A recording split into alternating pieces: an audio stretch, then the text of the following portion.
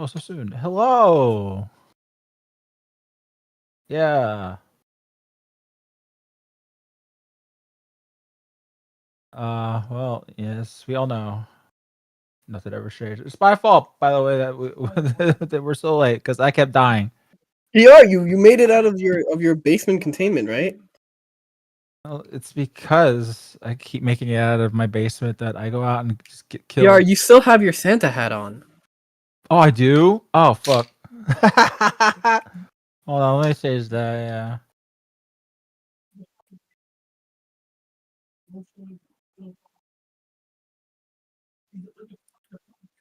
Oh, no. I'm still feeling kind of festive.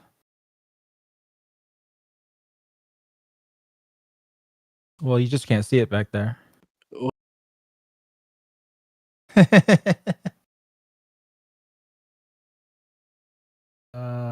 Let's share. Put it here. There we go. Unless I want to be the core one.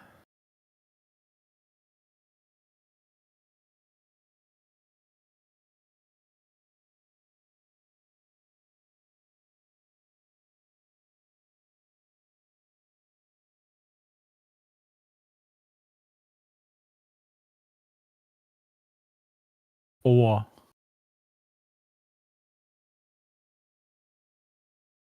oh yeah, I don't bother. I just pop it out of the I'm not YouTube mute. browser and put it somewhere. No. Wait, can you not? Can they not hear me? That would be up to Gunnar. Uh-oh. No way. Well, am I the only one? Am I audible? Wait, how did you mess me up? I don't know how you're. Oh, wait. I don't know how you're messed up, Johann. But I relinked my crazy. mic, so I shouldn't be mute anymore now. Nothing. It's not the Today Show tonight without technical difficulties, huh? Yeah, baby. Okay, they can hear me. I was just being quiet, honestly. Very strange. Very weird. Very odd. Yeah. Well, it's okay. So am I still mute or no? As long as I'm muted, I'm gonna crinkle this bag a little. Eat my gummy bears. Gummy berry SMR. So how was your guys' we'll call it holiday break? I don't take breaks. Yeah. I streamed throughout all of December. Johann's on that grind 24/7 for real. Of course. I also wouldn't take breaks, but I broke. You know so that? I had to take a break. Yeah. Life comes at you fast. Sometimes you're up and ready to do a video, and the next day you're hit by a bus. I did nearly get hit by a bus. Fuck. Dude, I just Oh my god, you're the fucking Korra version. Yeah, I was just there, you know. Yeah, you're. I thought. Huh? Let's start off the year right. Yeah. It's a cute outfit here. Did your husband make it for you? No. I'll never forget seeing that thing crawl on screen. Oh yeah, that was great. What a time. Okay, I have to check stream now.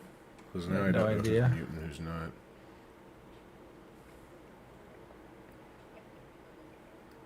I can hear you. Yippee. Okay, yeah, okay. So All right, everyone's audible. I think okay. Can I introduce the first topic? Oh, you have an introductory topic? Yeah. Oh yes, I have an introductory topic. Have you heard about the current Elon Musk drama about him fucking beefing with Asmongold, right? There's more than that. Well, it's linked to that because the beef is because Asmongold wanted him to prove that he actually leveled up his Path of Exile 2 account. Yeah.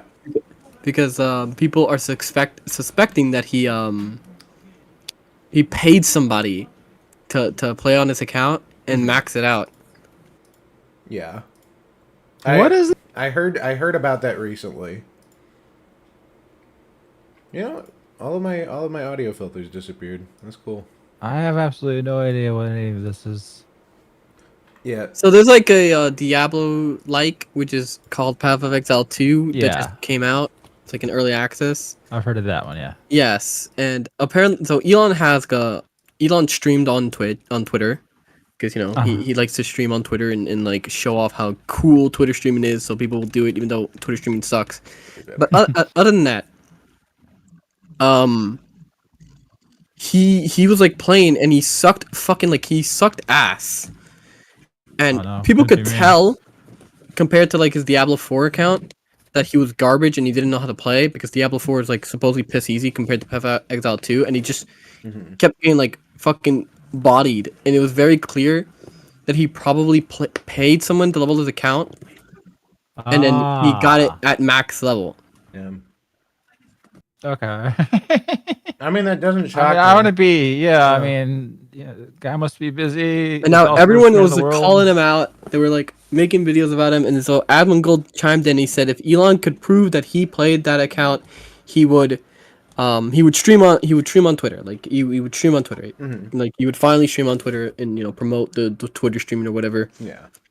This led to Elon having like a fucking baby meltdown on Twitter, saying that Admin Gold has like fucking hidden bosses that control him, and that he's like a whiny baby or whatever. And then he leaked their DMs where Admin Gold says that his editors pick what gets uploaded to YouTube for cut of the revenue.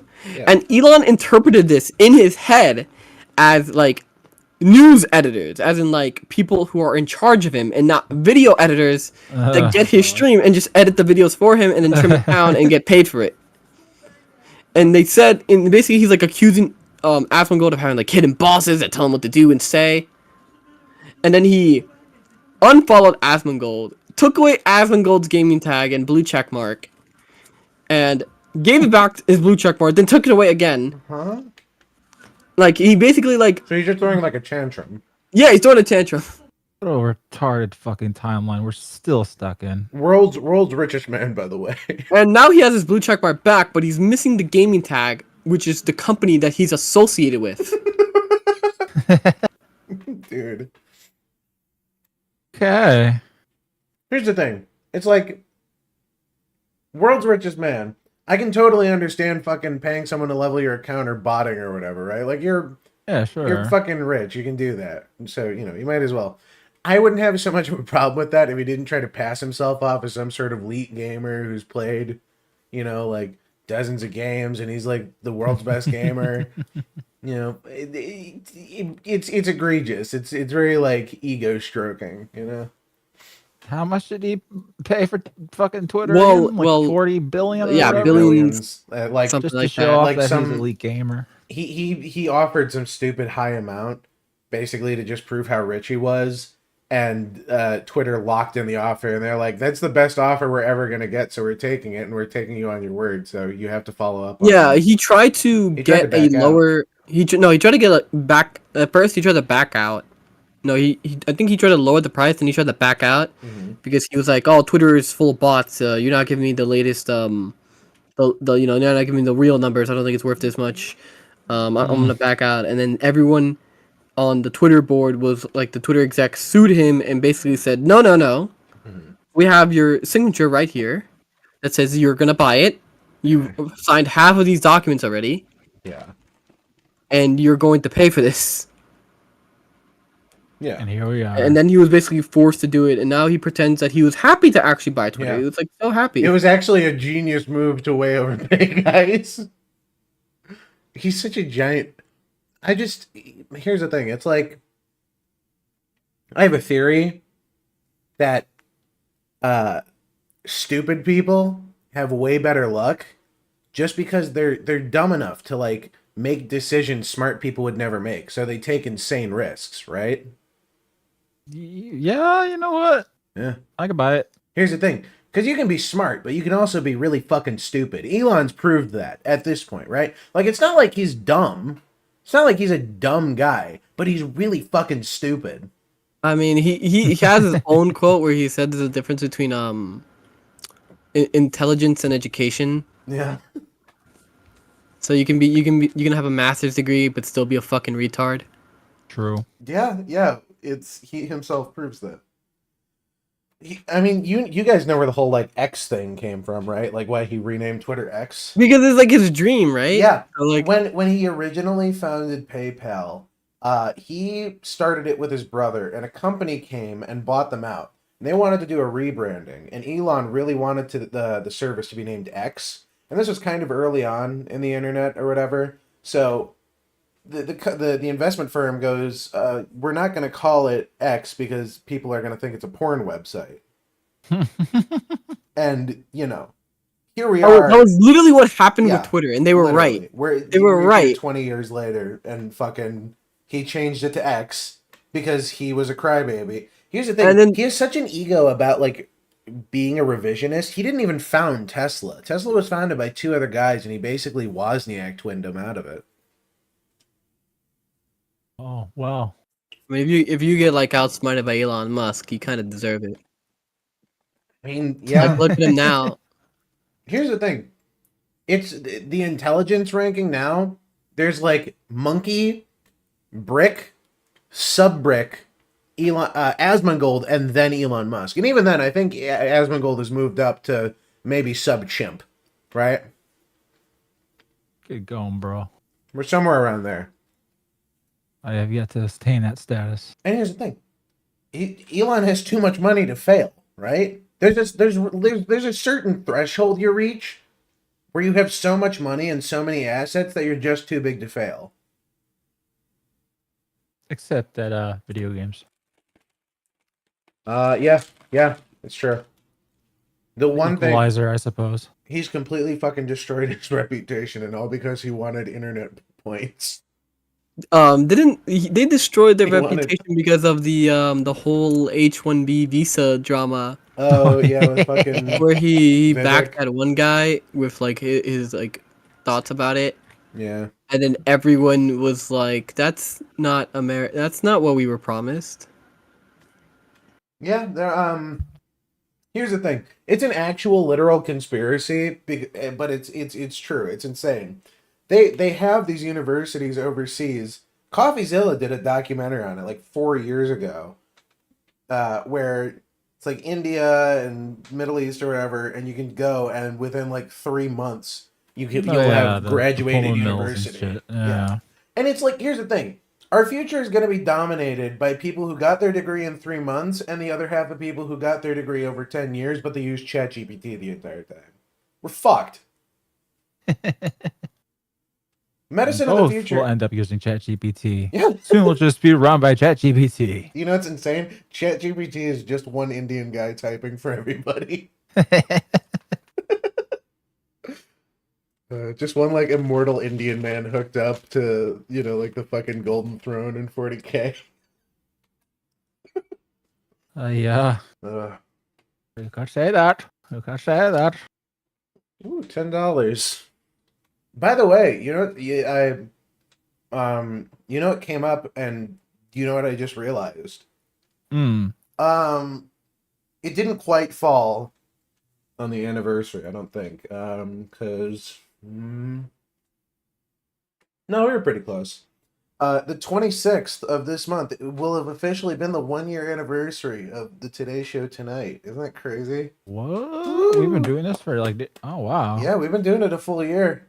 I mean, I did not realize. I'm the Ronnie McNutt yourself for the 1-year anniversary. It's true. But the 26th, yeah, we gotta complete the suicide pact we made in the first episode. Oh no, you guys are fine, and then you guys will me your channels. Oh yeah, it's as long as you just only upload like AI generated slop. No, I'm gonna make a voice filter, like an AI voice filter, and then I'm gonna get like ER's model and like pretend I'm him. Oh yeah, I pretty much basically have that like 80% set up for you, buddy. You don't even have to upload. Yeah, you don't. You're good. This is a solid plan. I like this. Eventually, ChatGPT will be good enough to take over for you, and you won't have to do any work. You can just go read your donation, Gunnar. That's what I'm trying. Oh yeah, I'm sorry. Here's some taco meat from Taco Bell. Lamau, thanks for the $10. Supreme awesome. I can always rely on you for taco money. Reminder: he has like 10 kids and was posted on Twitter on Christmas Day. Elon Musk. Yeah. Yeah, that's right. Elon is a bum dad. Nobody likes Elon Musk. You'll never hate Elon Musk as much as his own kids hate him. Yeah. Elon Musk is despised by everyone, including the Indian people he tried to defend with the H-1B visa shit. Which is crazy. Although there's enough of them to where there's still like at least 400 million people who back him. I mean, okay, I don't really care about like the whole politics thing, but I find it funny that Elon was defending that when he runs SpaceX. Okay, so SpaceX. Oh my god! SpaceX. Wait. Did he name SpaceX? SpaceX? Probably. Oh my god! Holy shit! So here's the thing about SpaceX and rockets. Yeah. Rockets are classified under the Department of Defense as missiles, and under the Department of Defense, only U.S. citizens can work on like weapons. Yeah.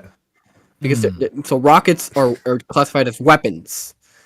So it doesn't make sense because all of Elon's SpaceX achievements have been achieved by U.S. born citizens. Yeah.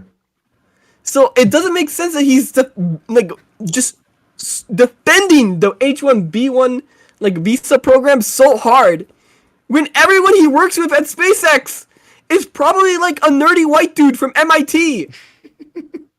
Yeah, I remember there was a whole controversy back in the day about the company being sued because they wouldn't like take on any like refugees or but they like, can't. Immigrants. It's because he was like, we can't do that. That's it's not good for us. That's literally like he can't. It's basically it's against illegal. the law. Yeah, it would be like treason charges. Yeah. And yet they went after him. In the future, the fucking Department of Defense, the missiles are just gonna be like those suicide pods, but they're just piloted by an Indian guy. It's interesting looking back at a time when Elon was actually well liked. Piloted by ChatGPT. It's future drone warfare, but it's all fought by Indians. Yeah, there was a time when Elon was well liked and like everyone loved him in Hollywood, and like he was like seen as the green energy guy who was like going to bring us to the future. Yeah. You know what's insane? You can actively see it in The Simpsons because he's appeared multiple times in like his guest episode and shit. The difference between his guest episode appearance and his appearance later is fucking astounding. Let me see if I can find it here. I don't know. It's one of those things. It's like how Frank Sinatra, his legacy as a wispy fucking willow man. Those jokes like outlived anything else about him. I can only find the one, and the others are weird edits or articles about the fact that he's in it. It's insane. I literally can't even Google Simpsons episodes without getting AI generated content. I hate this. Good. Isn't AI great? Yeah. Do you see that controversy where like someone called out an artist on Twitter and thinking their AI was like their art was AI, and then it actually wasn't AI? Yeah, and then they just like a huge fucking like shitstorm. 100 examples of that at this point. This one's particularly I've like had this discourse before. Sorry, continue. This one was like really like everyone dogpiled on this person because they didn't like. At first they were apologetic and they said they didn't care or whatever. It was fucking crazy watching that. Yeah, no, watching it live and then watching them like try everything in the book to try and get out of it. Like at first they half apologized and then they saw that wasn't working, so then they tried to double down and it just made things worse. And then they kind of just gave up and they're like, I don't want to delete my Twitter account, so I'm not gonna do that. Which, in all fairness, they have the perfect right to do. But poor decision. Did you see fucking Fallen Chungus and his fart fetish? Jesus. What? Oh yeah, you know that Fallen Chungus guy who makes those fucking comics or whatever. No. Damn, we're really scraping the bottom of the barrel, aren't we? Yeah, no, yeah. This is the start of 2025. We're getting through the worst of 2025, and then We'll move backwards. Things also it'll progressively get better, but also worse. Oh, these comics. Okay, all right. Yeah. Well, all right. Fuck is he? I know. I applied to it on Twitter at some point. Maybe I can find it.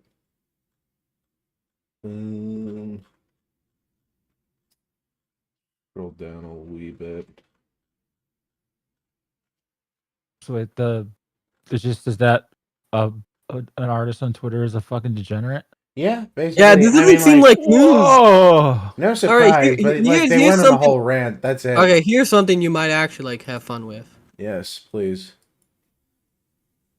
Where the fuck is my list of topics? I have a whole thing of them. I write them down every time. I close the tab. You mean you forget every time? Here's the new Pixar show. Oh yeah, win or lose. This one's on the list. Yeah. Is this the I one where they took out also some like trans characters.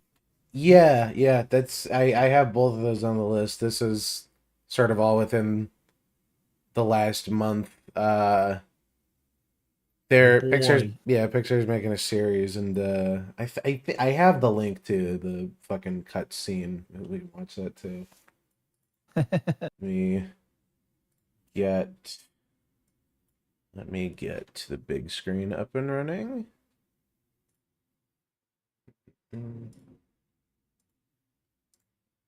Nice. Ooh. This one. Yeah. And I gotta do the audio too. Ugh. Being a streamer is so hard. Oh, it's Such a pain. God. Son was right. Right? Even after all this time, it's just I can't get. America really did deserve 9/11.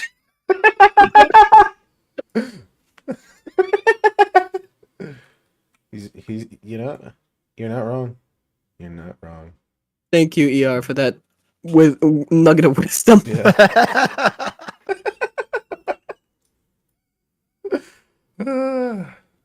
All right. Can people see it now? I think. Yes, I think can. yes. Already, I hate this. Oh yeah. It's really like it's like that Corpo slop art came to life and was 3D animated. Do you know the style I'm talking about? Yeah, I know. Yeah. It's like a mutation off of those Kroger ads.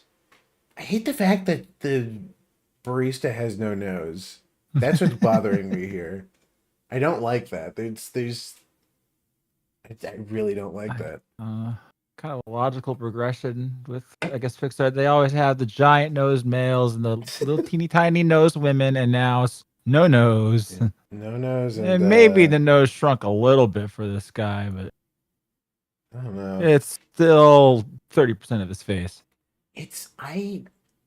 There's something else this specific style feels like. This feels like this was animated like as a fucking Blender promo. Yeah, I would never have assumed immediately that this is Pixar. No, I mean, fuck, dude. Pixar's waifu. Pixar is fucking falling hard. We haven't even pressed play yet. Well, a lot of like modern stories isn't like trying to tell a story. It's like millennial writers like projecting their like ideals. Yeah, it's a soapbox. Their neuroses, yeah.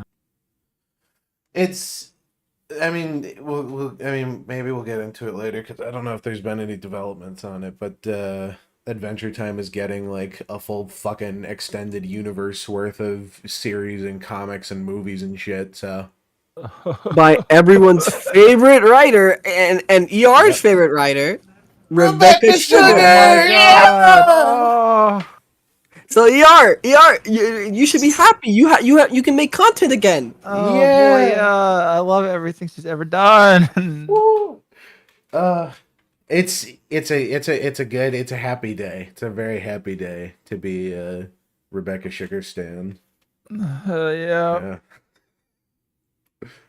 Personally, I was a big fan of the Ed and Eddie pornography. Very classy. I wanted to bring it up. I was like, I don't know. Have I been edgy enough already? God. What a vile thing to learn. I know. Ugh. I have yet to. I have yet to lay eyes upon it. Pure for my. I don't know if my virgin eyes could handle it. I think I shoved it in the video. Oh, did you? Yeah, but Oh, I no, like you did. blurred You most of did. it out. Yeah. Because it is just like. Forgive me. It's been a minute since I've watched your videos. No offense. I normally. I remember that that. video is fucking gone for years and years and years. Is it now? Yeah, it got like immediate, like pretty quickly after it blew up, got flagged to death by the lovely fandom, and then it was basically unwatchable for several years until they just struck it off the channel. Does it feel like there's not really like a sort of central united thing like that anymore? Like I feel like there's not really a Steven Universe fandom, you know? There's not really anything fucking. I don't know. There's a subcontinent in Asia that's kind of annoying.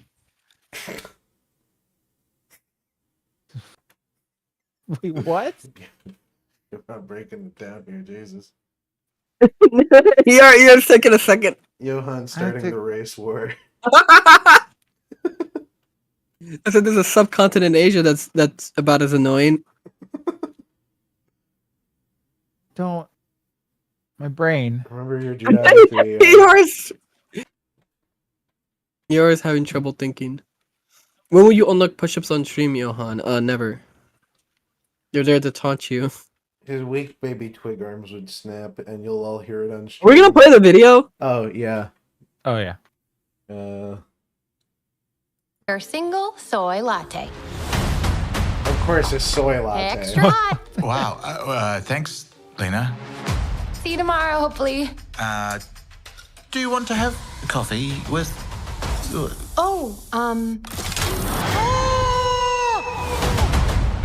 Man, you probably don't want to. Blah, blah, Yeah, blah. well, I gotta go I was trying to anyway. get you a coffee. Got my coffee. Oh, God, I can't believe this is happening again. Hot. Oh, nobody laugh at Frank and stare at Frank. He's like a younger brother to me, you guys. Guys, it's gonna be about anxiety and depression. We made it to the state championship. Girl, why are you so sweaty? Guys, do you think this is gonna be a realistic panic attack? Okay. Oh, sorry, wait. Let me pause. I gotta turn this down a little. What'd you say, Yar? I didn't say nothing. I was gonna say, do you think they're gonna have a realistic panic attack? Oh, dude, I hope so. I hope that wasn't what was cut. The fucking trans scene. Was that Fall Guys? Oh, really got it. Yeah, fuck. This is perfect. It was. That's a true representation of anxiety. It's this. I don't know how to put this. It's the like turning red style. I don't know where the it is. I don't know where this pivot point was in this animation. It's like, I mean, it's like the CalArts Beanmouth became 3D. Honestly, that's kind of That's the vibe I'm getting. Yep. Yeah. That's about it right there. From art to VA, absolute trash. I don't know anything about the voice actors. I don't want to bash people who worked on the movie. I'm sure they were lovely, not brainwashed people under gunpoint. Turning Red, I watched with my entire family, and it was. I mean, it's like. That was a weird fucking movie.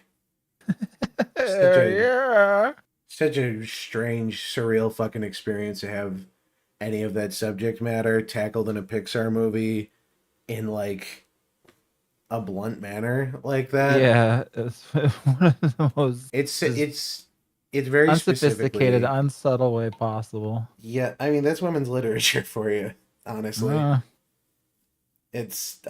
I've read some shit, dude. It's not great. A lot of dinosaur rape. Oh yeah, yo. You'd be surprised. Y'all are sleeping on that. I wouldn't be. I've seen the erotica section on Amazon. It's mostly AI generated now. Don't worry. Oh, thank God. Yeah, we have AI generated dino rape porn now. We're all good. I think we've reached like a good endpoint as a species. 2000, I think like 2007 was a good year. It was before the financial crisis, post 9/11. Like the last flicker of hope was dying out, and I think it should have just kind of ended there. Yeah, really Maybe- should have just like had the apocalypse in 2012 like Yeah. you're supposed to. How the fuck did you know what I was thinking? I was literally gonna say maybe the Maya were right. Something happened. Something averted the disaster we were supposed to go through. We were supposed to go through a fucking reset like the dinosaurs. Or it didn't, and we got all world lines shifted to this fucking timeline. Yeah, we've had various anomalies break through, and we've had world-ending events like I Harambe. believe like 2012 was like the last time that they ran a full-on Large Hadron Collider experiment too. Yeah, was something it? like that. Fuck. If that's what happens, if that's what happened, I'm gonna be mad. Although that would mean that Hot Diggity Demon was right, so fuck. Yeah. Y'all know Max. I love Brain Dump. I remember his Zim cartoon. Zim cartoon is fucking great. I remember watching his My Little Pony mobs. Those things are classics. Fucking Mexican sweatshop rarity still cracks me up. It's great. How far? Okay, hold on. Play more trailer, please. Oh yeah, let's continue. Yeah, all right. Yeah. Hurrah. Let's go, Lori. This is good because it's high stakes, and that's the kind we like. You're out! Hey, you'll get him next Inside time, out, kiddo. Yeah. out. Yeah, for It's sure. outside that. Hey, Lori, you're God famous. damn it. I know how to handle this. Laugh really hard. You're not funny. You're not funny. Fuck, dude. Everyone is chasing the feeling of a win. Everyone makes it look so easy. I hear Yeah, I hear that all the I feel time. like I'm barely hanging on. But if someone wins, We'll make it work. We always do. We always do. somebody has to lose. This is the big one. No matter what happens, you are all winners. Is this happening? Tonight is our moment for redemption.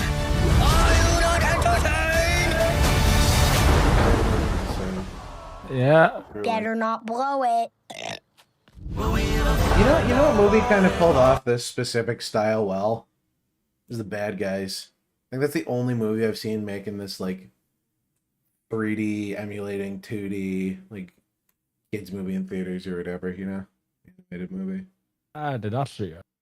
It was alright. I mean, it's like this story was kind of mid, but dialogue was good. I think it was fucking Ben Affleck, maybe as Wolf or whatever. But the voice cast wasn't bad, and Awkwafina was tolerable, I would say. Wow. She's used sparingly, and the voice kind of fits the character. It's not like the character was like warped around Awkwafina's voice. I don't know if I believe you. I don't know. It's honestly, it wasn't the worst thing in the world. Then the rest of the movie is not terrible. The action's pretty good. The animation is like 8 or 9 out of 10, honestly. Still doesn't beat out my favorite animal-based movie, Fantastic Mr. Fox. Okay, I was gonna say the movie feels like it's projecting adult issues onto like kids. Yeah. Well, because this is the only an adult would internalize it like this. An adult internalizes anxiety and then wants to represent it artistically, and this is the first thing they think of. It's the last vestige of an uncreative, depressed person. There's nothing special here. Yep. I understood that totally. Like fucking the little cardboard animation things in this trailer I didn't hate, but the only thing it did was remind me of fucking Psychonauts 2, the one library level. It's a good level. Oh yeah. The little Raz, whose voice actor was very cool to meet. Richard Horvitz. Yes, Richard Horvitz, also known for Hell of a Boss. Season 3 we can look forward to in 2025. No, you should say there's him. What about Has-Been Hotel Season 2? Has-Been Hotel Season 2. Yeah. Fuck. Yeah, time to end stream, guys. Wait, what? Yeah. You know what I'm excited for this year? No, Is Ruby. coming back? Oh my god. Ruby is coming back? What? Yeah, remember Viz Media bought they the were rights. Oh. I didn't know it was come back so soon. Well, they already teased like something last year when they said it was coming back. So it has to be this year. There's no way it takes longer because already know they're gonna hire like sweatshop labor. Who's hiring sweatshop labor now? Probably Viz Media. Oh yeah. Remember, there's no Rooster Teeth animations now, so they're probably just gonna get sweatshop labor. Can you imagine being enslaved and they It's make gonna you be work better. on Ruby? Like, I would wish for death. It's like, kill me, please. So Rooster Teeth animations. Have you ever read how terrible like working there was? Oh yeah. It's nothing but that. horror stories. And you know what's the horrible? It was some of like the best content of the decade. I mean, minus Ruby or whatever, but, you know. Well, yeah. I mean, my brain when I think like classic YouTube goes back to number one, 20th anniversary of YouTube poop, which is like crazy. So the first YouTube poop came out 20 years ago, a couple months ago at some point. I think within this last month. But like Machinima, fucking like everything Machinima disappeared. It's been a pain in the ass trying to find anything from that era. Mondo Media, who's still alive and whose only notable property is like Happy Tree Friends. Right. Fuck, who else? I mean, PewDiePie, obviously, in like 2012 era. That shit was lit. Yeah. Prime PewDiePie barrels and shit. Yeah. Very classic. Very classic. I like the bridge era, but it's me. Johann, you grew up on Cocomelon? No.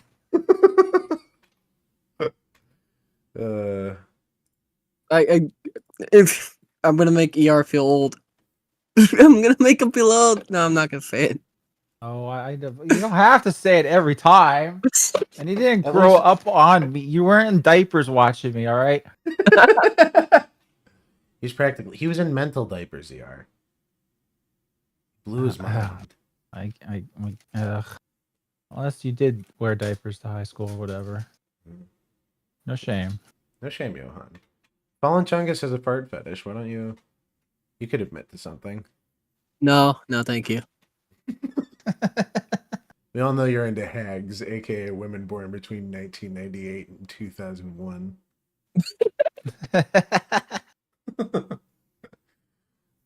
Ugh. ER, how's it feel to be a hag? Feels great. Yeah. Slowly withering out of your prime, not able to have kids. Prime of your life behind you. Hag. All these young Zoomers. Just propagandizing for you. Thank God for them. Thank God for the Zoomers. It's true. Everyone thank the Zoomers. They gave us post-irony, I guess. Skibidity. Yeah. Oh shit! I saw a couple movies over like this past month. Wow. Yeah, I know, right? I went to the theaters and saw a movie. It's a novel fucking concept in today's society. Actually, no. Yeah. I haven't watched any movies. I need to watch Sonic 3. That was one of the movies I saw in theaters. It was honestly pretty good. But yeah, that's what everyone said. They've been saying, and I still need to go watch it. I mean, it's like, from like a movie standpoint, it's kind of middling, but from like a Sonic movie standpoint, it's superior to the first two in nearly every regard, including the fact that the movie is basically carried on the back of Jim Carrey, who is the well, Jim Carrey is that I carried wanted to basically see like. it. Well, he's you fucking. know. He's incredible. The best part, I will tell you the best part of this movie is the fact that they write out the humans so early on. The humans get basically no screen time.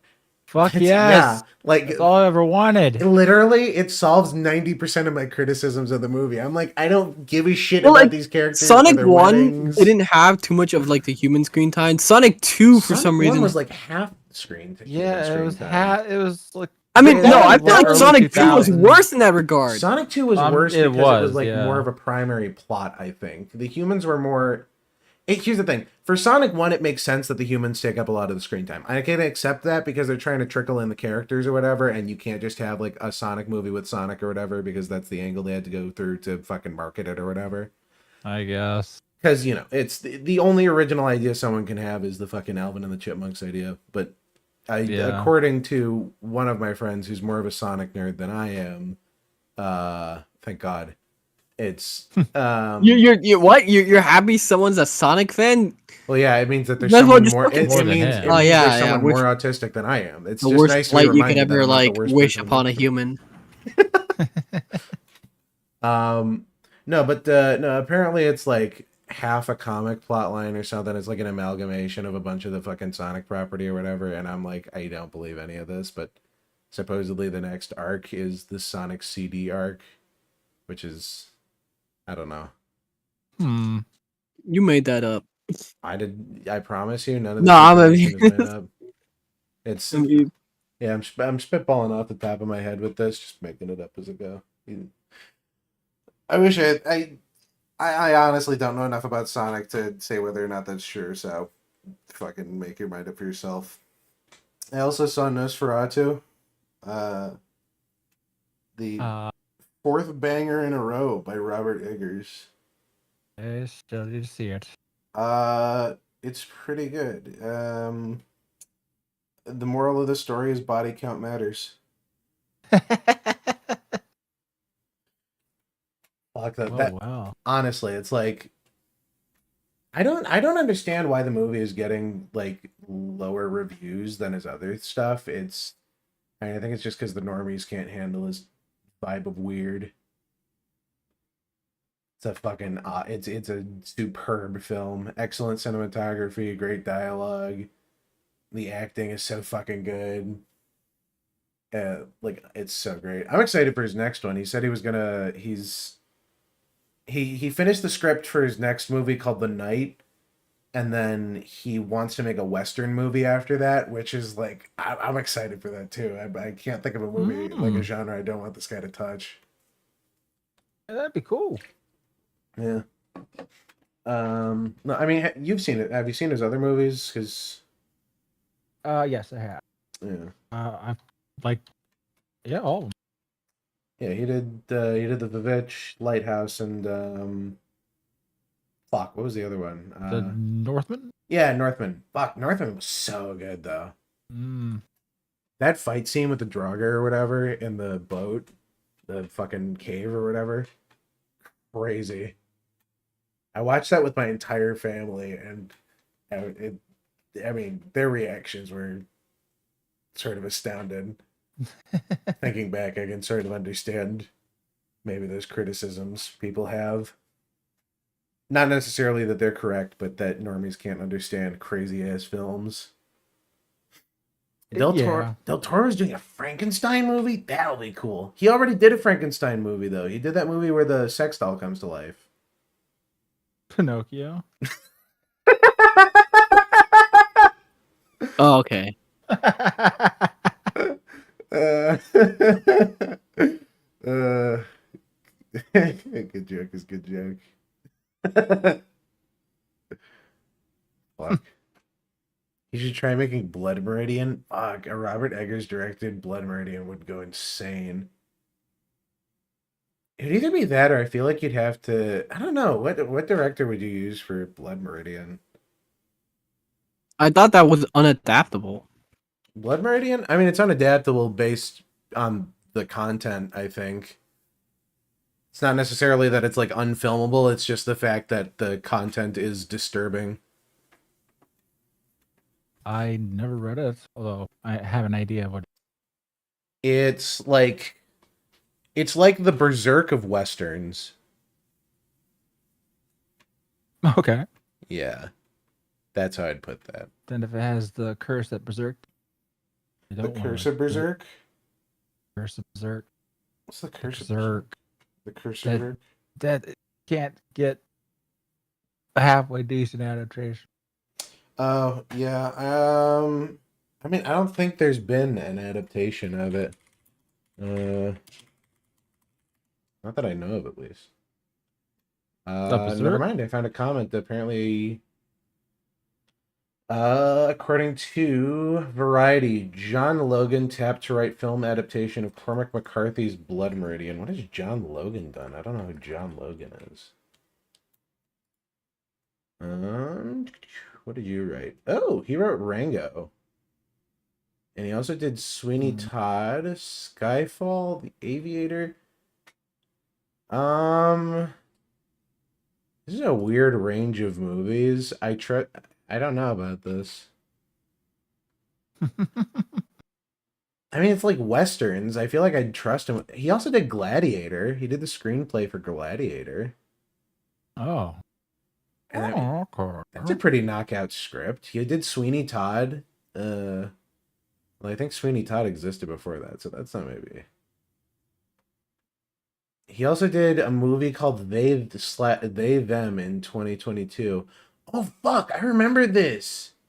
Oh, like I forgot about this, but I remember this. Here, I'll put it up on the thingy here. Yeah, I think it's they slash what them. What the fuck is this? A group of teenagers at an LGBTQ conversion camp endures an unsettling psychological torture techniques while being stalked by a mysterious man. Starring motherfucking Kevin Bacon. Insane. Okay, that's ridiculous. I mean, it's Blumhouse. This is definitely supposed to be they slash them because it's a slasher. This is so fucking stupid. Good morning. God, I want to watch it. I mean, it's very tempting. Why won't this fucking overlay go away? People make fun of you. Well, there we go. I can't make you straight. I You give us this week. can't hear shit. Why can't I hear shit? I can't hear shit. Oh, yeah, audio's turned down. Sorry. Go back a little. Ladies and gentlemen, can you hear it now? I'm guessing Yeah. that some of you're not happy. Maybe you don't fit in. People make fun of you. Well, I can't make you straight. But you give us this week, and we might be able to help. There's more than one seems fucking fade. Boys' cabin over there. Girls' cabin over there. I use they them pronouns, as in they can't believe they're at this camp. Zero interest in not being gay. This is a good movie. This is the best movie ever. Sometimes I wish I was invisible. The guy looks like my roommate. I mean, this is all of my art school peers. Bible thumping and queer bashing. You said you like checked on the people that you went to like high school with on Facebook once, right? Yeah, it was a night. It was oh man. I gotta do that sometime. Not good tidings. I don't have social media other than Twitter, so I can't. I mean, I don't know what your generation used. My generation used whatever means available. Skype. We all use Snapchat. Yeah, we all know why. There's only two things What? Snapchat is used for. Yeah. Yep. What? Come in, please. More like come out, am I right? Do you think your But parents are Huh? disappointed in you? I'm so confused. So what do? You try to make yourself Oh my god, it's Get Out for gay people! you become Hell yeah. Johann, it's your favorite, it's your movie. Today, we're going to be exploring traditional gender roles. He won't even dignify me. How long have you been doing this? It's time to play. This could get a lot worse. Where's my killer? We need to get out of Wait, here. is Kevin Bacon the good guy? There's no way they think Kevin Bacon. Then he is the good guy. Just enjoy the sunshine and work on your tan. They slash them. Fuck you. What a horrible fucking look at I'm gonna watch. This is the best movie ever. I mean, instantly going on my watch list. Fuck. Sick. Swallowed. Is there a genre of gay Kevin Bacon horror I don't know about? Okay, you know what's something that was okay? This reminded me of something that came out that's also equally as terrible. You know that Amazon did that secret level thing, and they released the Concord episode. Yeah. Well, you can't search it up because you Amazon will strike you down. But it reminded me of just how terrible that one was. Oh, I heard nothing about that one. Which secret level? The Concord one. Oh, the Concord one. Yeah, I didn't watch that one. Supposedly there were like extra characters in there that they were gonna debut. Yes. They would that like entire. It was like once you know, that was the longest one. Oh. They were gonna. Mega Man got 5 minutes. Concord got 20. My sister is very mad about that. She's a huge Mega Man fan, and she's fucking pissed about that.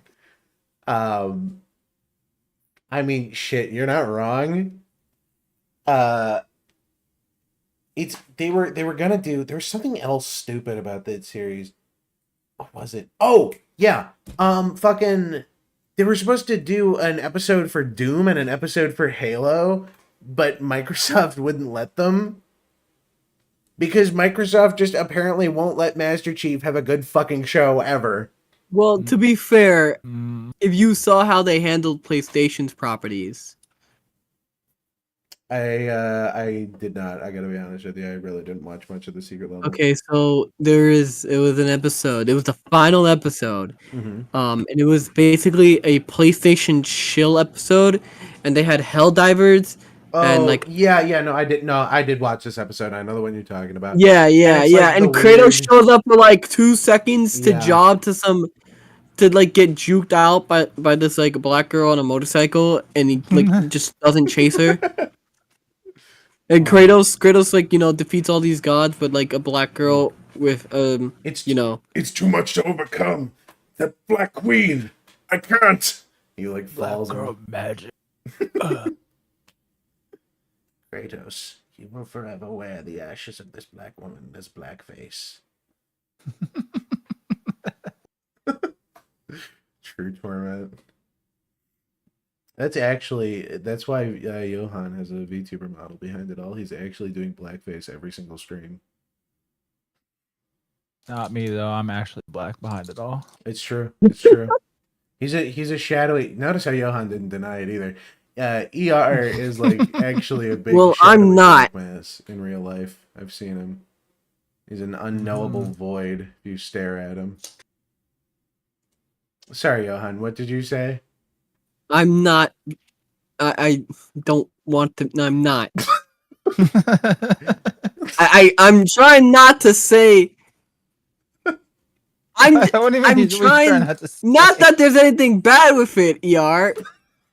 Yeah, of course. I know there's nothing bad about it, so I don't know why you just wouldn't say it. Yeah, there's nothing bad about it. I'm just saying I wouldn't want that. I'm sorry. I just want to make sure I'm understanding you right. You're saying there's nothing wrong with blackface? Oh, wait, no, not that. No.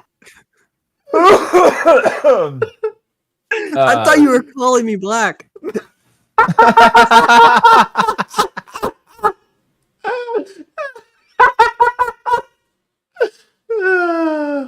And that I just couldn't deny. Not a good conscience. I mean, what? Oh, fuck.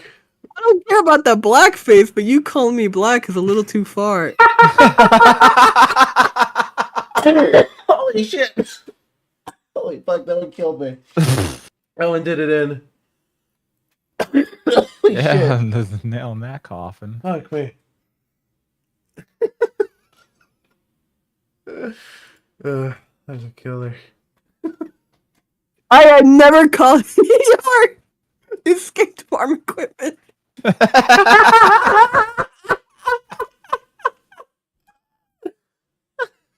You If sure? you think- Not even that power roast? I remember. I'm kidding. Wait, no. I mean, to be fair, I couldn't see you at night. And if you think that's No, bad, wait. you should hear what he That's says how I off stream. I'm a good person. Sorry. I'm sorry. Did you say you're a good person? The last desperate cry of a bad person. Don't worry.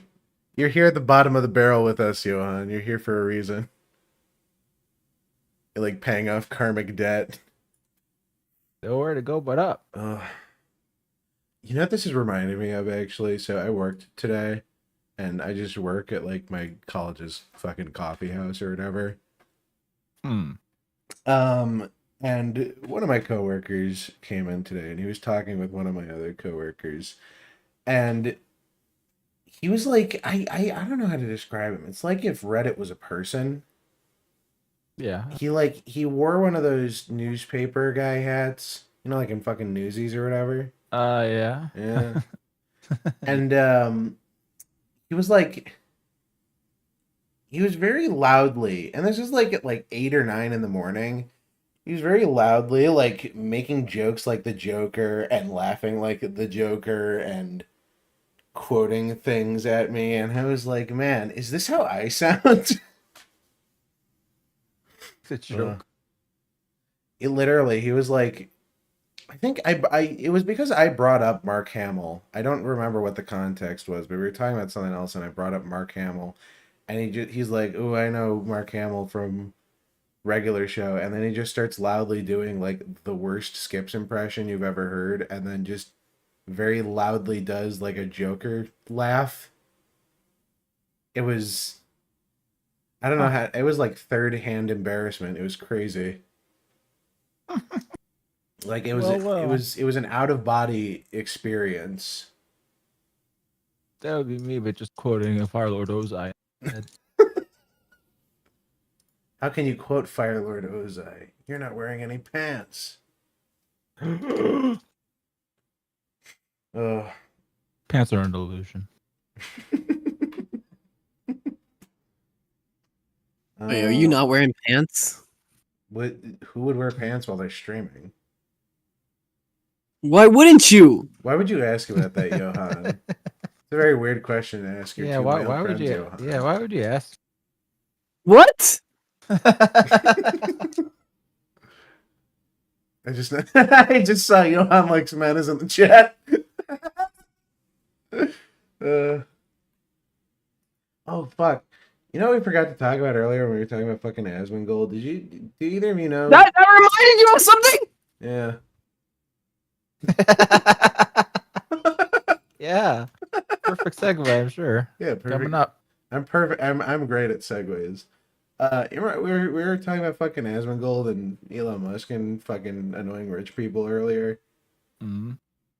Y'all see fucking? Do you guys know Pirate Software? That guy. I don't know if you use YouTube Shorts. I talked about that, but I feel like yeah, I know, yeah. I've heard of this. Yeah. It's such a non-controversy, and it's like I don't understand why people were making such a big deal about it. I said the same thing on stream. People were like, oh yeah, he got his party wiped, like half his party wiped in a hardcore WoW raid, and like, okay, so yeah, like I get he won't own up for it, but why are people like chiming in? Yeah, I just it's one of those like, cause we've had a couple of those on the show where it was just such a non thing. Like we've had segments on here where we just give up. I think we've genuinely said I give up, I don't care anymore, and then we just like ended stream. Asmongold kind of sucks. Yeah. Ever since Twitch banned, he became cuck. Did he get banned off Twitch? I forgot about that. Yeah, he got banned off Twitch for a bit because of that one comment. If you remember, I do. he kind of said an entire culture was inferior, and that they didn't deserve to exist. Racist alert. I mean, I don't think I'd ever agree with it, but I know. I don't know. It's one of those worst person you know makes a good point.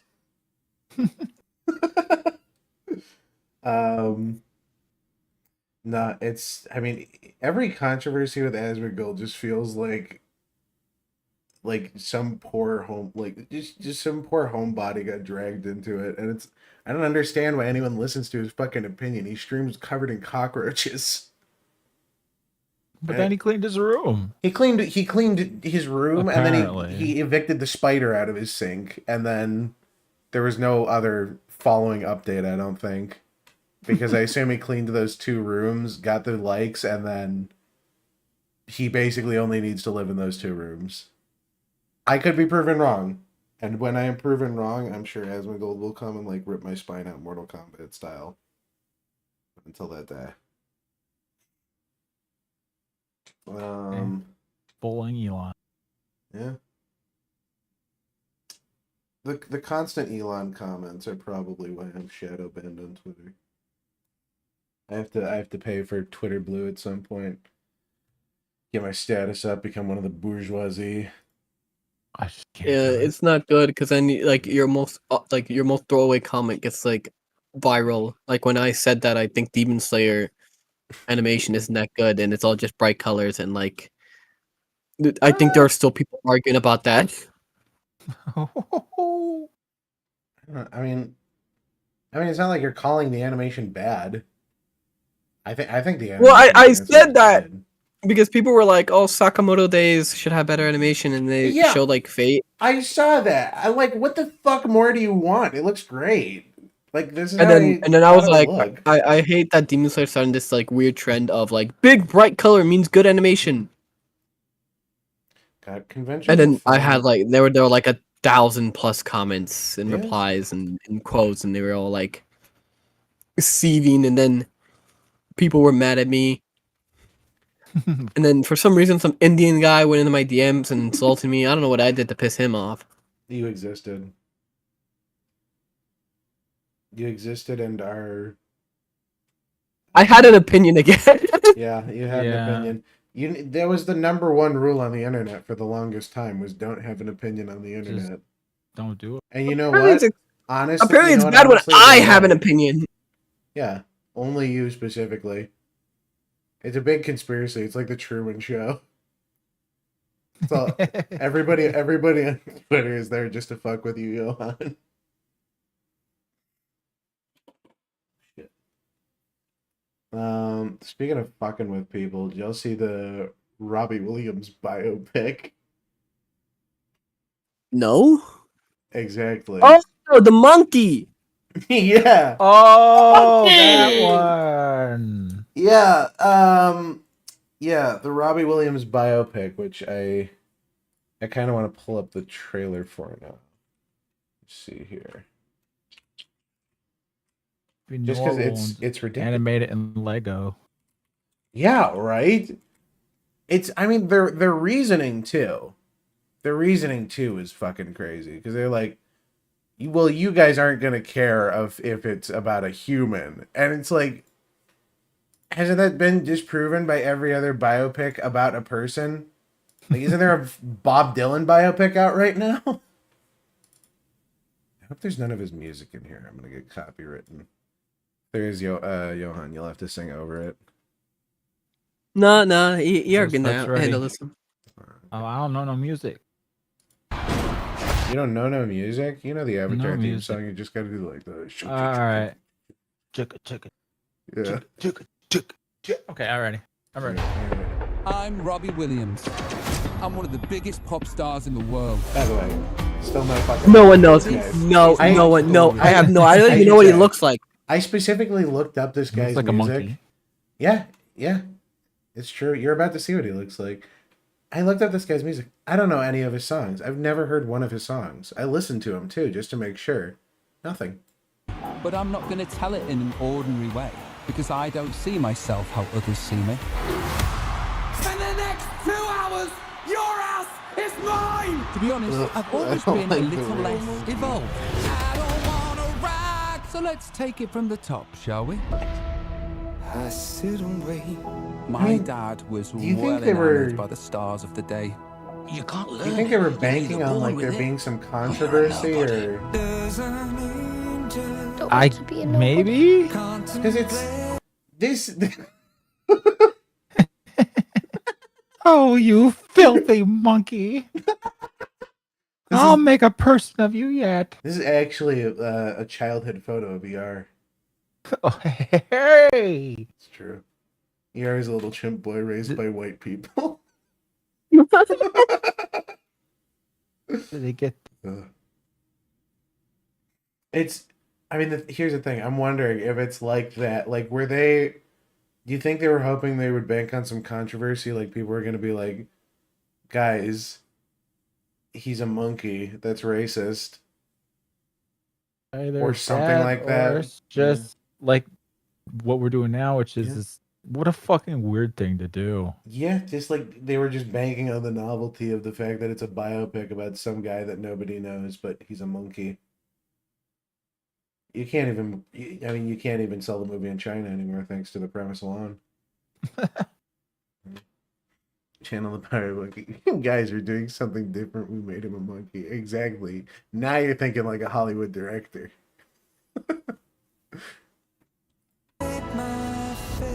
You're enough. The places where we go. Buck teeth. When we're I love the fucking emo. He has like the British haircuts and everything too, right? It's great. I'll give you fucking baby! Shut up, you tits! Oh, fuck off, Glenn! You should have called him a monkey. Yeah. Why does there's not one person in this trailer yet has brought up the fact that he's a monkey? And I think that's really fucking, I don't know, the jokes you could do. We'll be rich.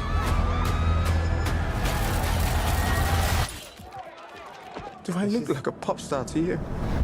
I wouldn't change your hair on your head. The only thing this premise did was make the movie more expensive to make. I want to prove I can make it on my own. Prove to who?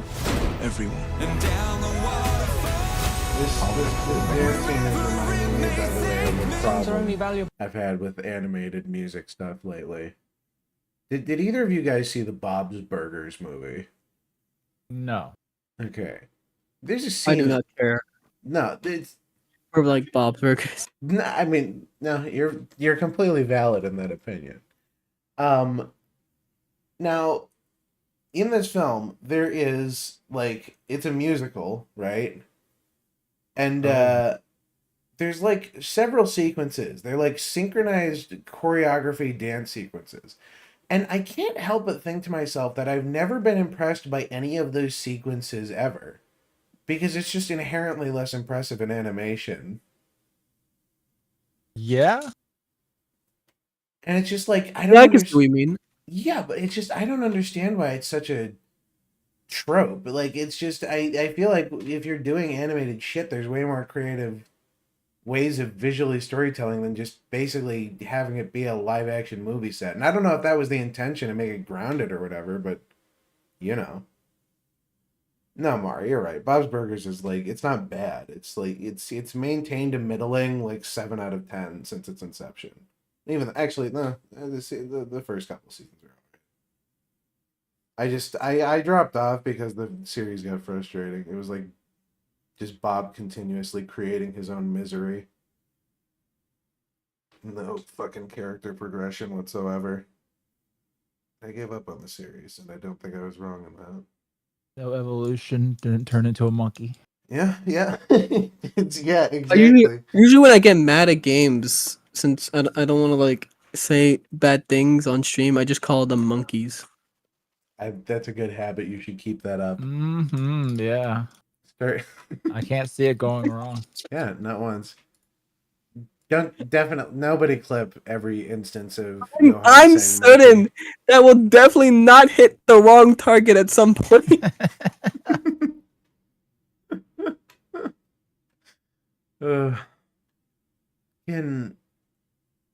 What else is happening? I've got this list separated by things like this year. Oopsies, I spoiled my list. What? Go back real quick. Look at it. Yeah. I can bring it up. It's basically just notes, and then I have links elsewhere. Behold the list. It's a glimpse Gender behind the swapped scenes. holes. Yeah. Oh yeah, you didn't hear about that. Okay. No. Here, let me pull that up. Oh man, there's an obvious joke to make there. I know, right? Like, do you think they're gonna change the title to polls? Oh, I mean, either way, it would work. There's nothing concrete on this story yet. I went to go double check. Disney Plus's gender swapped holes series. Everything we know so far. So they're making it a series, which is, you know, fantastic. It's not like misery inducing to hear. Female Shia LaBeouf, yeah. No, there's nothing. It was ordered. It was like a series order, I suppose. Dick Van Dyke recently had to dance away. Why is the video playing now? I didn't have anything open. Well, you see, it's a whole series because the guys have better problem-solving skills. You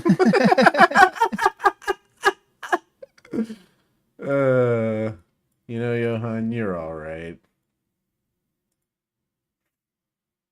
I'm glad we have you on the show and didn't kill you with hammers.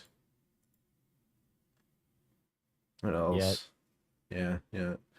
I mean, in other like gay news, D&D 5e update.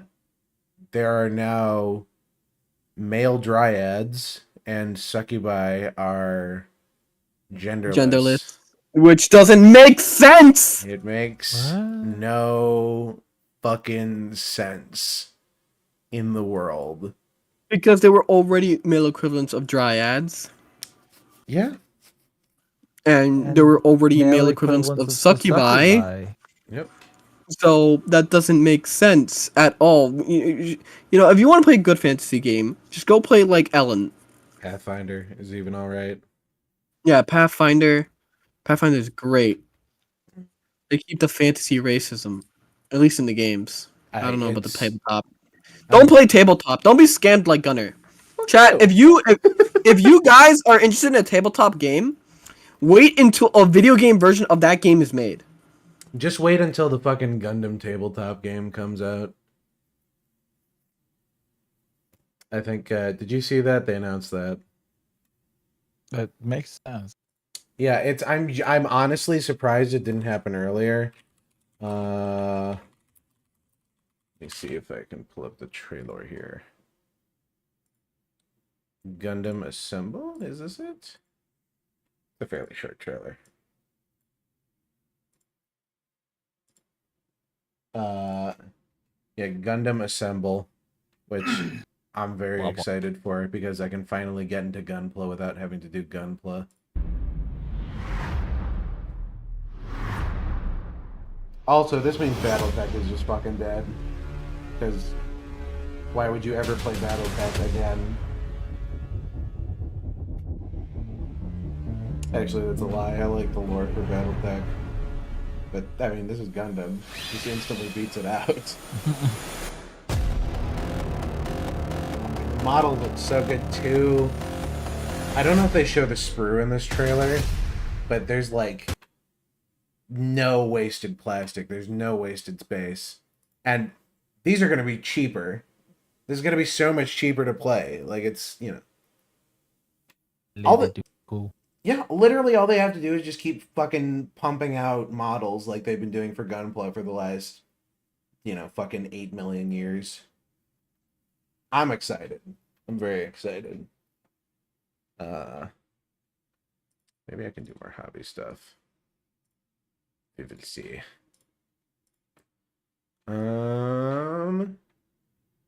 Let's see. Doing the Dark Ages. There's a new look. There's a bunch of stuff that I have in here that was just stuff that was like announced. Let's see. I mean, some of it has trailers that we could watch. Some of it doesn't. Like Until Dawn is getting a movie, which is It is a movie. Exactly. Yeah, It's a video game movie hit based on the hit movie video game. That's it.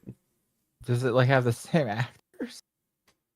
Yeah, because they use like facial capture. Like these are actual actors. Let me see here. Very recognizable ones. Some of them. Yeah. No. Like Sam Raimi's in it, or no? Was it Rami Malek? That's his Here name. we go. Yeah, I got it mixed up. Heroes cheerleader girl who's. I've got the. Here's the trailer. And while we're at it, I will look for cast.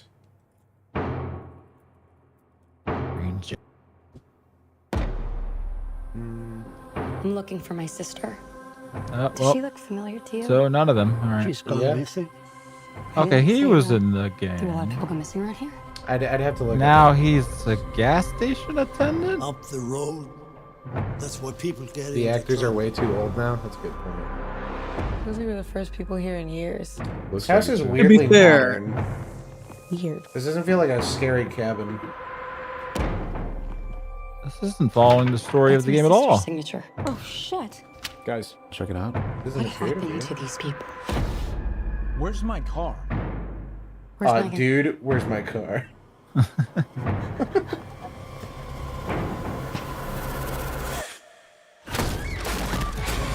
the clown. Well, that's not how it there, worked in but the game that's at all. not It's what Dead he by did. Daylight.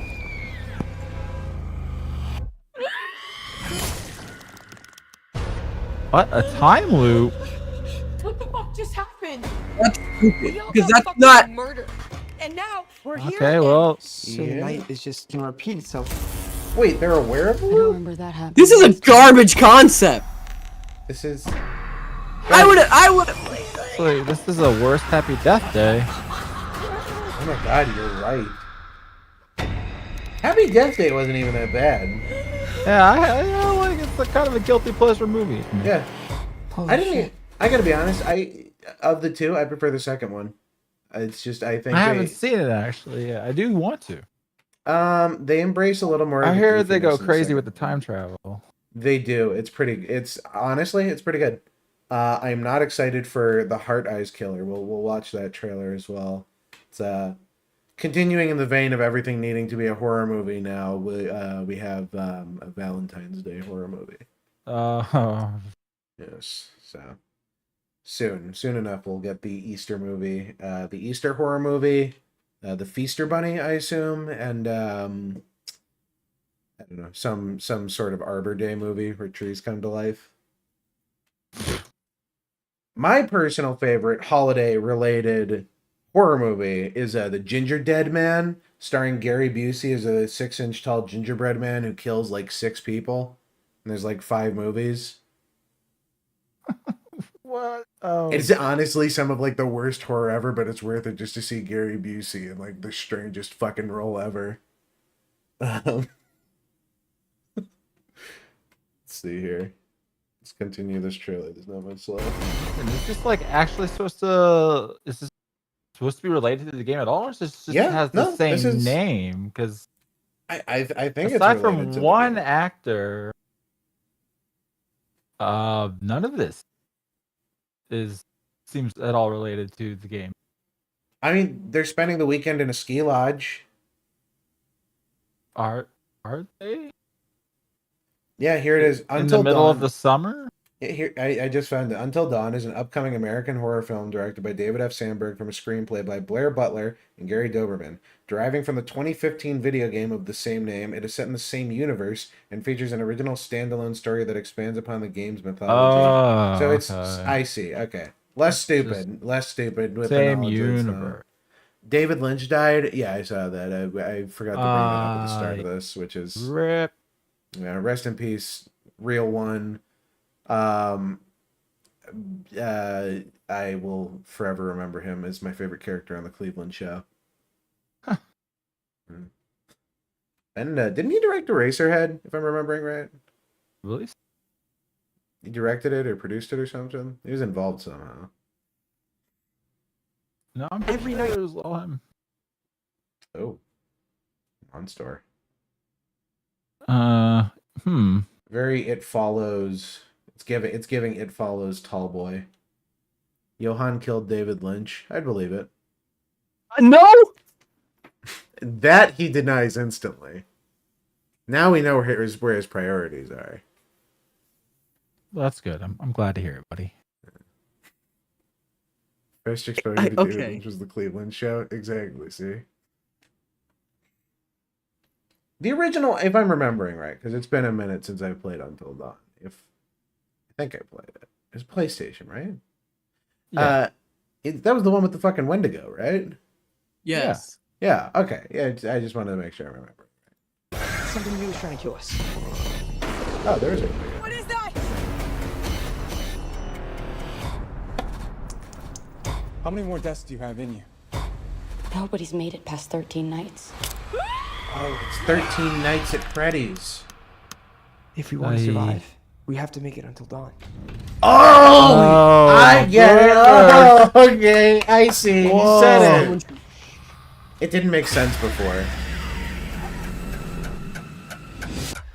That was. I'm just gonna grab it. Go. That was so fucking unearned. You gross.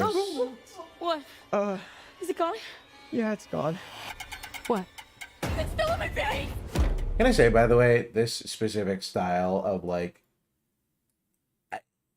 you either need to commit to this being like a found footage movie or not, right? Yeah. Because you have these shots where it's very clearly like going for like a POV camera type thing, but then you also have these weirdly cinematic shots. Like, how would you get this? It just like right at the beginning, it was not found footage at all. Yeah, no, it leans more into it towards the end. It's just very. I don't know how to describe it. I mean, I don't think it's necessarily bad. It's just so non-committal. I mean, all this not. I thought this was going to be an adaptation of the game. But, yeah, I also thought this was just going to be an adaptation of the game. I hadn't watched the trailer up until today. Huh? Weird. Slightly more interested in seeing it now, but like, not really. I love me and my time loop. This looks bad. Yeah. I don't know about the time loop thing. I think time shit never works out like 99% of the time because they can't write. It's just, I don't know. I feel like this murder Groundhog Day genre is getting a wee bit oversaturated. There's the ratio of good Groundhog Day movies to bad Groundhog Day movies is getting worse over time. It's like Star Wars. Speaking of, who here is a real Skeleton Crew fan? Am I right? Star Wars Skeleton Crew, yeah. I didn't even know it was out until people saying it was bombed. Fucking.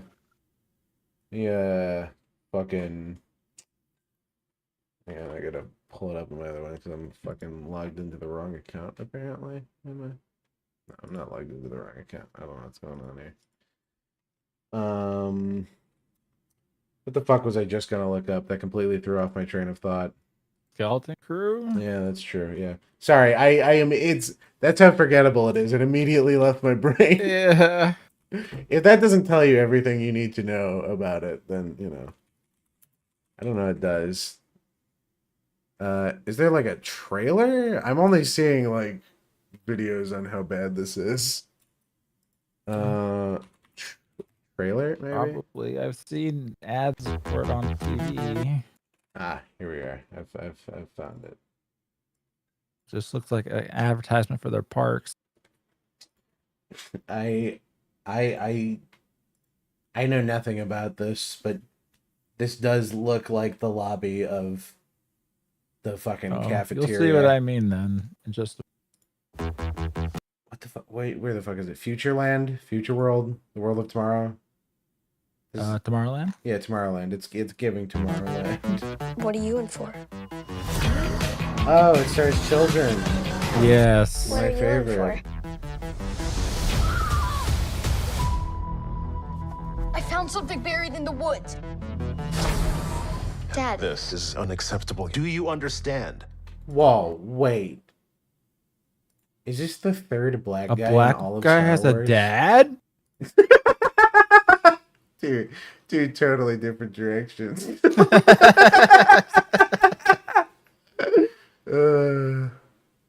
Yeah, they both converge on the same point.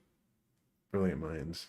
We're still in the era where every media just takes place in the 80s. Well, yeah, that's where the current nostalgia cycle is. It's like slowly Where the people that are making this shit are from. Yeah. Because it's because millennials are fucking in charge of entertainment now, and they're terrible at it. Yeah. And here's the thing, in like the indie scene and like the actually cool stuff, you're getting like Y2K stuff and PS2 throwbacks and like actually cool shit. So keep an eye on the indie scene. I'm excited for Fly Night. I'm following that on Twitter.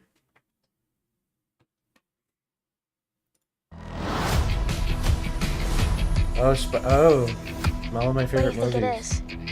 Fuck was that? Big Glup Shitto? Don't touch anything.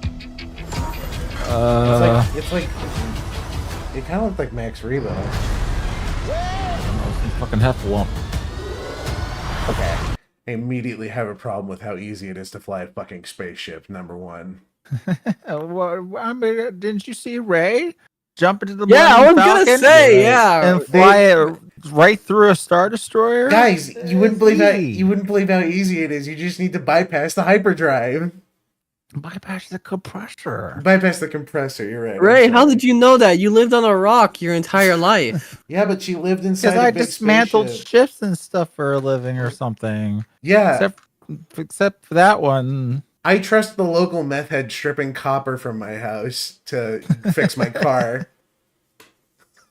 And Hey, he's drive it stolen. upside down through a fucking tunnel. Yeah, he's stolen my catalytic converter. He knows my car practically inside and out. It's so weird how close they were to having something decent. Like in the second movie where like what's his face like tells Ray she's worthless and that she doesn't actually like have any legacy to her and she was never special. That would have been cool. Yeah, And a bit, yeah. I mean, it would have tied into the fucking theme of building your own legacy or whatever, but they copped out and basically just went, fucking, we'll let the fanfic writers. Actually, Ray is actually super special. Actually, she's super special, and, like, she's a Palpatine and has all the powers of the dark side, but, like, also she's a Skywalker, and, like, she's a fucking... I mean, it's like one of...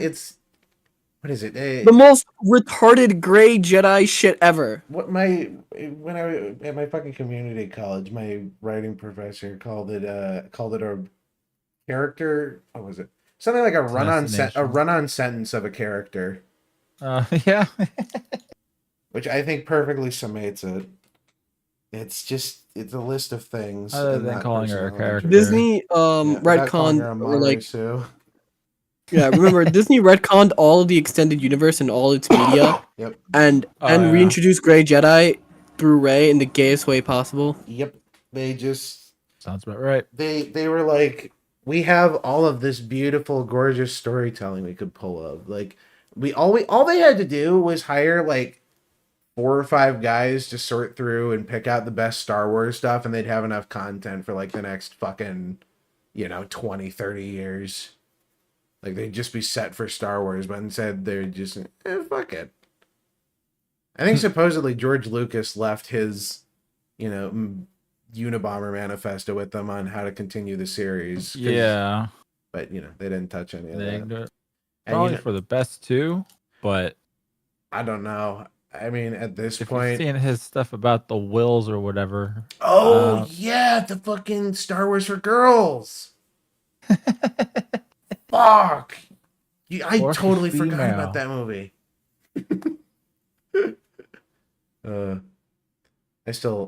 I will literally never... it's the first time I've ever, like, been loud in a movie theater. Because my family went to go see all the Star Wars movies, and I went to go see them with them in the theaters. And it was when Leia, like, pulls herself back to the ship, and I just audibly went, "Are you fucking kidding me?" And it was like the loudest thing. I put my hand over my mouth after, because I'm like, I can't believe I said that out loud. And no one looked at me, no one corrected me. It's just I think I said what everyone was thinking out loud. It wasn't good. It wasn't. Johann, did you just tweet? Are you live tweeting the stream, Johann? No. You didn't say it very loudly and like defiantly, so that's a lie. Yeah.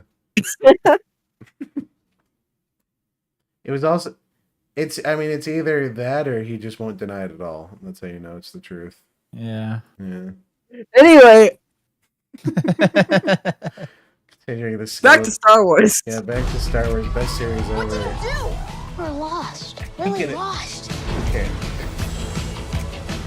Hey, I just want you to remember that Disney retconned the extended universe and like concepts like Star Killer and Darth Revan have been retconned in favor of everything they put out so far. Just remember that. In favor of weird six-eye horseman. God, what is it? The crossover? Come on, kid. Pay up. Whoa. Where'd you two find an old Republic credit? Over here, quick. I'll get you home. Is the fucking like weird monster kid like an actual suit, or is it like CGI? I honestly can't tell. It's CGI, you know 100%. Nobody in Disney actually knows what's like classical effects are and makeup. They don't actually know how to do that anymore. They just hire CGI. That's valid. It's I mean, literally all of Disney's content now, it's becoming more and more obvious. You can fucking see like the end of the soundstage there where the big volumetric screen begins. Yeah. Everything is recorded on this fucking soundstage now, and there's no like creativeness behind any of the lighting choices. Everything is evenly lit and it's inoffensive and there's no dramatic choices. Ugh. That's one thing I appreciated. I watched do you guys know Severance? It's that series on show on Apple TV or something? Yeah, it's on Apple Plus. I gotta watch it for one of my I gotta watch it for one of my classes, because we're every fucking socio theory class starts with talking about Marx. But if there's one thing I can appreciate about that show, the cinematography is like fucking fantastic and the lighting choices are so good, but the dialogue is for babies and they give away the whole like premise in the first episode, and it's very, I don't know, I'm not interested in seeing the rest. I have a gut feeling I know where the story is going. And it's just, I don't want to commit to something that I just can feel in my gut I'm not really going to give a shit about. Me with Star Wars. Yeah. Did you see that comment? There was an actor from the MCU that played Odin, and he commented on the fact that like the like MCU acting and like the Marvel movie acting isn't real acting. Like standing behind a CGI like green screen and like saying lines isn't like acting. You don't even like, you don't feel anything for it. No, It's just it was Anthony Hopkins. He said you're right. It was quote unquote pointless acting, which is, here's the thing. Yes. Is he saying, I mean, I don't know. I wonder if that's how he felt on set. They don't have any sets. They don't have sets. It's just green screen rooms. Well, here's the thing. I think the first Thor movie was a lot of practical sets, at the very least. There was, I mean, a lot of it and was now CG. like Disney, even for like Star Wars and basically every other project, is CGI green screens. Yeah. Like they don't care. Well, no, it's the big volumetric screen. That's where they film fucking everything. You've seen the soundstage, right, Johann? Do you know about the big volumetric TV soundstage? No. No, I don't know what you're talking about. Hang on. Well, you've seen it. You've definitely seen it. It's in every fucking Disney show now.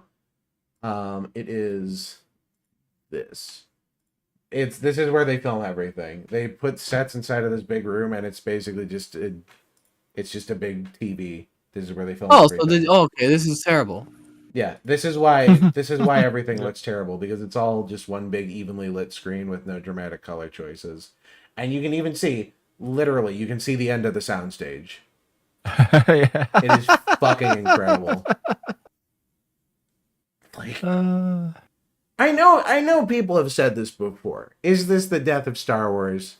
I don't think this is the death of Star Wars. I think this is just another, like... I hope it's the death of Disney. God, I would pray and hope every day, right?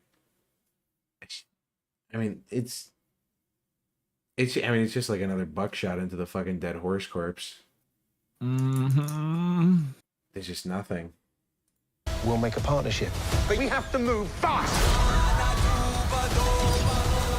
I need you to take the controls. Okay. Neil? Neil? His name is Neil? I'm sorry. The weird fucking, like, elephant man kid. Blorble Glorp is named Neil, actually.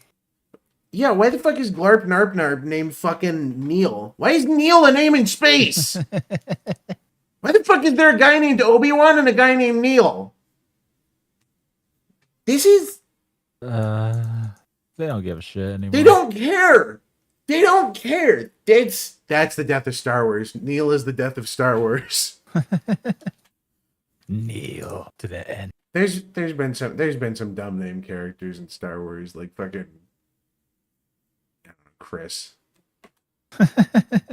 There's been some dumb characters. I don't know. It's just Neil breaks the fucking line for me. That's such a like modern human name. Luke? Here's the thing. I can see Luke in that setting. Luke still sounds like a sci-fi name. Luke fits in with like Anakin, Obi-Wan. That shit all fits in. I don't know if it's a me thing. Luke feels spacey. Luke Skywalker, the rest of his name. You're right. If you're still watching Star Wars and complaining about how bad it is in 25, dude, go read a book. I'm not watching this shit. I'm watching the trailer. And I've already given up. There's no rhyme or reason to any of this. It's just throwing shit at the wall. And they're like, oh, we fucking, we haven't cornered the market on kids watching Star Wars. Yeah. We couldn't sell any of those Force Awakens figures. And then Toys R Us went under. Maybe because kids, like, I don't know why they, like, kids don't want to watch a kid in Star Wars. Yeah. That's not what they get. Do you think, like, like, the first trilogy was, like, popular because, like, what? First trilogy was popular because no one had done sci-fi good before. Before that, it was just, like, guys in aluminum foil suits. Yeah, but look, when I was a little boy, I never thought, man, I really wish they would like put a mulatto child as the fucking protagonist of a Star Wars movie. That's what I need. That's totally what every kid thought in all of America. Yeah. The first thing I thought for the holiday season when The Force Awakens came out was, how can I get my hands on a Rey figurine? The first thing. True. People who praise Rey hate Starkiller because he's too OP, but the difference is that Starkiller is an actually badass character. Well, that's the thing. He leans into it, and also I can believe in a... I mean, fucking Yoda pulled ships down and shit in the Clone Wars or whatever. Like, it wasn't unbelievable. Well, like, what Starkiller's lore is, and like, why he's OP. But Rey is just OP because she's OP. Because they wanted to make her OP. Here's the thing. And then they tried to... Or no, sorry, I thought you were done talking. Go ahead. Yeah, no, but they kept, like... Then they, like, did that thing in the second movie where, like, oh, no, you're actually worthless. You're garbage. You're trash. You have no legacy. You have no... there's no ancestors to cry for you. Yeah. And then they're like, actually, no, you're, like, super important. You're the best. You're tied to the main villain that everyone loves. Yeah. It's... I mean, I don't disagree, but I think... where the disagreement is between the people who like Rey versus the people who like Starkiller is in, I mean, that yeah, like you're saying, you like Starkiller, but he's OP. It's like, what differentiates an OP character like that from an OP character like Rey? Because, I mean, a lot of Starkiller's things was fucking genetic, wasn't it? He's like a clone or some shit. I do not remember the lore exactly. I just remember yeah, he's genetically superior. Yeah. Like, I don't know. At the end of the day, it's all justifications and fiction or whatever, but I mean, that's where the disagreement is. It's like, what do you consider a Mary Sue versus being justifiably OP, I guess? Starkiller is in a video game that is played. That is also true. It's partly power fantasy. Yeah. Yeah. I mean, there's also just something fucking way more intuitively cool about Starkiller. It's just... But no, it's No, it's just Disney has mishandled the entire Star Wars IP from the get-go. Like, okay, pull up a trailer from what's it called? The MMO, the MMO. Oh, KOTOR. That it's not Knights of the Old Republic. It's is it KOTOR? Because it's the Old Republic. I think that the Old Republic. Yeah. The Old Republic is the MMO. Knights of the Old Republic is the RPG. Yeah. The Old Republic. Just pull up like 4K trailer. I mean, these are. I think. I can't see, but it's just like pull up like. It's just one, right? pull up any of like the trailers and like. I think when it's like not handled by Disney, everyone can like pump out like even like the coolest CGIs. Yeah. Star Wars is fucking cool. It's just don't worry about Bioware. They're not gonna fucking claim us. They might get claimed for the Star Wars music though. I'm gonna just shut the fuck up. Play this shit. Ancient birthplace of the Sith. Just let it play while we talk. Were all that remained of their evil empire. But like, you give the Star Wars IP to literally anybody. What's in those crates? I'm innocent. You were smuggling Sith artifacts, Captain. Fine, keep the artifacts. Just give me back my ship. Is that fucking Eyes front. Bender? What the fuck is his name? Sotil, what's wrong? His voice actor sounds familiar. I forget his name too. He's fucking Jake the Dog, Bender and shit. And Waka from Final Fantasy X. Is he? Yeah. Yeah, he's Waka. He's your super ultra racist companion. He has that kind of voice. It's great. He's in some great fucking roles. He's got good like screaming. We must warn the Republic. Our shuttles can't outrun those fighters. He's got such a good like screaming voice. Guess he's got the fastest ship in the sector. Now, look, the fights in this one are like super well done. Fun Gatling guns and shit. Oh yeah, that's a good idea. Not that Disney would know, because they retconned all this. This isn't real. Yeah, no, none of this actually happened. I'm really glad that they replaced the children. Fuck, dude, he's dual wielding baby. Laser pistols in space. Fuck. Real cool shit. Here's the thing: Star Wars inherently doesn't do anything like original. Like it draws very heavily on fantasy concepts because it's just like space western and space fantasy. Yeah. And I mean, yeah, it's like it's just the fact that it's so fucking genre defining because it was the first movie to do that shit. If Star Wars was a little bit more like autistic with its lore, it would be just hopeful 40K. Yeah, I mean, you could easily have like cool scale battles and shit. Oh, cool looking Kylo. I don't understand, why are they such a threat? Why can't they just use like a light speed attack and like ram their shit? Well, you gotta okay. So the plot of this game, because I did actually play this MMO. Oh, okay. I did. If you play like the Sith side, you get there's a big theme about how retarded the Sith actually are because they keep killing each other. Oh yeah, and it's what actually leads to the death of their empire. Yeah. Because they're all like fucking autistic and believe in like just killing each other. Okay, does this game take place? This is the Old Republic. This is must walk a different path. I don't. This is pre-rule. No, this is pre-rule 2. Okay, yeah, that makes sense. So I know. Okay, I know that. Fuck, dude. Oh yeah. Like primo Star Wars shit. This is awesome.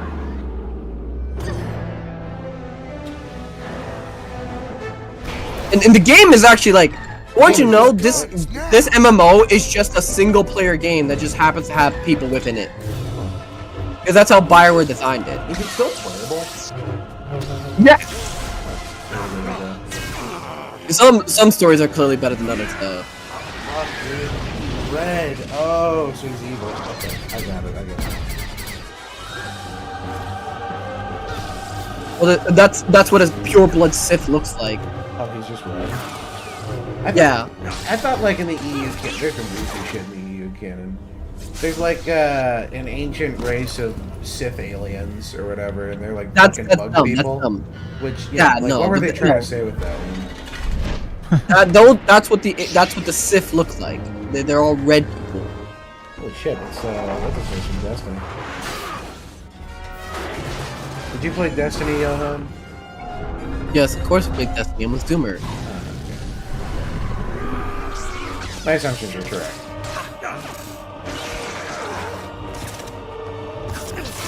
This is cool.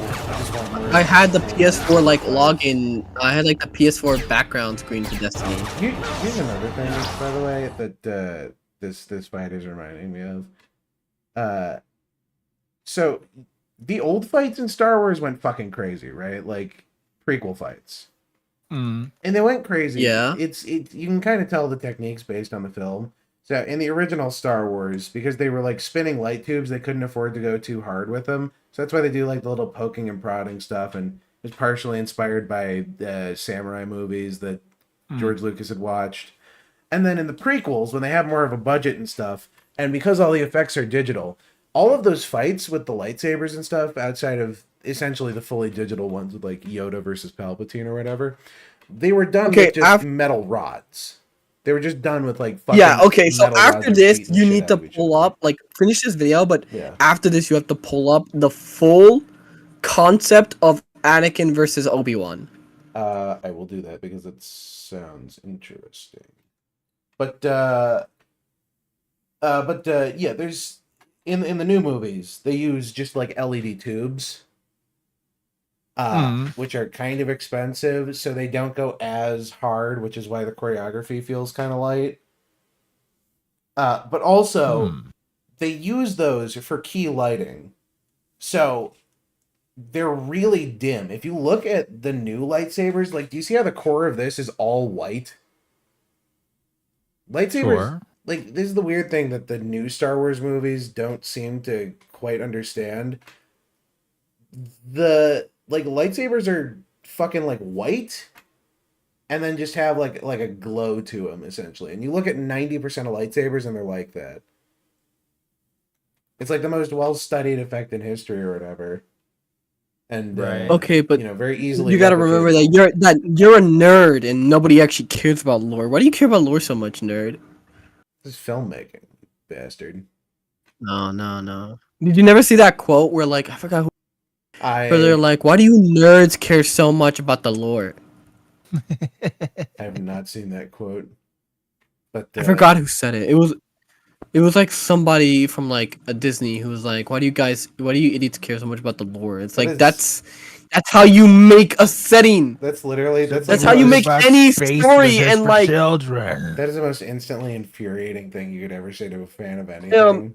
Somebody from Bethesda, Pete Hines, said that about when people were criticizing Fallout 4 with lore inconsistencies. He was like, I don't want to debate the realism of a setting with talking mutants and like ogres or whatever. Oh yeah, the fucking wait, was this Fallout or This was Fallout 4. Yeah. When people were saying like there's a lot of lore inconsistencies in Fallout 4, they were Pete Hines, who was he's like senior director or whatever at Bethesda. He was like, I don't want to debate, the realism of a setting with talking mutants and stuff like that.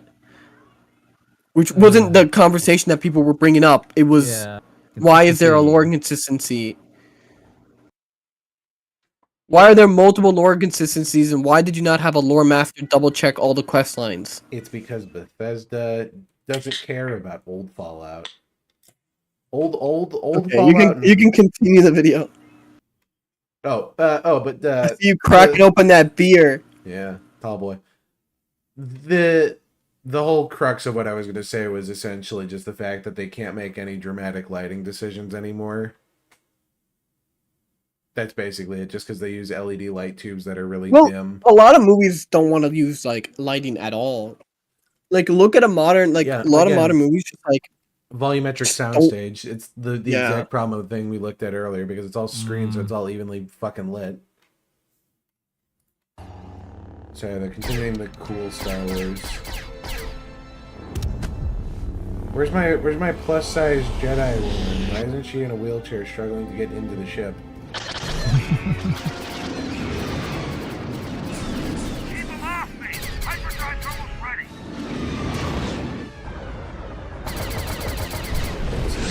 This dude's fucking awesome. It's like, why didn't he do the hyperdrive technique where he goes and like zoops past the ships? I don't know. He could have. You failed. No, Malgus. Bug. Is only the beginning. Yes. For After me. 1,000 years, Korriban is always ours 1,000 years, again. isn't it? Or Welcome home. Okay, now if I were a modern Star Wars director making this, I would have had him stab him through the heart so that I can have him come back in a miniseries later. he could still come back.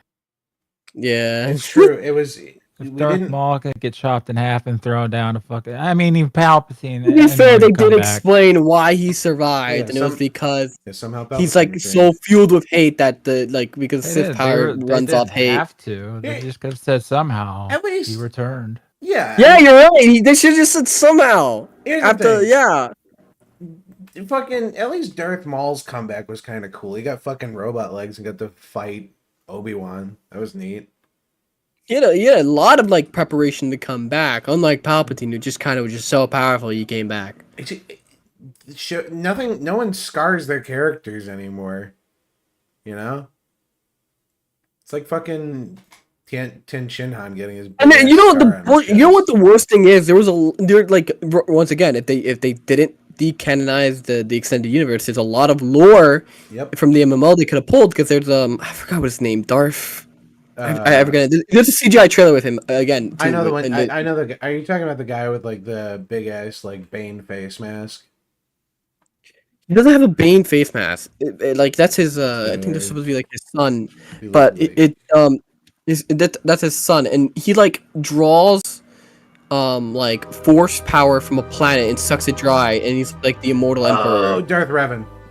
No, not Darth Revan. Not Darth Vicarian. Who? Give me a second. Because I'm thinking, is it the guy with like the skull mask face? For centuries, fucking what's his name? But the Empire. Darth Nihilus. Not Nihilus. Not him. Give me a second. I gotta look him up. Darth Maul was the start of dumb surviving stuff. Yeah. I mean, but like, time is running out. Yeah, I like when people stay dead. Well, the thing is, okay, here's the thing. Darth Maul got his conclusion, and then Disney fucking brought him back as a crime lord for some reason. That's right, yeah. Like he had like a perfect roundabout arc for his character. Like it was a good arc overall. And then they were just like, yeah, remember that time in between robot legs and trying to murder Obi-Wan? I don't know, he could have been a drug lord. It's not improbable, it's just fucking highly unlikely. I don't know. God, Clone Wars really was the fucking best, wasn't it? Okay, here it is. Darth Vitiate. Darth, it's like Valkorian. Spell this shit. I gotta look this guy up. He has a trailer in here. He has a trailer. Oh, okay. Because he was a boss in the MMO. Oh, was he? Yes. I guess that makes sense. Like I said, I did not play this MMO. I was too busy playing that. Also, this trailer is really good. This trailer is fucking insane. By the way, according to Lost Media Archive, they found a nearly complete build of Battlefield 3 for the Wii. Yeah, and it's uploaded online. Yep. You can play Battlefield 3 right now. It's very... I get to thinking about all the alternate timelines. You know. This might not be the worst, but it's pretty fucking bad. Yeah, this is the cool trailer where some fucking random Like this is just an Yeah, old go, Republic. This is bro. just a normal human, like deciding to throw hands with a Sith Lord. If only he had pulled out a second knife. You just have to. You're not right. Believe, you What just if have to not believe. I think he should have dropped that knife, and then put it in his other hand and stabbed him. Right? Yeah, just should teleported it into his back. Really. Agreed. That would have been a far better ending. Oh yeah, this is all pre-Rule 2. This is like the Sith have multiple apprentices and shit. Like with the Sith side of the MMO, you literally start in like a Sith academy.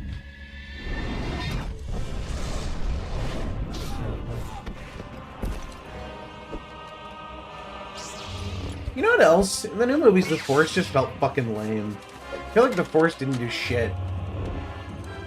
Well, because they don't understand like what it can do, because you know, once again, they've retconned like all the creative things that people have thought about with the Force, and you know, try to like kind of expand on what exactly it is and what it's capable of. But at least we got like anime Star Wars and the Ronin.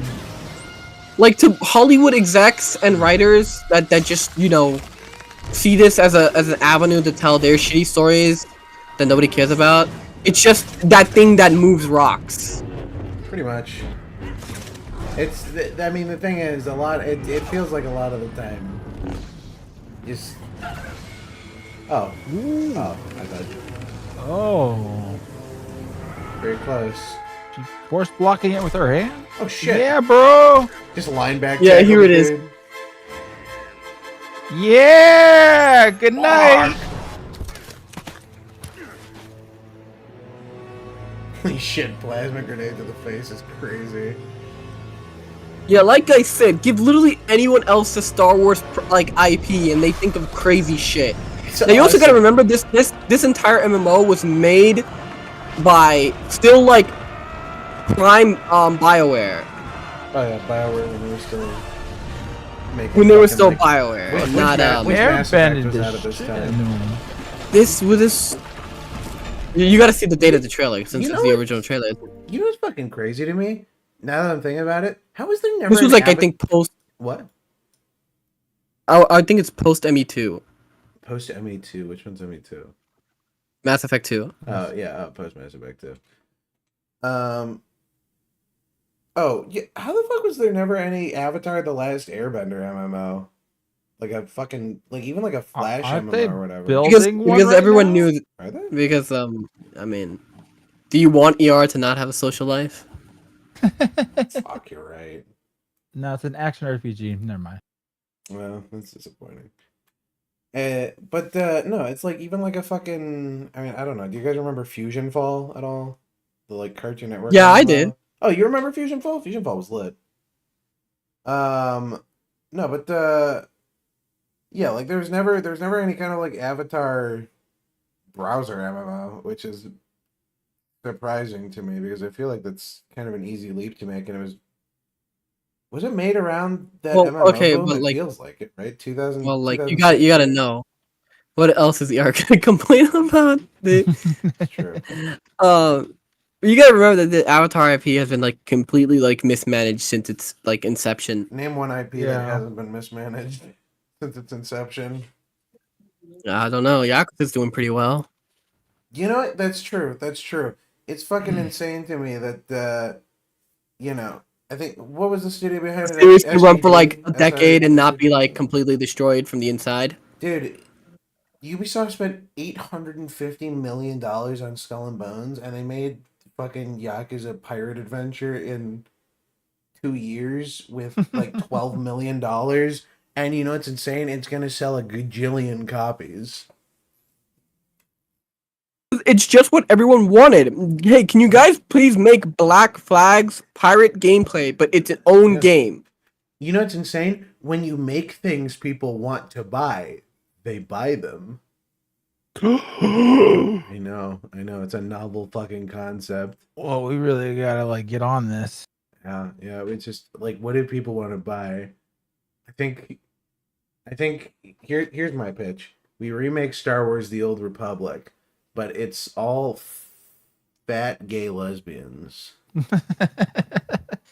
You can continue the trailer while we talk. Oh yeah.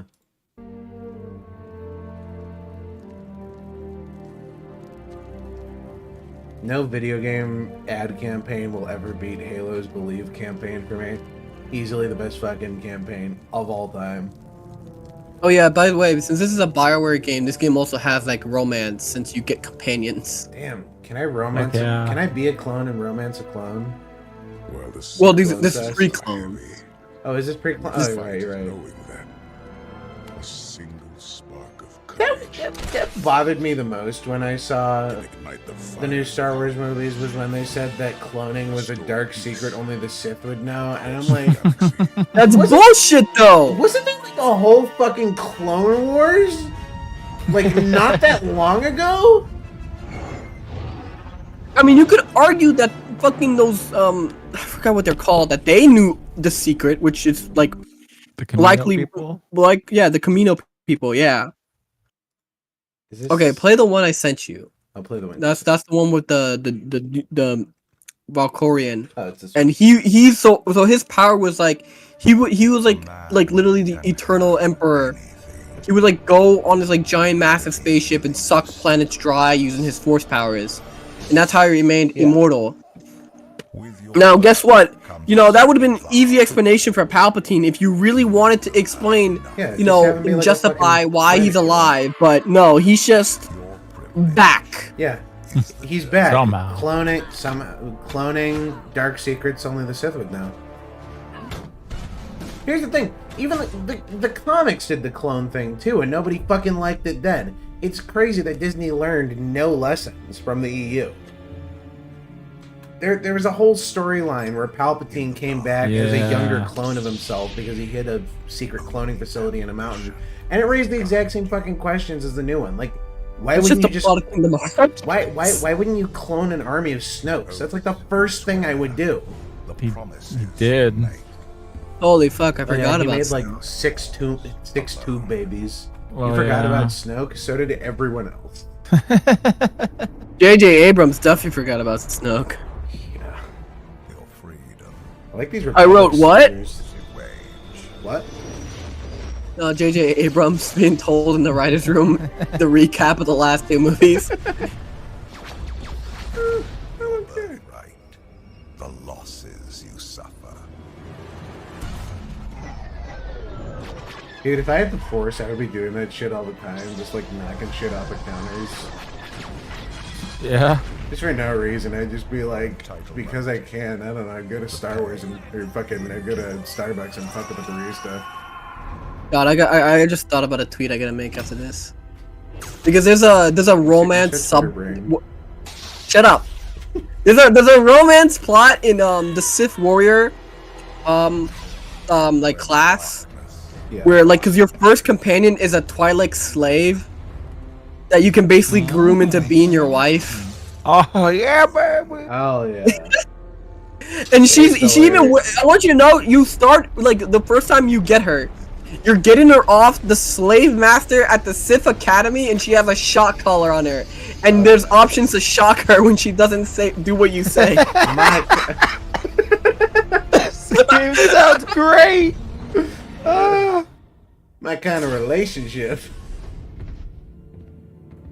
And in there's an expansion pack where like there's a bit of a time skip, and the best part is she's the only one that remains loyal to you. No fucking way. Yeah, baby. Dude. Bottom bitch for life. What can I say?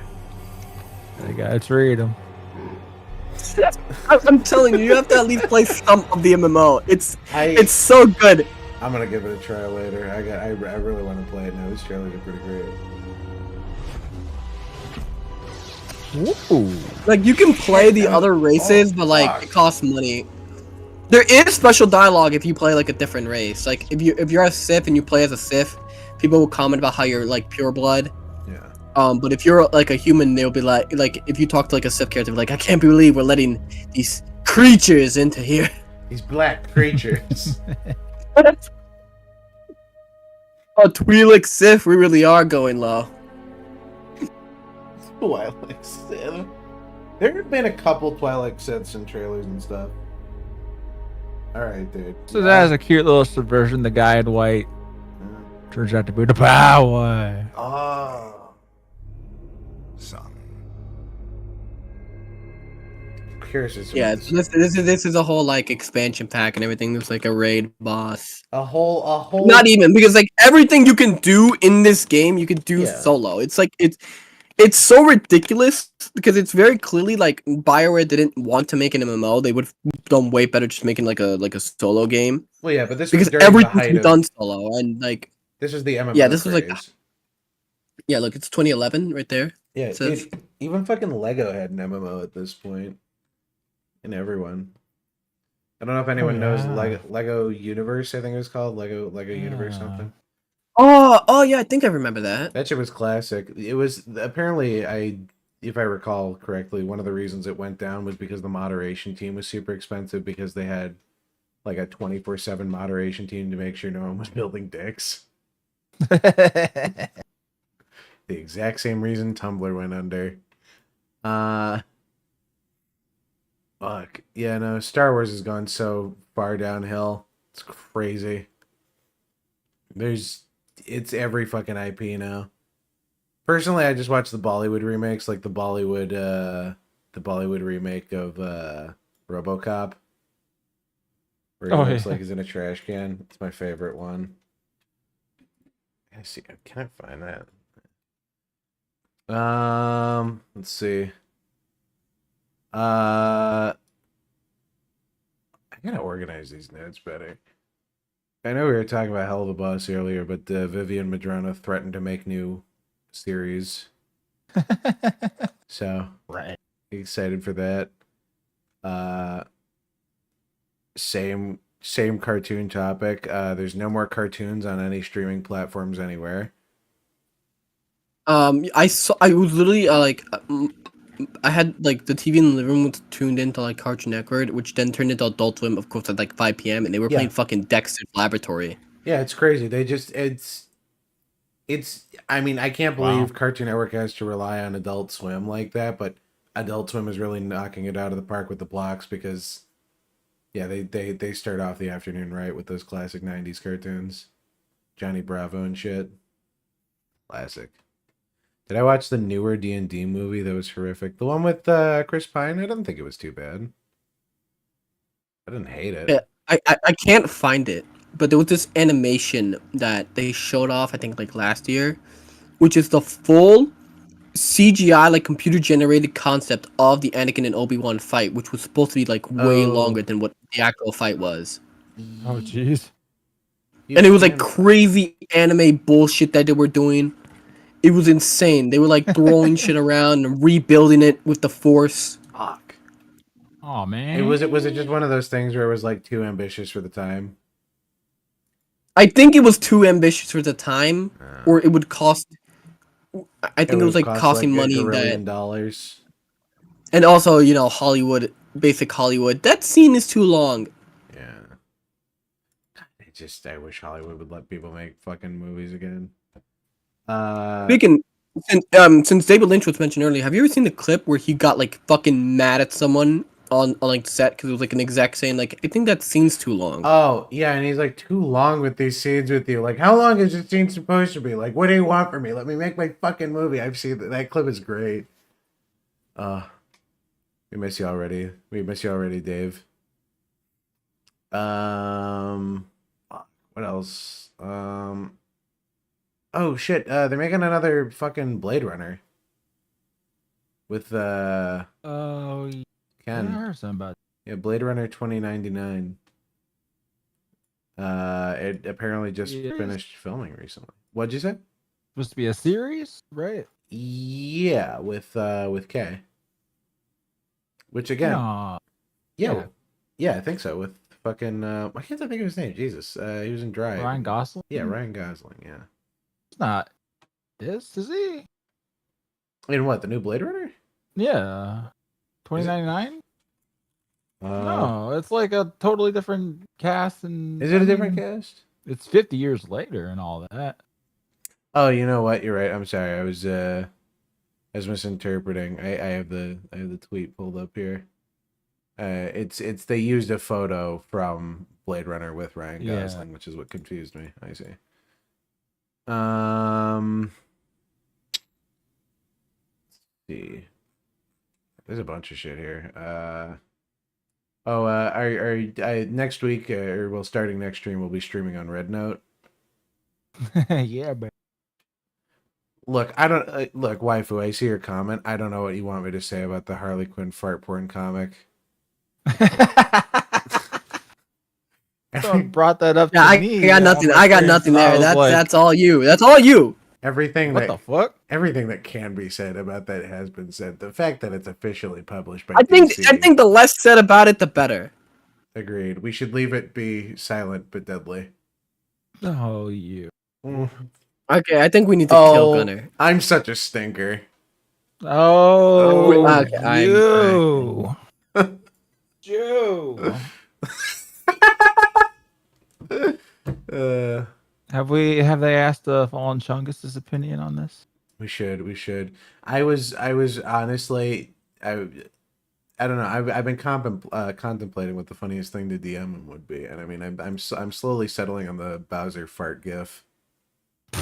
It's a classic. And what else? Did you guys see that Red Ranger isekai? Red Ranger. Yeah, it's you know what? Yeah. The concept is so brilliant. I'm surprised it hasn't been done before. It's just an isekai with a Super Sentai Ranger. Like, fucking brilliant. It's funny too. I haven't seen it, but okay, cool. Yeah. First episode's out or something. It's pretty good. I don't mind it. Castlevania Nocturne Season 2 is also a thing that's going to be existing soon, which is unfortunate. Nothing to do with Castlevania left. Yeah, unfortunate. Very, very unfortunate. I still don't think the first Castlevania series was awful, and there were some parts that were definitely like, I don't know. I could have done without the bisexual vampire orgy scene. That one was a little much. You don't remember the bit where Alucard gets a tower powered by the Japanese twins? This is the first season? Second season. Oh, okay. I didn't make it that far. Oh, okay. Yeah, Alucard gets railed by a Japanese twink. Okay. Well, that's all right. Yeah, but he's lovely. also banging his hot Japanese sister, so it's like, there's something for everybody. I guess. I don't think for me. I don't blame you. The action, I mean, if you watch it for anything, if you ever watch it, the action alone in Castlevania was pretty good. There's been a weird resurgence of vampire shit lately, hasn't there? There's also there's also that other game that's coming out, the Blood of the Dawnwalker or whatever, and Marvel Rivals is doing all the vampire shit, and Nosferatu came out. Well, I think Marvel doesn't count. Marvel Rivals totally counts. The whole fucking story right now is the fact that their universe is overrun with vampires. That doesn't count. I don't know. Well, that's just one place. Well, yeah, but it's like where the story is focused on right now. It has to do with vampires. There was the connection there. There's also that one Blood of Dawnwalker game, which I don't know if you've seen the trailer for. The writing sounds pretty good. Where is it? Oh, here we go. Cinematic teaser and gameplay trailer. More vampires though. Yeah. Daredevil Blind Against vampires. Don't worry, that's on the docket. You're tired of vampires? Are we reaching vampire fatigue like we've reached zombie fatigue, so now we've got to cycle back, and that's why we're getting like 20 years later? Yeah. Seems to just keep going between these over and over and over. Yep. It's always one of the two. When are we going to get the Wolfman apocalypse? As a wolf howls.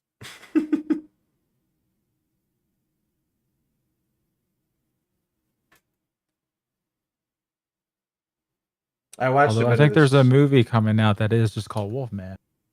Yeah, it literally just came out. I think it came out today, actually. Oh yeah. What timing?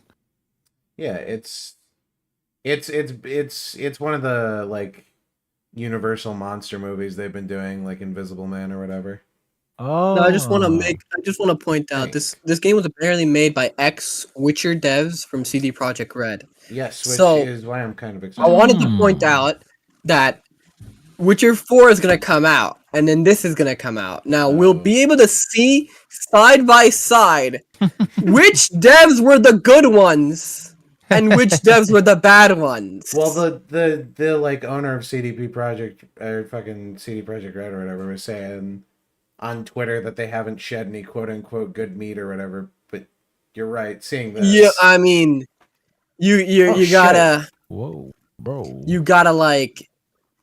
You're gonna like. You know, the gameplay will speak for itself to see who was carrying the games. Oh shit! Is that a Mongolian vampire? It looks like it. That's lit. That's awesome. We're getting DEI vampires. The undead gun woke. Oh, fucking blood mage. To be fair, it's the right time period. Oh fuck! That was awesome. Whoa.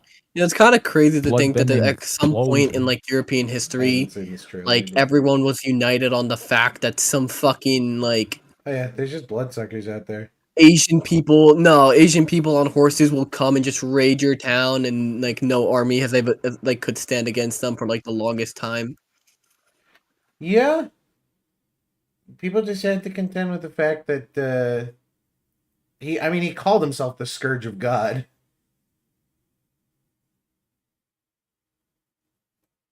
Just had to contend with the fact that a guy like that existed, and there was nothing anyone could do about it. I did see a little blurb about this one vampire, though, this main guy here. Apparently he was like a Roman senator who got turned into a vampire. Is this based off his tabletop? This? I don't think so.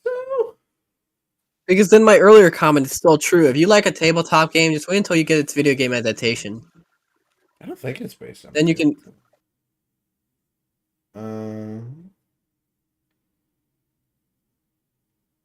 Because Wrath of the Righteous, Pathfinder, Wrath of the Righteous has a tabletop version, right?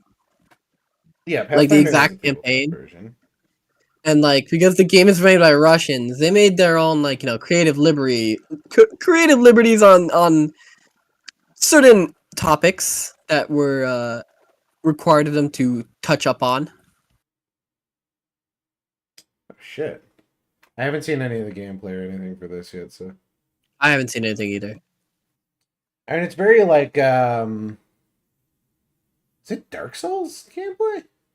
Or no, I guess. Okay, it's just action RPG. It's just action game RPG. I don't know. I'm waiting to see the dodge roll and Sekiro parry. Everyone forgets how I guess God of War used to play, right? No, that's fair. That's fair. I played a bunch of the God of War. Just the first one actually. While I was. It's just a character action game, but like now instead of that they call it Dark Souls like. I dig this. I just hope I get to be a blood mage. It's my favorite vampire archetype. Okay, now since we're touching up on vampires. Yes. Have you seen? I mean, I wouldn't phrase it like that, but yeah, go from ahead. Bloodlines 2. Oh yeah, the fucking androgynous girl vampire. Yes. Yeah. Let me. Did I save the tweet? You mean my tweet? Did you tweet about it? I tweeted about it the other day. Yeah, they are, and then it was made by another studio at first. Then that studio went it went bank. Like I think it was made by Paradox at first, and then they handed it off to somebody else because they didn't want to I guess they couldn't finish it or whatever.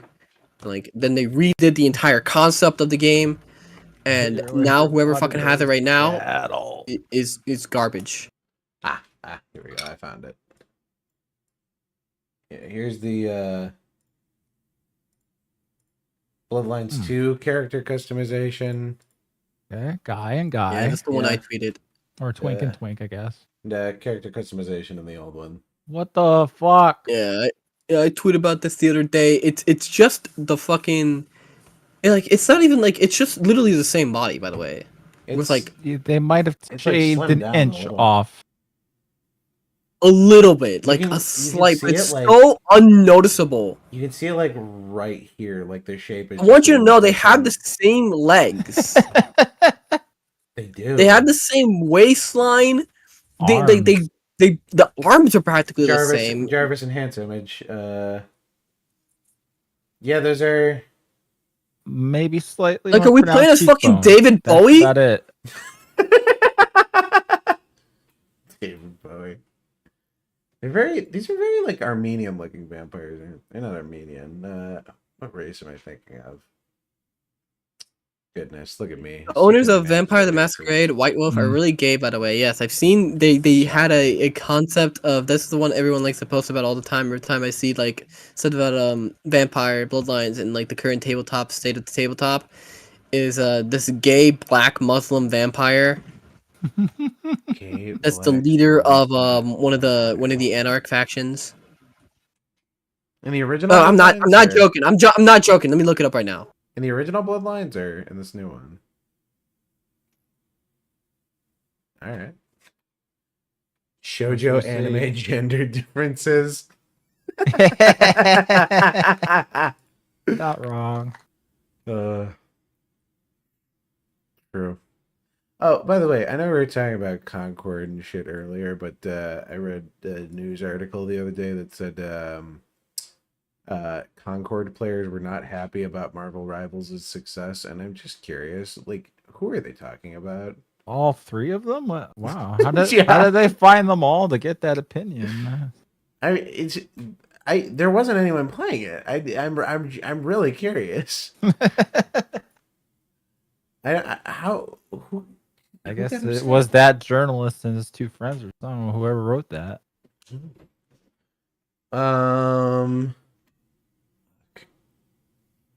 Okay, so this is from the tabletop. This is this is how like no. You have to see this. You have to pull this up. Let's see here. A new player on the and I want you to read this. Or I want ER to read it. ER, read this. All right, fine. All right. A new player on the kindred scene, Rudy commands an impressive following as an anarch representative for the oppressed and repressed minorities in Vampire Society. Oppressed and repressed. Though his concerns extend to Keen Kine as well, his recent entry into kindred existence has shown him that the fights mortals must undertake for equality are just as pressing for immortal. Rudy's nightly life hasn't changed much since the embrace. Okay. He still makes his haven in Copenhagen, still hangs with the same friends, and still attends the same clubs. He has only expanded his concerns in addition to advocating for fellow mortal minorities. Guys, I'm just saying we need some mortal representation on the Vampire No, it gets better. It gets better. It gets better. He now champions Gangrel, kept out of havens and feeding grounds by Sprawl, stands up for female kindred in cities run by traditionally misogynistic elders, and encourages the adoption of progressive norms over tradition wherever possible. Some might think Rudy's combination of practicing Islam and unabashed queerness contradictory, but few challenge the bear Gangrel with this notion. Fast becoming the animal du jour, Rudy wins fellow discontented kindred over with his targeted approach against elitists and Camarilla hardliners. Some European princes fear he will lead a crusade in years to come in an attempt to level the establishment. By the way, this is an Islamic vampire in a universe where canonically vampires come from like the actual literal mark of Cain. Yeah. Yes. This is an Islamic vampire who knows that his like God is real and Cain is real, and that one particular Bible story is true. Well, that's why he could feel okay being an unabashed queer. When you become a vampire, your gaydar gets like improved dramatically. You have to find, partners at the vampire orgies.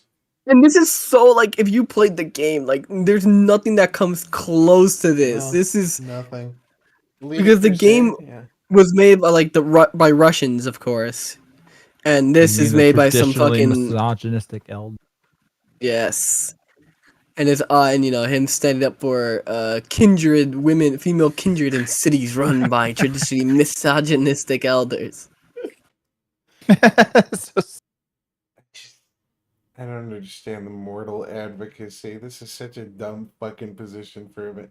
It's astounding that any other vampire hasn't just like outright murdered this dude. Join the and no, like in lore, like at least back in like when Bloodlines was made, it stated that like vampires usually just don't give a shit about humans because like you're undead, like that kind of feeling you don't is think gone, and they have to actively work towards keeping their humanity, and that's why like they engage in certain behaviors that are still kind of almost human-like enjoying club stuff, because if they don't, they'll actually like go insane. Yeah. Like Rudy. Rudy went crazy trying to defend the Mortys. Call them Mortys now. Yeah, and then the Camarilla are noble chuds now, by the way. Yeah, they're all like noble. Really? Well, back in the old lore, the Camarilla were basically like the faction that was like, okay guys, we need to organize into an actual government and like shut the fuck up about all the vampire stuff. Yeah. Because cell phones exist and they can take pictures of us. Yeah. And then and then there's the Anarch faction that's like, oh yeah, no, fuck that, fuck the rules, fuck everything.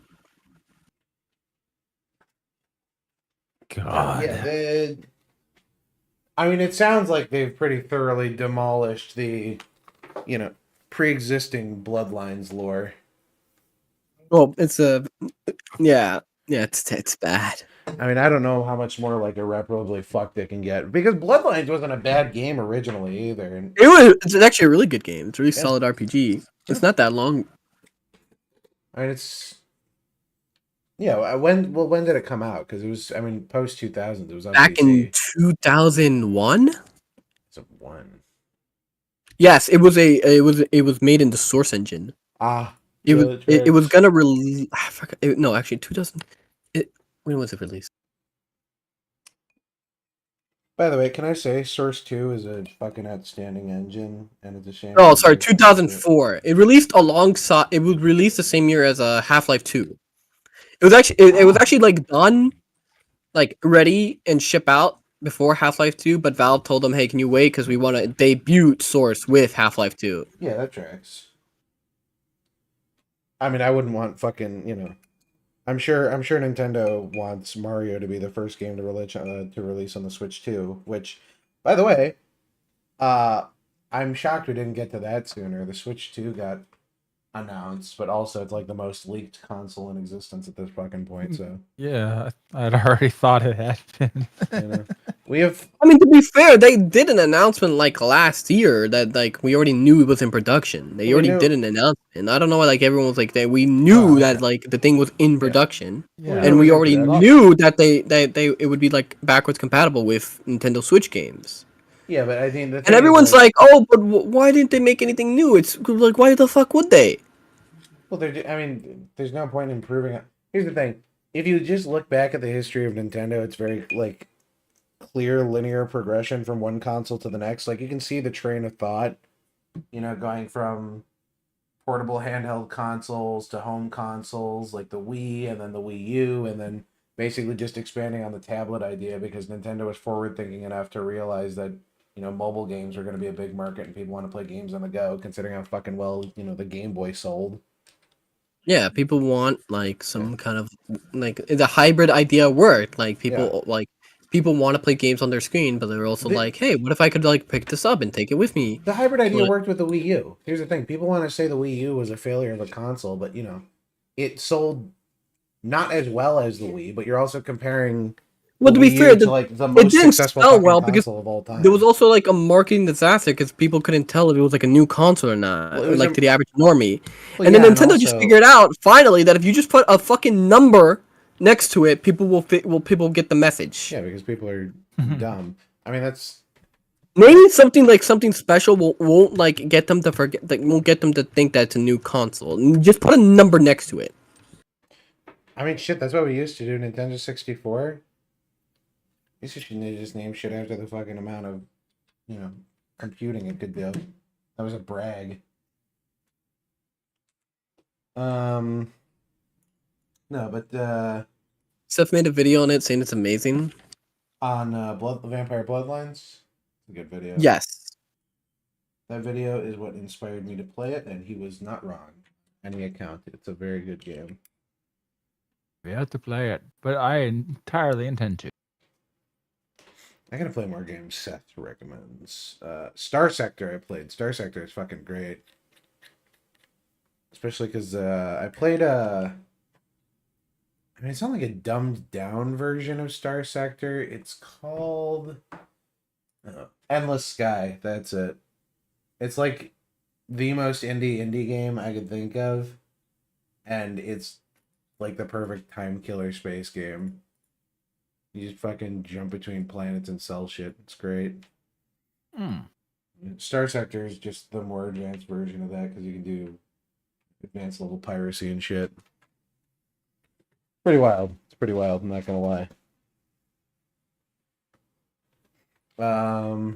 Shit, yeah. I have more stuff for you to get to, but I mean a lot of it's just like announcements, like there's a live action Helldivers film. Oh yeah, that oh great! I can't wait for the discourse that comes from that. Humans look bad. Very excited for that. We got a lot of fun, famous directors coming out with announcing new movies. Here's the thing: I don't think you should announce a movie before you start making it, right? Like That seems like, yeah. I don't know. I feel like things are getting way too involved in every step of the process. Like Quentin Tarantino announced he finished, and I know I brought this up earlier with Robert Eggers or whatever, but Quentin Tarantino finished writing The Critic or whatever. He announced The Critic, which is his next movie, something. Which I'm excited for because I like Quentin Tarantino, but at the same time, like, you know, what do I care if I know this early? Like, I can't do anything. I can't act upon that information. What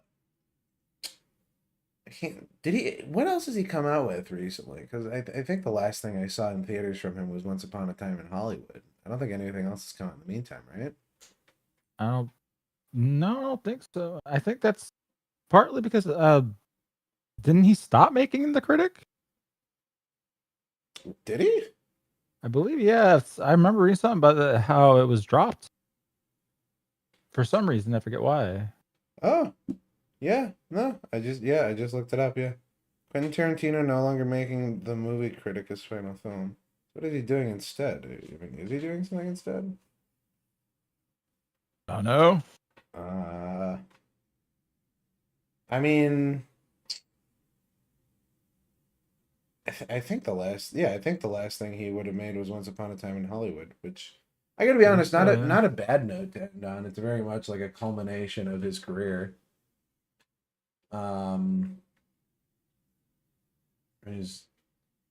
Shit. I can't really think of a movie from him I didn't like, but I mean, I also don't think I've seen all of his films. Let's see. Reservoir Dogs was good. Pulp Fiction was good. I didn't see Jackie Brown. I saw Kill Bill Volume 1 that was good. I didn't see Kill Bill Volume 2. Death Proof? I didn't see Kurt Russell as a stuntman. Did you see this one, Death Proof? Nope. Yeah, I did not see this. Inglourious Bastards is a fucking phenomenal film. Great movie.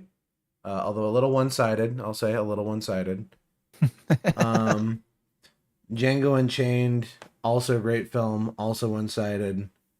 I feel like we don't get to hear enough of Leonardo DiCaprio's perspective before he's shot. Hateful Eight. We're killing him, folks, slowly but surely. Yeah. Hateful Eight, which I didn't watch. I don't think I remember it coming out in theaters, but I didn't watch it. I wanted to watch it, which I think I will after this, actually. And then I saw Once Upon a Time in Hollywood in theaters, which was a fucking phenomenal film. I wonder if he's going to be doing something different. You watched Cabin in the Woods recently, underrated gem. I will agree, it's a good film. I don't know if I'd call it underrated. I feel like it's pretty well known among the horror scene. Yeah. Yeah. And it's one of those cult classic horror films that kind of stopped being a cult classic after it got popular.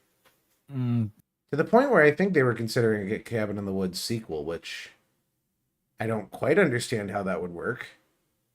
That never matters. Yeah. Well, the world fucking ends at the end of the first movie. Somehow it returned. Yeah. Cloning, dark secrets only the Sith would have known, something like that. Yeah. Yeah. I've also been getting more into horror movies lately. I've been watching some stuff. I'm gonna go see Substance is back in theaters. I didn't see it during its original run, but I want to see it now, especially considering it's won a Golden Globe over Wicked, which is hilarious. I think it beat it out for best film, if I recall. Did you watch the Golden Globes? I know award shows are meaningless, but it's still one of those like no, not at all. Let's see here, Golden Globes. Let's see. I want to pull up the really scraping the barrel today, aren't we? Well, I'm just going over the stuff from all the shit we missed from the last month, and then I figure we're gonna get to the absolute worst of 2024, and that's just gonna be more of us complaining. Meat and potatoes. Yeah. It's meat. I mean, here's something that happened recently: the LA fires. The only relevant thing there is a bunch of millionaires' houses burning down, which is awesome. I mean, that's like half of LA. Yeah. Unfortunately, Logan Paul was found okay. So. And Hassan Piker. Fuck. Although I heard Aiden Ross, or was it Aiden Ross's house burned down, or did Hassan Piker's house burn down or something? I wish it burned down. 86. This memorable moment. Here we go. Award winners. This is what I was thinking. And H3 also had to evacuate. Oh no, H3 had to evacuate. That's a shame. Fact is real. We go, honey.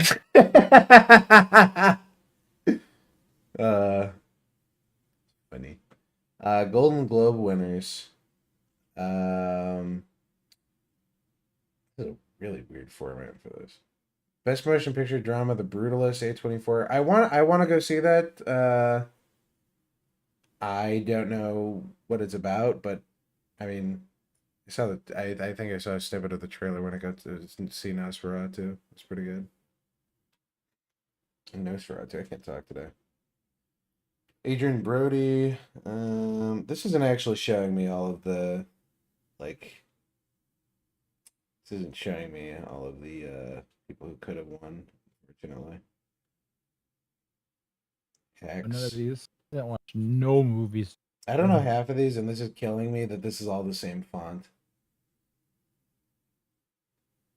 Best performance in stand-up comedy on television. Ali Wong. A24. I'm glad we're giving awards to studios now. Treating them like people. Cool. Golden Globes, everybody. Yeah. The rest of this stuff on the list is not that important. New Panty and Stocking, though. That got announced this month, within this last month. Oh. Yeah, Penny and Stocking Season 2, and the trailer does not seem to answer the question from the end of the first season, which was, what the fuck? Yeah. So, we'll just have to I never watched the full thing. I only watched, the first 2 episodes. You are missing out. It's also I don't know. Panty and stocking is Zoomer brain rot. Remember? Yeah, panty and stocking is just like, I mean, 2000s brain rot, I guess. It was a bunch of Japanese guys getting together and talking about how funny fucking Drawn Together was, and then they were like, "What if we made an anime that was all dirty jokes?" And then one other guy went, "Yeah, I'm drunk. Let's do that." And that's how Panty and Stocking came to be. That's literally 100% true. You can look that up. I wouldn't say it's exactly my cup of tea, but that ending is hilarious. So yeah, it's just so fucking out of nowhere. Like no build up or anything either. I know, I love it. And there was the worst part was it was just like the cliffhanger. I don't know. The cliffhanger was just the worst part of it. Yes, I do like 80s John Carpenter, by the way, to answer your question, Valentine. I saw your question. Yeah, it would be funny if they never addressed the ending. It's one of many. In fact, I hope season 2 has a more confusing ending. Just really leave them thirsty for a season 3.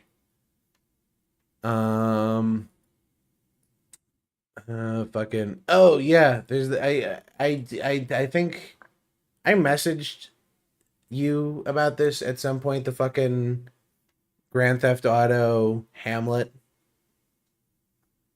What? I think we talked about this at some point. Yes, we did. I guess this is way back.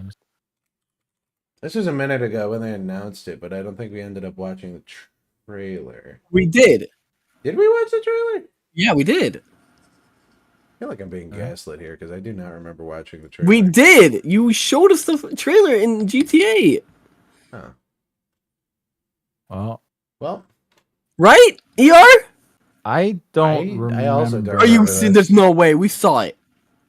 I remember talking about it, but you have to ring that bell, Blackfire. You have to like and subscribe and ring that bell. That's what YouTubers say, right? I think so. You guys could talk about Skibidi Toilet and Miku in Fortnite. There you go. Did you guys see Miku and Skibidi Toilet are in Fortnite? Oh. Yes, but ER doesn't care since it's just no more Avatar. It's not Avatar, yeah. It's not Korra, it's not Avatar. What do I care? Although you didn't put Toph in Air Force Jordans. What? And Fortnite has a new you can accessory where you can equip shoes and you can put Jordans on your skins. Oh no. Let's see. Here we go. Which I mean, it feels. it feels like a crime to put shoes on her, right? It's so wrong, but so funny. You can't see. Sorry, scrolling down. There you go. There's top with shoes. If they should have made it gameplay accurate, if you equip her in shoes, the screen goes black. Yeah. Okay, so ER doesn't remember watching this trailer, and I sure as hell don't remember watching this trailer. So we're just gonna watch. It's less than 2 minutes. It'll be fine. Yeah. Here we go. Go. Yes, go. Let's do it now. Okay. We are putting on a production of Hamlet in GTA Online for the first time ever. I haven't seen the trailer for this. I only know the audition. Please try to stop us. You can't stop our mother. Oh. They got me. Oh my god, they're really coming down now. The production budget on this was OBS and Windows Movie Maker. That is the question. Yeah. You're welcome to audition if you want. You're crazy. My laptop mic. Please. Filmed on a Lenovo ThinkPad.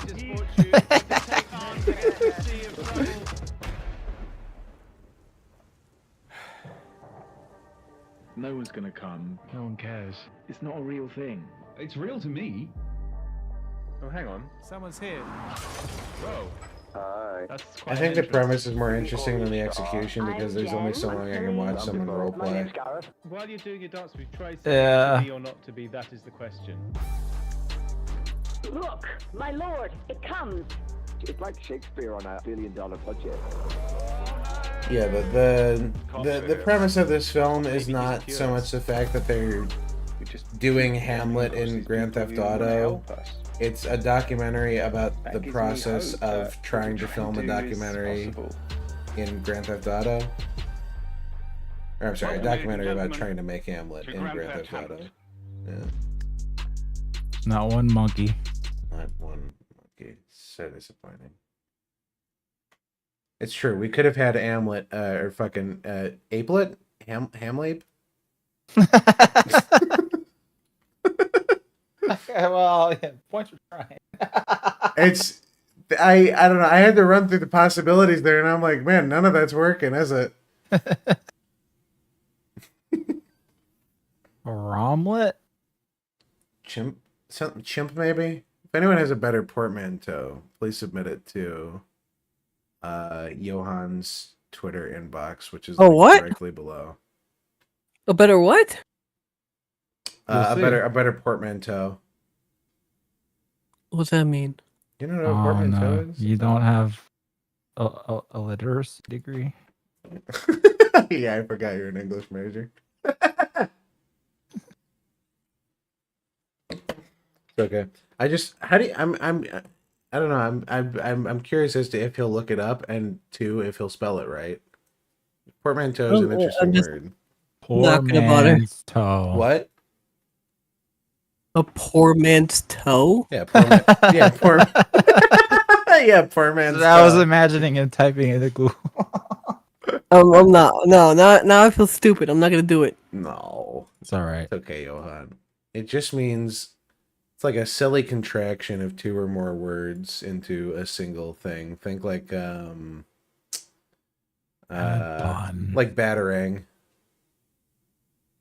It's like a bat boomerang. It's a portmanteau. There you go. Or another thing that would be really funny to say, but will get me banned.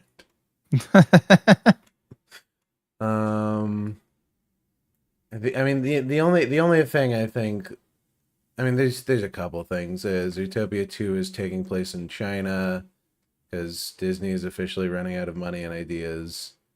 The Mufasa movie.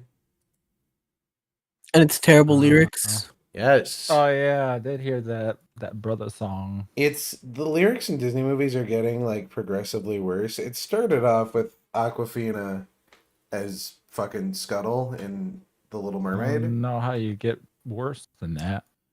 Do you not know the lyrics from Wish? No, actually. Oh, Wish has lyrics, and I won't go through the trouble of finding the whole clip, but I think the lyrics go something along the lines of "Look at me, world, I'm a star," or I'm sorry, "Look at me, I'm a star. Watch out, world, here I are."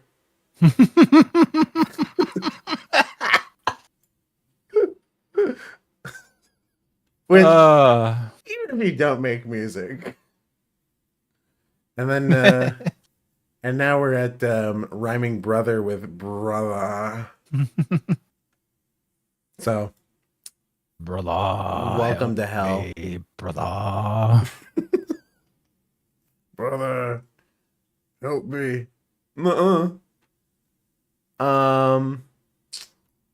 There's not much else here. There's the Unbreakable Boy with Zachary Levi, most famous for Harold and the Purple Crayon, aka ineligible for the Oscars. Oh, unfortunately. You know what we didn't watch earlier? Now that I'm scrolling through this list and I'm realizing, we didn't watch the win or lose scene that got cut. Was it actually made? Yeah, no, there was like it was storyboarded out or whatever. I think it was in a reply to the actual tweet. Yeah, here it is. Yeah. Oh boy. Yeah. So I was going back through the list. It came to mind. It's I know it's disorganized tonight. Just how school is. Here we go though.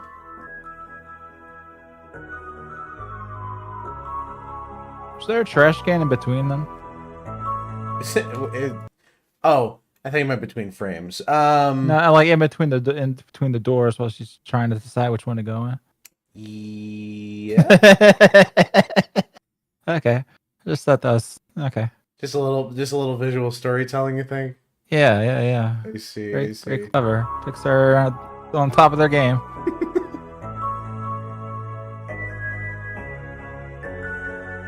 Oh, she said, "Are you heading in, girl?" She's being gender affirming.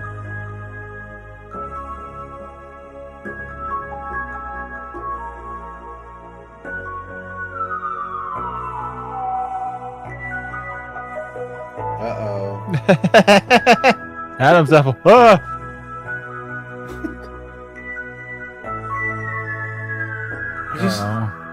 I don't understand the necessity of a scene like this. What prompts an adult to I don't know. It's this. I feel like this doesn't seem like a relatable experience for people who go and see movies.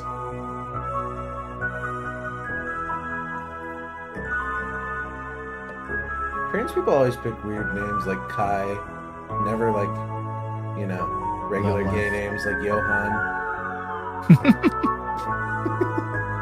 Who I think might be dead. Yep, you just had to put me in there, right? Yeah. So you shoved me into this one. It's just making sure you're alive, buddy. Let's just check. The easiest way to check if you're alive is to say something about you, and then just insinuate something about you. Nice. Maybe just bring up Avatar and I'm like, what? Yeah. Anytime there's Avatar related news, I make sure it immediately goes in the Discord. I gotta keep you in the loop.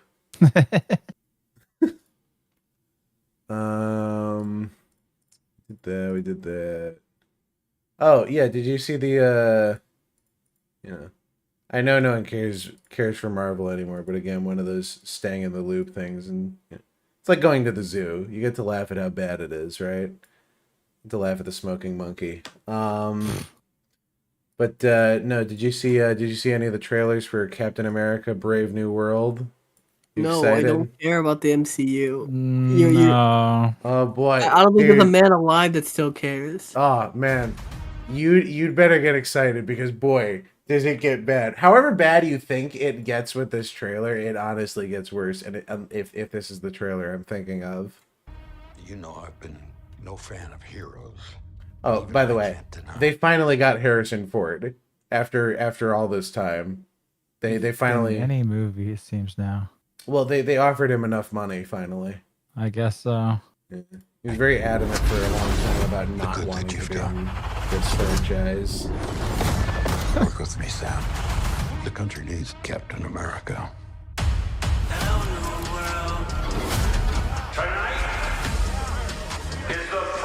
Apparently, if you go watch this movie during like the first week, you get a special skin code from Marvel Rivals. But is it worth skin code so you could be black? I don't know. Do you think it's worth it? Be black? Did you say? It's a Captain America skin. Fuck me. That's good. I don't know. Is it worth it to go see this movie? I don't know. You decide. All right, keep playing the trailer. You're the one who has to decide whether or not you has to leave the house, Johann. Although I guess you could just order the ticket online and not go. Get a fucking $5 Tuesdays at AMC. Your inner circle's been Also, I compromised. think Giancarlo Esposito plays fucking. He plays like an Israeli terrorist in this movie. There's someone behind all this. The villain is Israeli or something. You're not Steve Rogers. You're right. I'm not. I got one black. Okay, so I don't think this is going to show off the part I wanted to show off. So this is No. I think.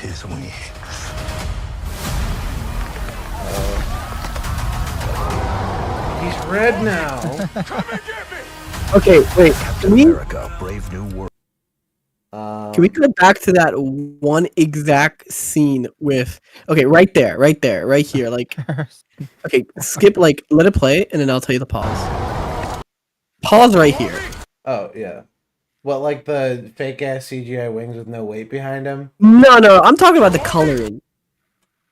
They are outside on a bright sunny day, surrounded by cherry blossoms, very pink trees, and they still refuse to add bright colors to this fucking movie. And it is because it is filmed on a soundstage. Yeah. It's all fake. It's all fake, Johann. All of it. It's so annoying. It's so fucking annoying. Yeah. Nothing makes It should be a very vibrant. This should be like a very vibrant. Jesus Christ, vibrant colored scene, and then we get like, just it's. I hate it. Here's the insane thing is this is a problem that's just kind of generally affecting Hollywood, and it's bleeding into cartoons too. Like, did you guys watch Creature Commandos or no? No. No. Okay. I haven't finished Creature Commandos, but this is just my, generalizing after watching what I've watched of it. It's very like unambitious in the animation department, and it makes me disappointed because it feels like one of those things where it's like they don't really do much with the animation. And is that James Gunn? Yeah, it's the James Gunn DC animated show with Sean Gunn back as Weasel. It's like a Suicide Squad Peacemaker follow-up or whatever. It's in the same universe. I mean, it's not bad. I'd recommend it. Like, if you're sort of itching for something decently superhero-y. If you liked the James Gunn Suicide Squad movie, it's kind of in that same vein. Not seen. This is kind of in that same vein. I think some of the criticism is maybe like the commentaries on the nose, but what is it anymore? For what it is, it's fine. Not bad. The voice cast is pretty good. I feel like it could have. It's unambitious. It's unambitious. Yeah. Is it the one? That's the one with the robot, not the robot. Yeah, GI Robot. Yeah. Yeah. No, it's that scene's handled a little better than people were making it out to be. It's just annoying people using that in annoying ways. Yeah, well, this Creature Commandos has inside kind of a turn off. It's a no-go. It's a no-go from you. Yeah, I don't think I got there yet, but I know what you're talking about. Like Cersei has like a cult of guys or whatever, something. I don't know. There's something with it. It's all right. It's one of those things where like if you like James Gunn stuff, you're gonna like it, and if you don't like James Gunn stuff, then you're probably not gonna like it. And that's just how it is. Which I think the attitude here is mostly indifference, but I mean, of all the phases, the most consistent has been the Guardians of the Galaxy movies. I think that's a little undeniable. They've had consistently decent to good quality. I've never watched anything past the first one.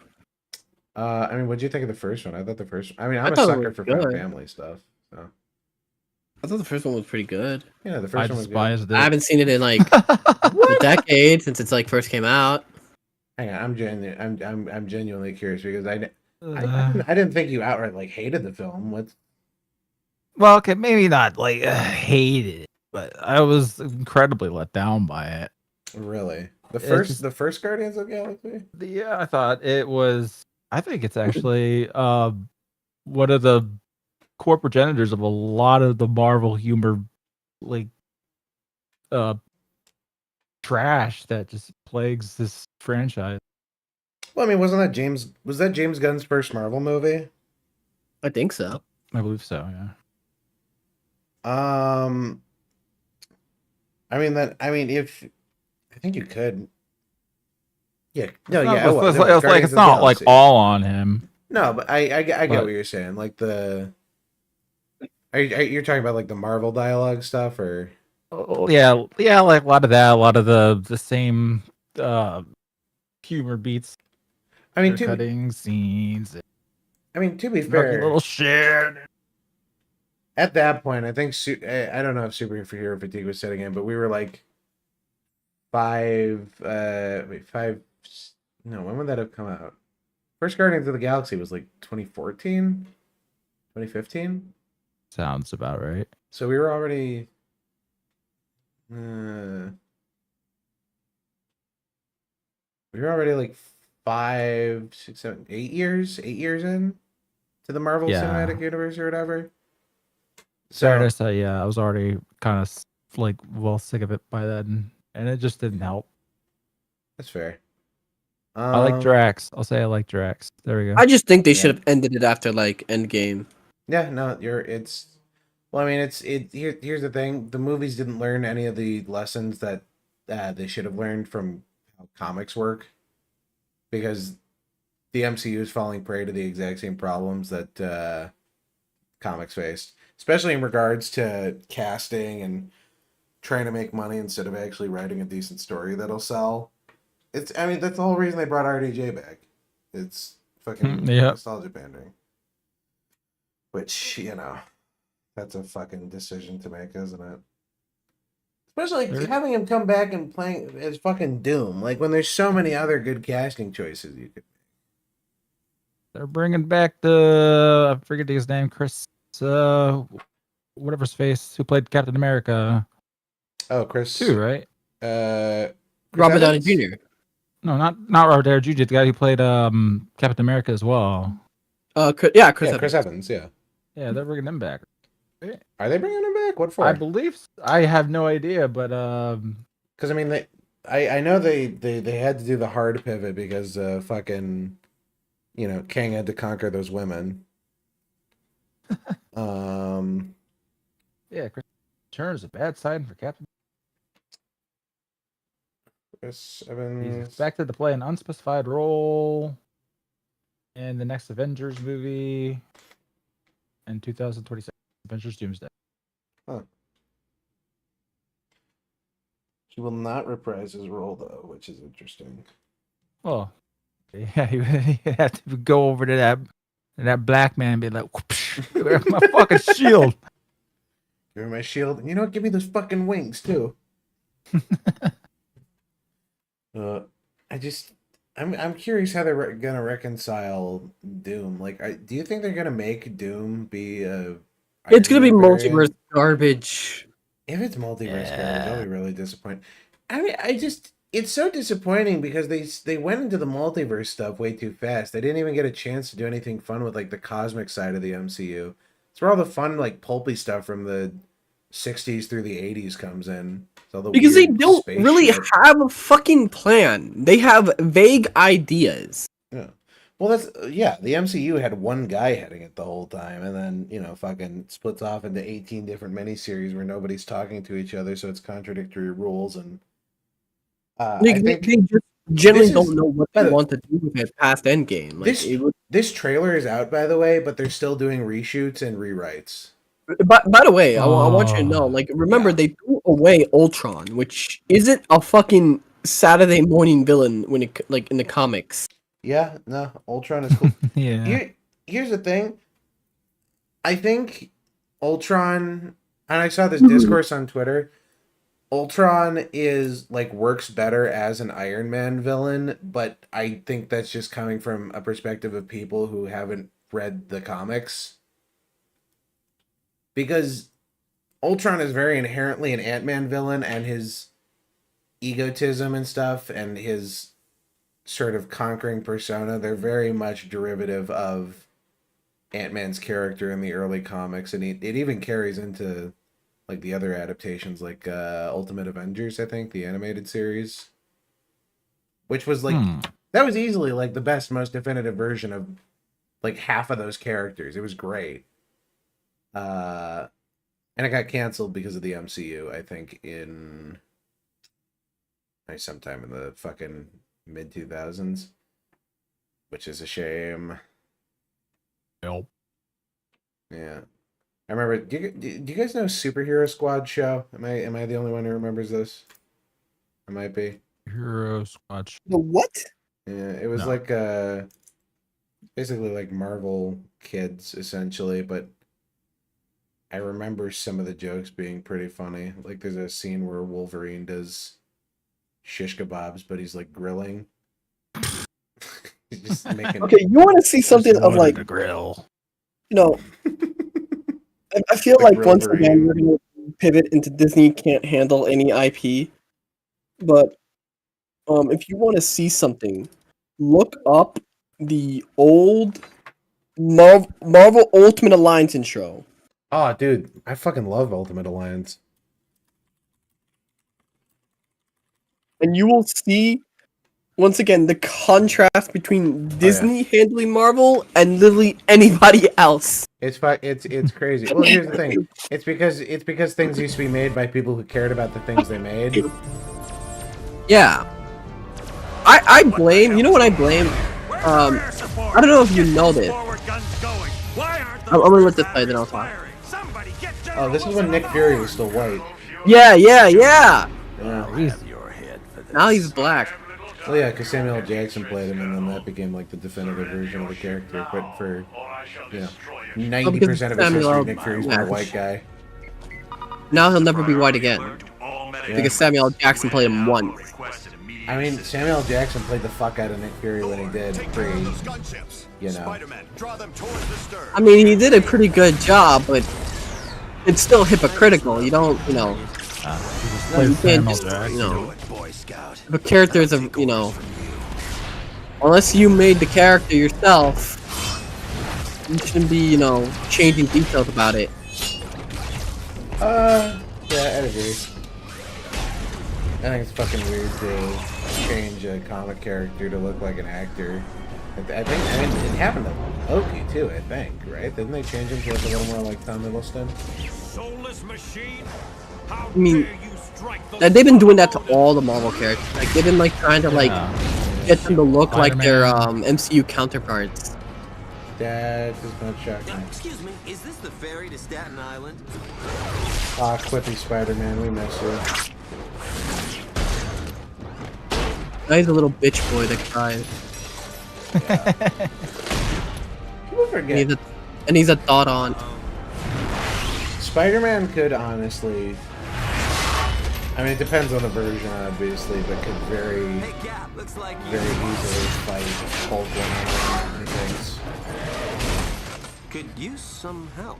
I mean, if you get into fucking Marvel power scaling, you're gonna be there for a while. Well, yeah, because you have to spend the unlike DC, what fucking universe you're in, where Superman kind of just bodies everything. Marvel has well, because Superman is the DC objective, power limit. It's like fucking All Might and My Hero Academia. That's the pinnacle. That's it. No one is stronger than him. Marvel has a ton of people that are arguably super crazy strong. You could say Hulk shouldn't have lost against Thanos. So what the fuck? Yeah. I already forgot what I was gonna say before. But fucking classic. Great, now I gotta remember what I was gonna say. Ooh, flashing colors, flashing lights. If you ever want to mess up Johann, just jingle some keys in front of him. He'll forget his point. Damn it! I'm pretty sure it was a good point.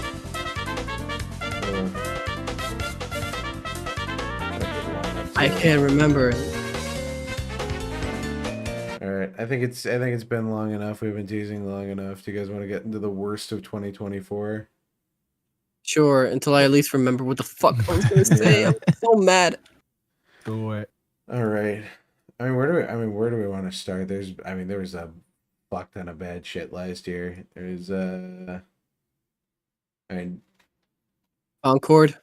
Concord is pretty bad in the game space. That's pretty fucking bad. That's easily the biggest failure, but I don't know if I'd say it was Concord's worst crime was being mediocre. Concord is a 400 million budget. Are you insane? It's probably one of the biggest flops of No, it's one of the biggest flops in gaming history. I'm not arguing that. But I'm saying that flop was a byproduct of it being. I know somebody brought up in my chat before that Skull and Bones had a bigger budget of 500 million. $850 million. Oh, 800. My bad. $850 million. Yeah. Which is fucking insane because now minimum Ubisoft has lost $1.5 billion. So we're already fucked. Or at least Ubisoft is. There's something else. Isn't FromSoft getting bought out? Sony is now the largest shareholder of Karakawa, which owns FromSoft. Awesome. Oh, great. Yeah. I can't wait for Elden Wogue. Oh, now I remember what I was gonna talk about. Thank you. Oh yeah, thank you. So if you actually want to know like why like gaming it is the way it is now, it's because I don't know if you know this, but Riot Games, right, the makers of League of Legends, they used to have a company policy where they would only hire video game enthusiasts. Yeah. Which correct. Now you gotta remember that Riot Games is based out of California, and here was their first mistake. Because what they would do is they would like only hire video game enthusiasts, and they would ask people like, "Hey, you know, like they'd ask them like video game shit, like what's your favorite mount in WoW You or recognize whatever, this right?" Italian? Yeah, no, like they'd ask them like MMO shit. They'd ask them like, what have you played recently, or any MMOs you're into, stuff like that. Yeah, like basic. And they would do that to filter out people who clearly just didn't care about video games. Yeah. And what happened was, this also incidentally filtered out a lot of women. No, wait. I thought women. And what happened was a a lawsuit happened where some woman got mad that Riot Games didn't want to hire her. Which, once again, Riot argued that it only hired video games enthusiasts, but in court, they fucking tried to, like, spin it that, oh, no, Riot Games is a misogynistic company that, doesn't want to hire women. And then Riot lost the case, and now they had to, like, get rid of that policy, and now, it's, like, if someone technically qualifies... We're Candy Crush. Yeah. We're going back in time to make sure that woman never files that lawsuit. It's the start of it all. It's like the Nexus event. Oh yeah, no, that was like, and you gotta remember how much companies are based out of California. So if you're wondering, a lot of it is because hiring used to be done by recruiters. Like it was like a job skill you would have, where you would hire someone to take care of hiring for you, like they were trained in that, and now it's all done by HR departments.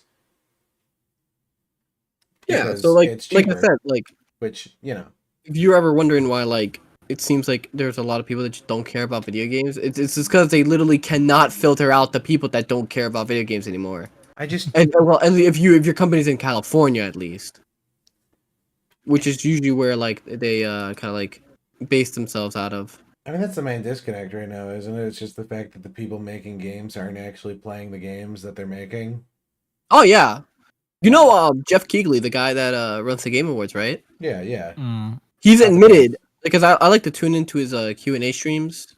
It does all, like, from time to time, which are pretty, like, down to earth, where he just kind of, like, answers a bunch of shit, and he's, like, he's not in, like, entertainer mode. Yeah. He's just kind of like just sitting there looking at a fucking webcam, like trying to explain like his thought process and how he runs things, and like questions about the award shows. Yeah. And he said, like somebody asked him like, "Have you played any games this year?" And he takes a second and he like takes a breath in, and he's like, "I'm gonna be honest with you guys. I don't actually play games anymore. Wow. I just don't have the time."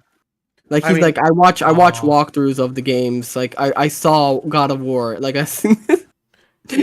Well, I mean, that's fine then. Same. That's understandable. I'm sure he's a busy guy. He's got like a whole fucking business to run.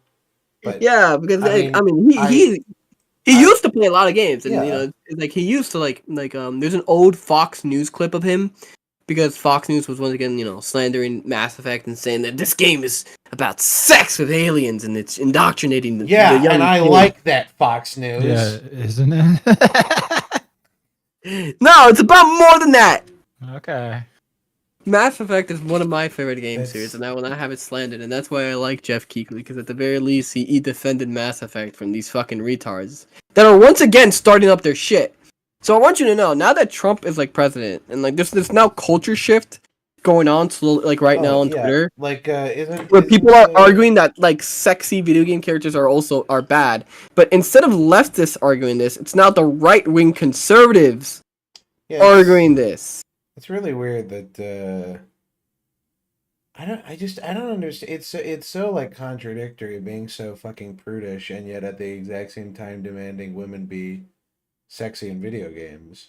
Like you want attractive women, but you don't want them to be sexualized. It's a bunch of like the. I don't know. It's once again. It's like time is a flat circle. In fucking deed, yeah. We're back to the Lara Croft arguments. Yeah, but like now it's conservatives like pulling out the like it's mostly like the fucking like hardcore Christians going like, you know, sex like things that are meant to be lustful isn't good for you. It's like who gives a shit? First person to get into an accident while watching you. Oh, lit. I hope you're all right, dog. Yeah. If you're all right when you get to the hospital, donate another $5 and let me. If you're all right, send Gunnar a selfie of the person you killed. It's true. If and yeah, I will.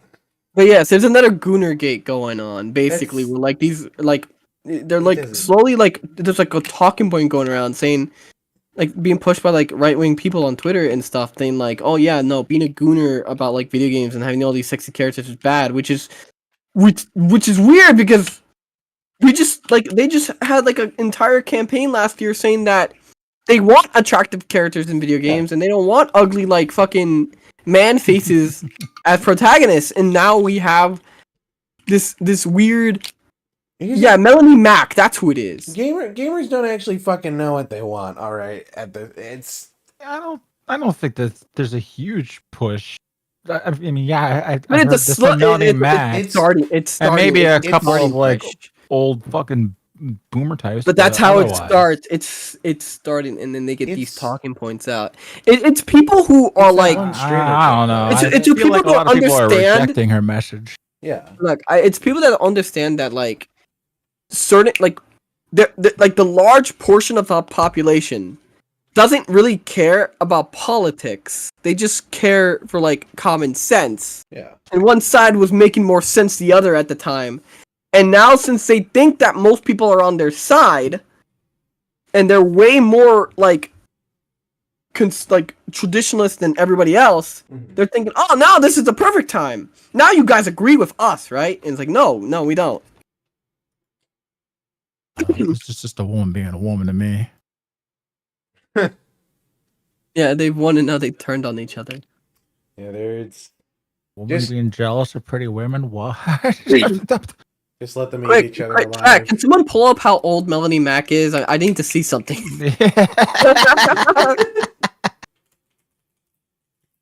Melanie Mac is 39 years old. No way. No. Practically a hag. That is practically. Hag. Beyond hag. No, she's too old for hag status. She's practically a gilf. Yeah. 40 years old, you might as well be, you know, like go back to the retirement home, grandma. Yeah, so it's all these things. It's clearly like it's so stupid. Walk that old ass pussy home. Yeah, I know. The Christian conservatives. It's always something with them. It's always like these Christian conservatives that tell like I don't care, man. I don't fucking care.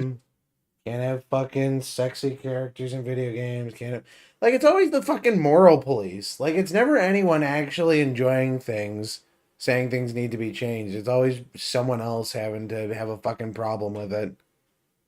Like why do you care?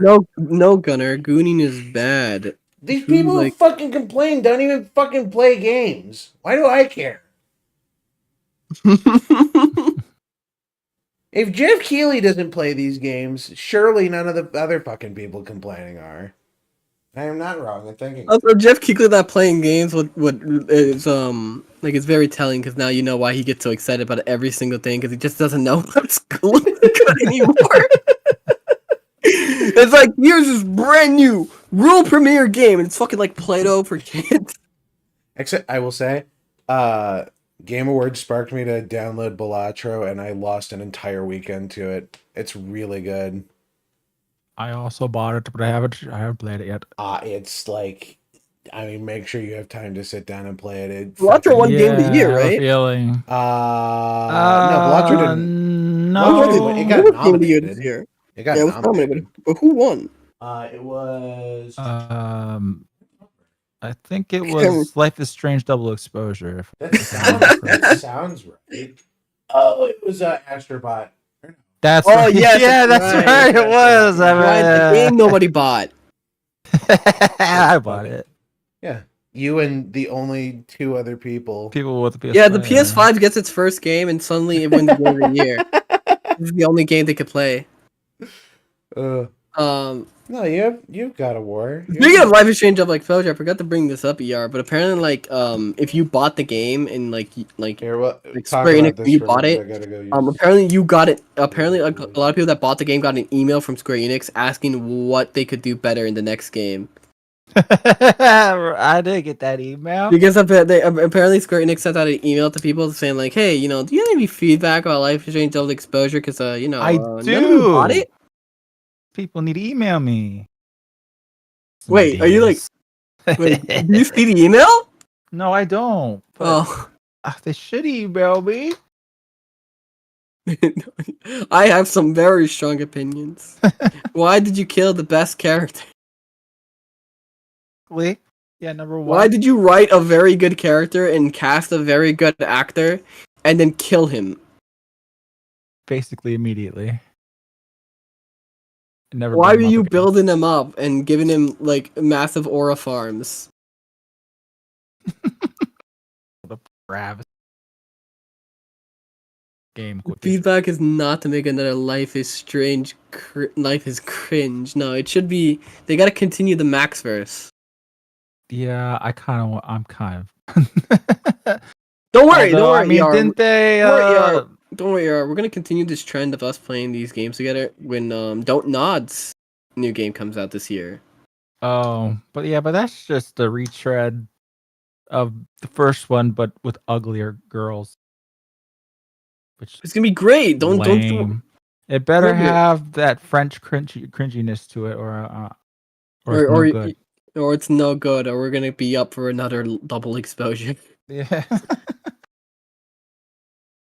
I mean, apparently it has a time skip. It's looking like kind of like how it's like there's a kid section and then there's an adult section. Like kind of like how it. Like the first half, I think it's supposed to be like when they're kids. And that's what you mean. I'm thinking like a power, like it's just the power to skip time or something. Oh no! It's like it without the without that one scene in the book. Hopefully. Well, I don't know French. No. What's his name and stuff? It's not right in it, so we'll be okay. Okay. Stephen King. Yes. Stephen King. Why did you go into such detail? Yeah. An oddball. You see, like I'm all for mature themes and games, Stephen, and like books and stuff. Yeah, it's okay to tackle like certain taboo themes and like mature stuff, but like to go into concept and to go into like massive detail and it really questions what you did at those parties. Yeah.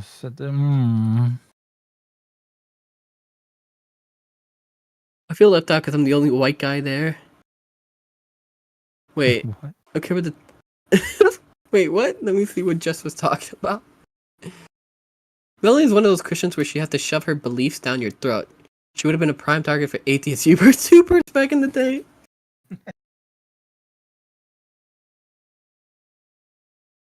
Can we get the game where Max kills Chloe in different ways and using her time powers? You know what's weird? Strange one. Fuck yeah, Life is Strange 1. That happened in Life is Strange 1. What's the double exposure studio called again?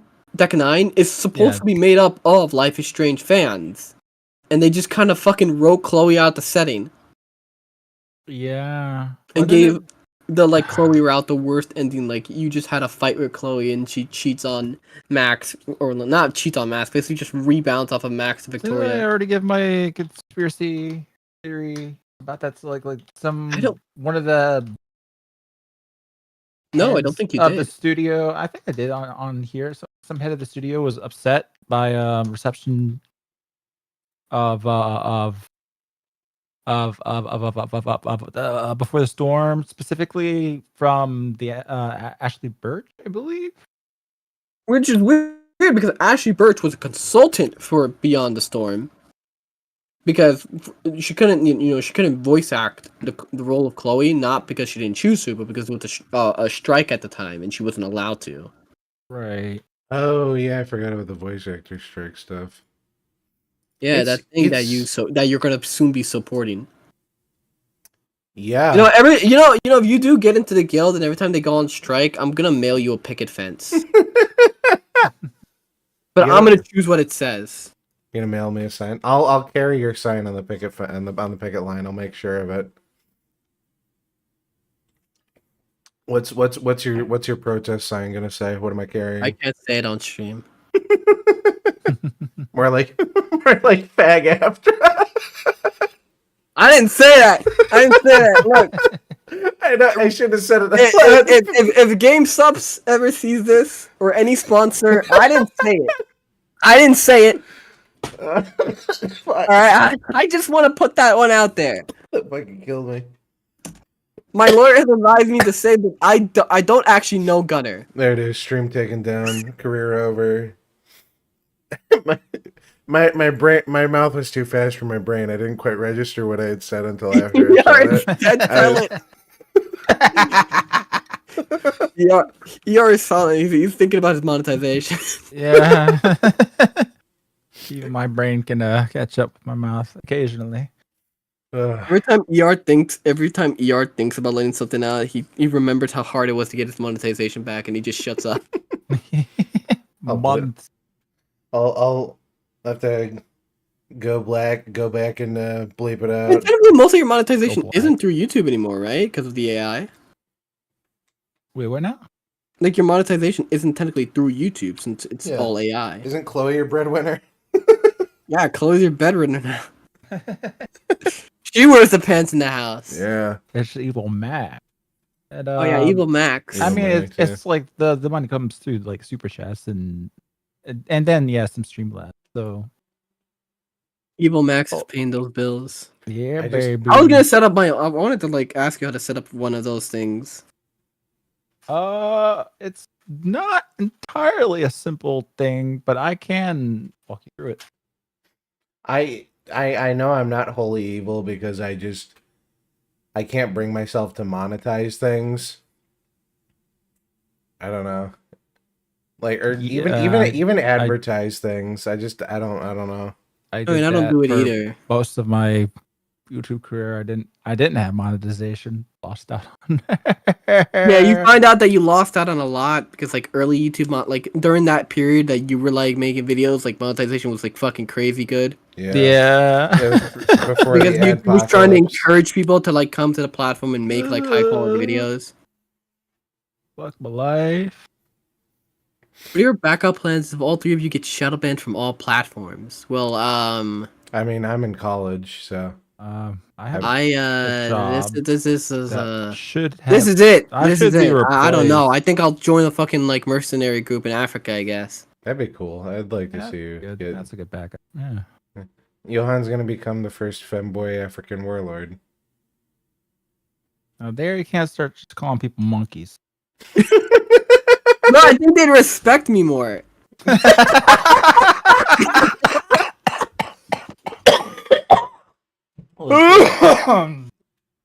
All right, man.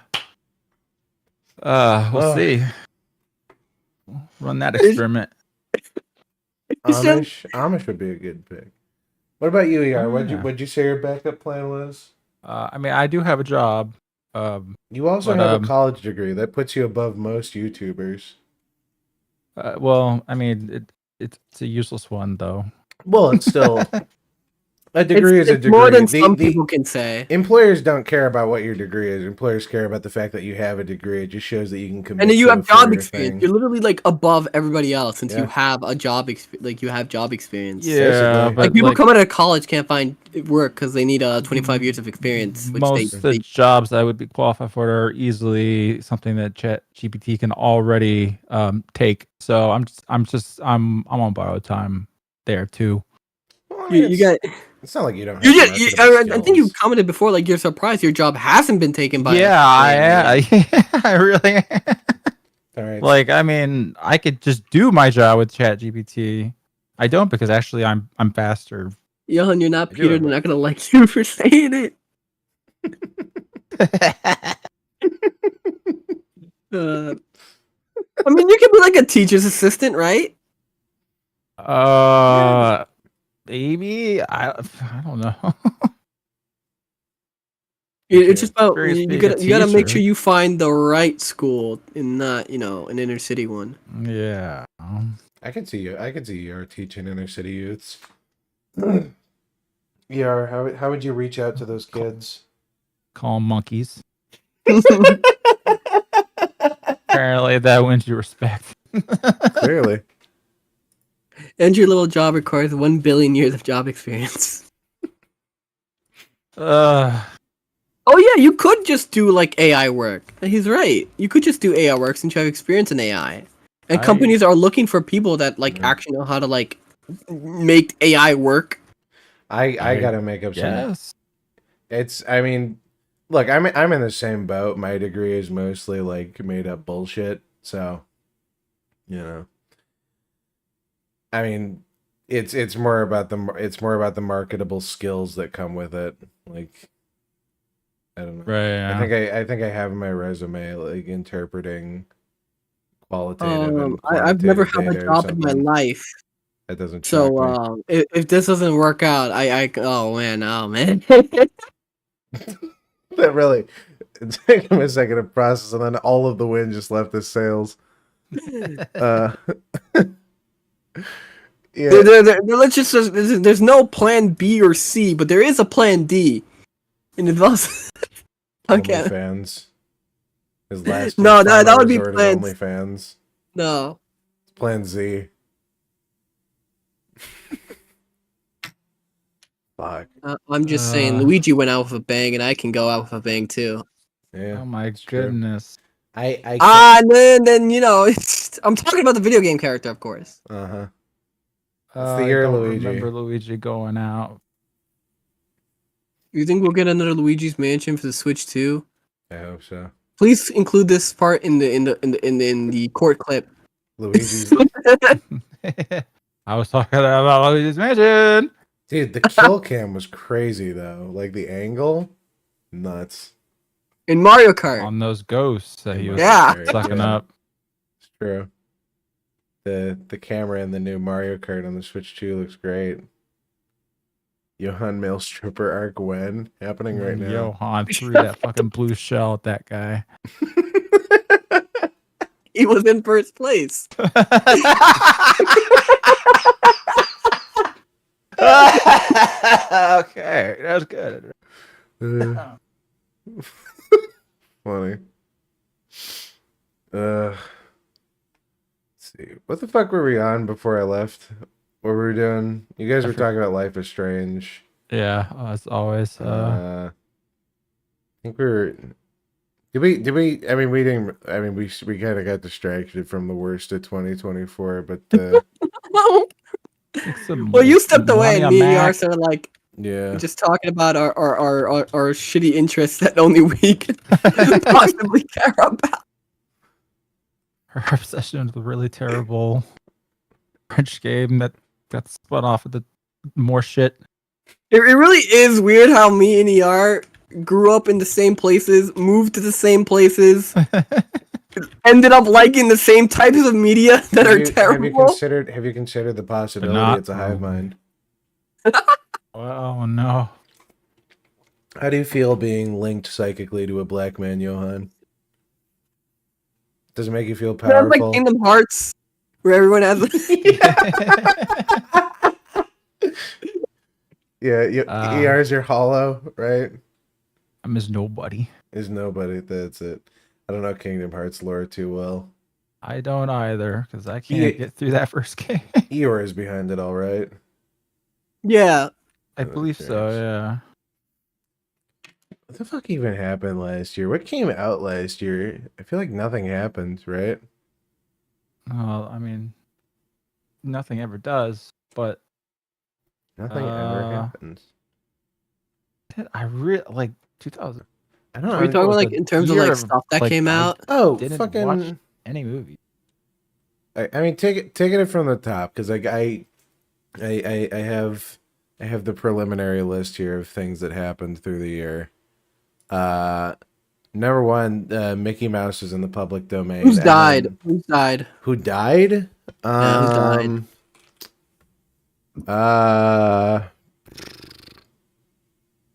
I don't know who did die last year. Well, clearly no one important. I mean, yeah, I feel like I'd remember them, right? Oh fuck, Gilbert Gottfried died last year.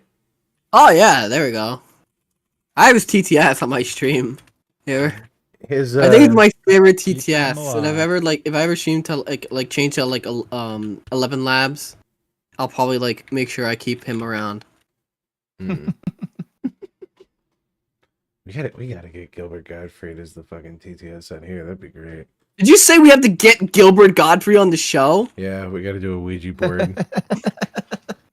James Earl Jones died last year too.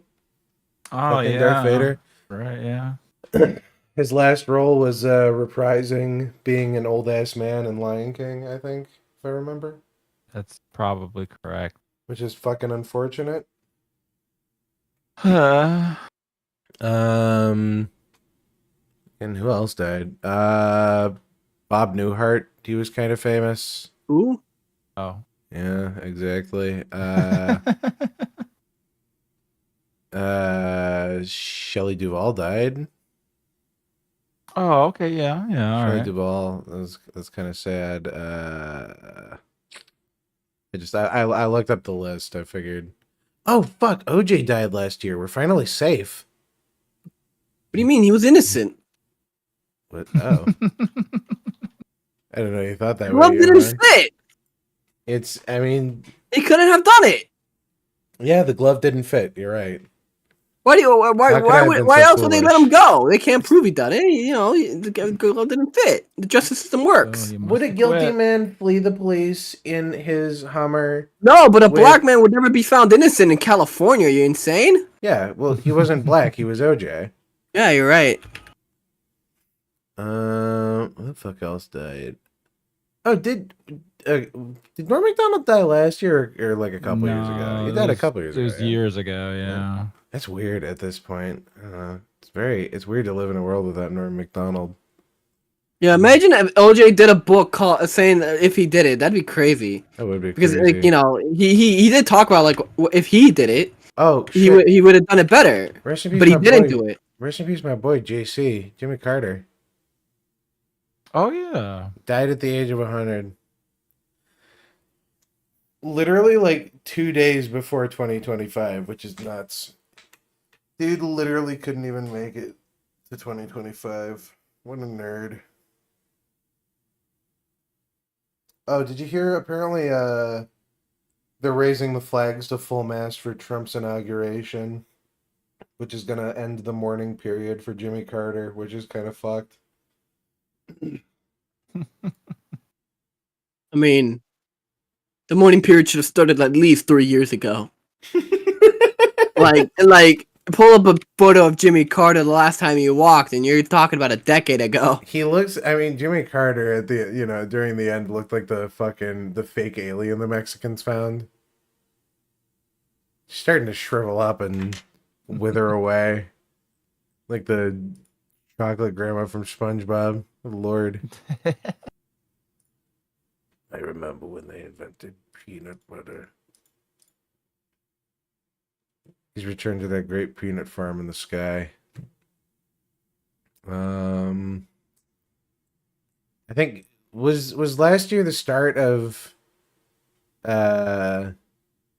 animation getting just like completely fucking obliterated from existence off of streaming platforms.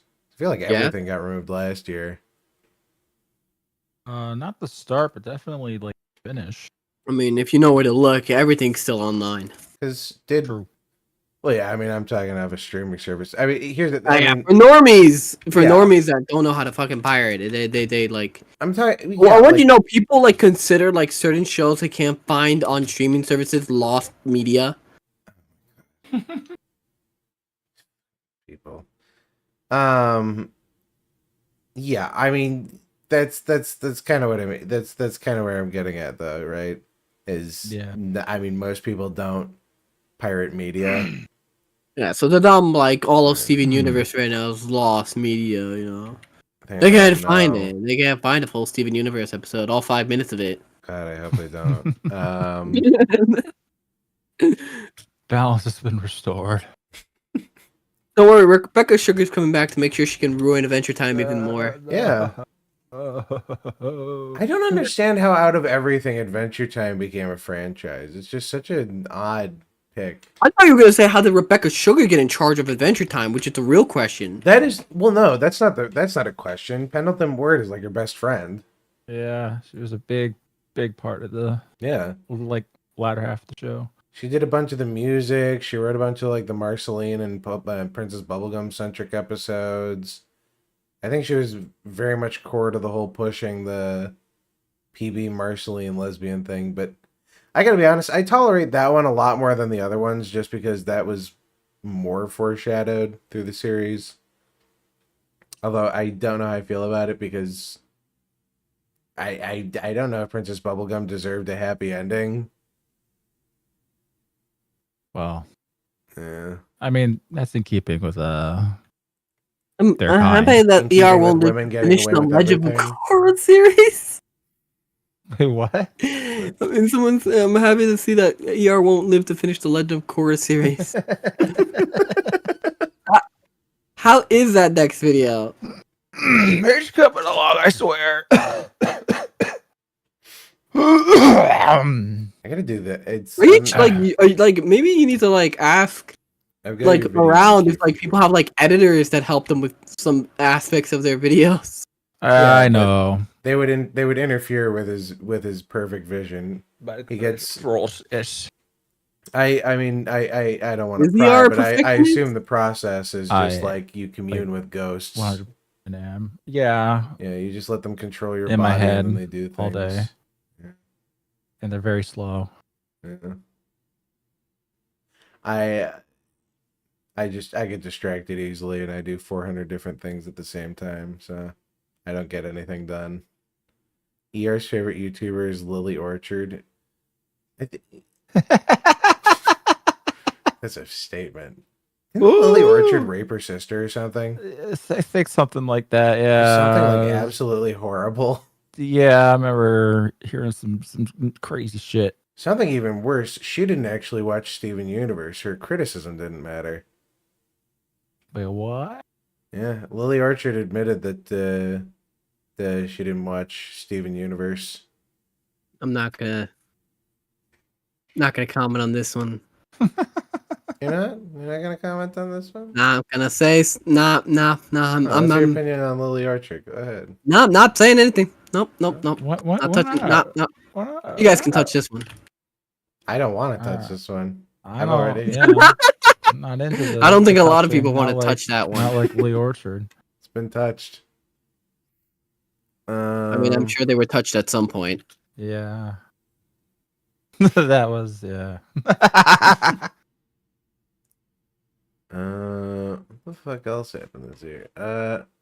Oh fuck! Has-Been Hotel premiered last year.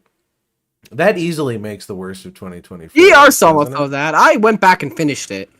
Really? What'd you think? You had to tap out.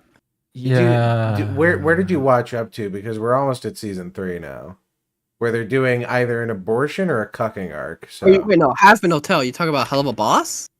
Wait, did Has-Been Hotel or Hell of a Boss premiere this year? I thought it was Has-Been Hotel. Has-Been Hotel. Yeah. Yes. Yeah, did you watch Has-Been Hotel or Hell of a Boss? Yeah, Has-Been Hotel. Yeah, Has-Been Hotel is getting a season 3 soon. Has-Been Hotel is only on season 1. No?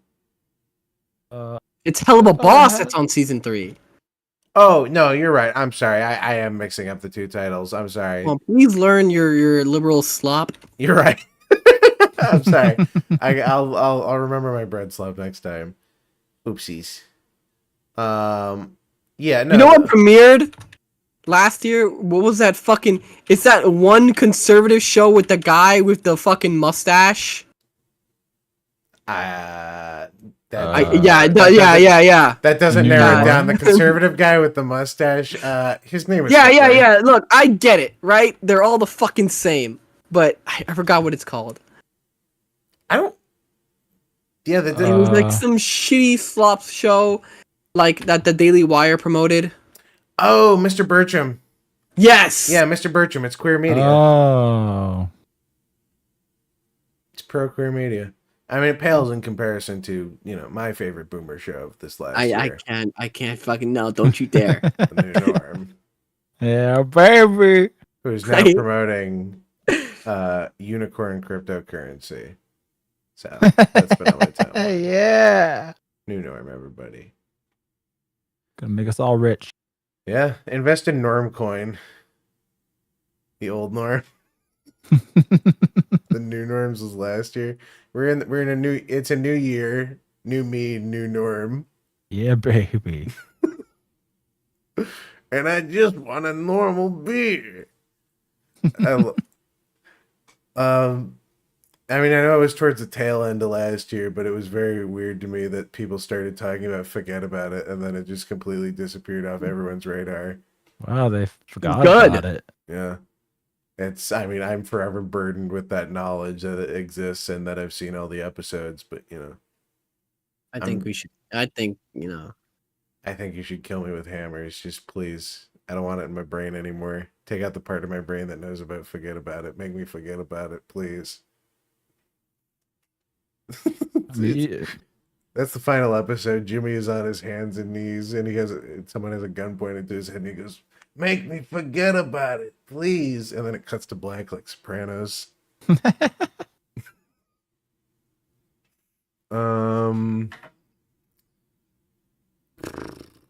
And I don't know what else released last year.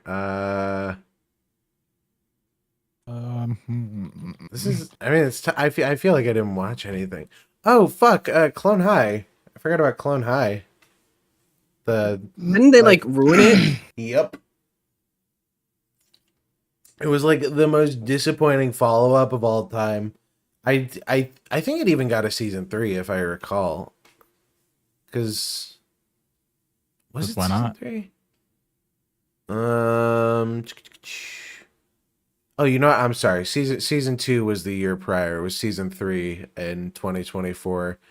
I watched through, I think, the pilot of season 2 when it leaked, and then the first couple episodes. Oh yeah, Akira Toriyama died last year. I completely forgot about that. Oh, that one's the biggest. Yeah, that was the one that Why'd you remind me of that? Yeah. Entire fucking nations stopped what they were doing.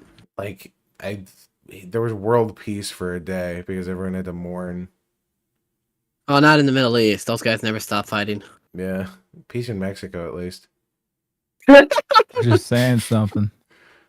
Didn't they remove Gandhi in the revival? Yeah, because they're fucking cowards who didn't want to deal with the backlash for some, Because Indians got a voice in the internet somewhere around 2015, and it's been hell ever since. Is there a way we can When T-Series won. Can we I think we should start a false flag attack from Pakistan on India and then let them nuke each other. Oh, I was just gonna say we should cut the fiber optic cable. Oh no! Remember, Pakistan and India have nukes. I think we should start a false flag attack and bait them into killing each other. Hawk Tua fell off. You're not funny, dude. I lost $60,000 in Hawk Tua coin. Okay. Can't believe there are people that actually put money into that bullshit. Mm. It's so fucking funny to think that somebody saw that shit coin and said, and they saw this girl that got famous about because she talked about how to suck a dick, and said, yeah, that's somebody I'll invest in. Yeah. It was a really strong currency. It was backed by the faith of the guy who writes her Instagram posts. And nothing else. Yeah. Now, if it was backed by the might of the U.S. military, we could have seen a Hawk to a coin-centric world. I think it was possible. By fucking nothing, but people believing that some chick that sucks dick won't scan them.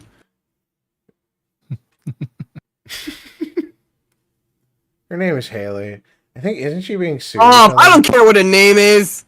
She didn't seem to care when she got famous. Did you whore. Did you see when she went on, I think it was CoffeeZilla again, to like defend herself or whatever, and then like halfway through the conversation, halfway through the call or whatever, she just leaves abruptly. She's like, "I'm done," and leaves. Yep. I think I heard. I mean, honestly, pretty baller move, and it's crazy that she's completely fallen out of the limelight.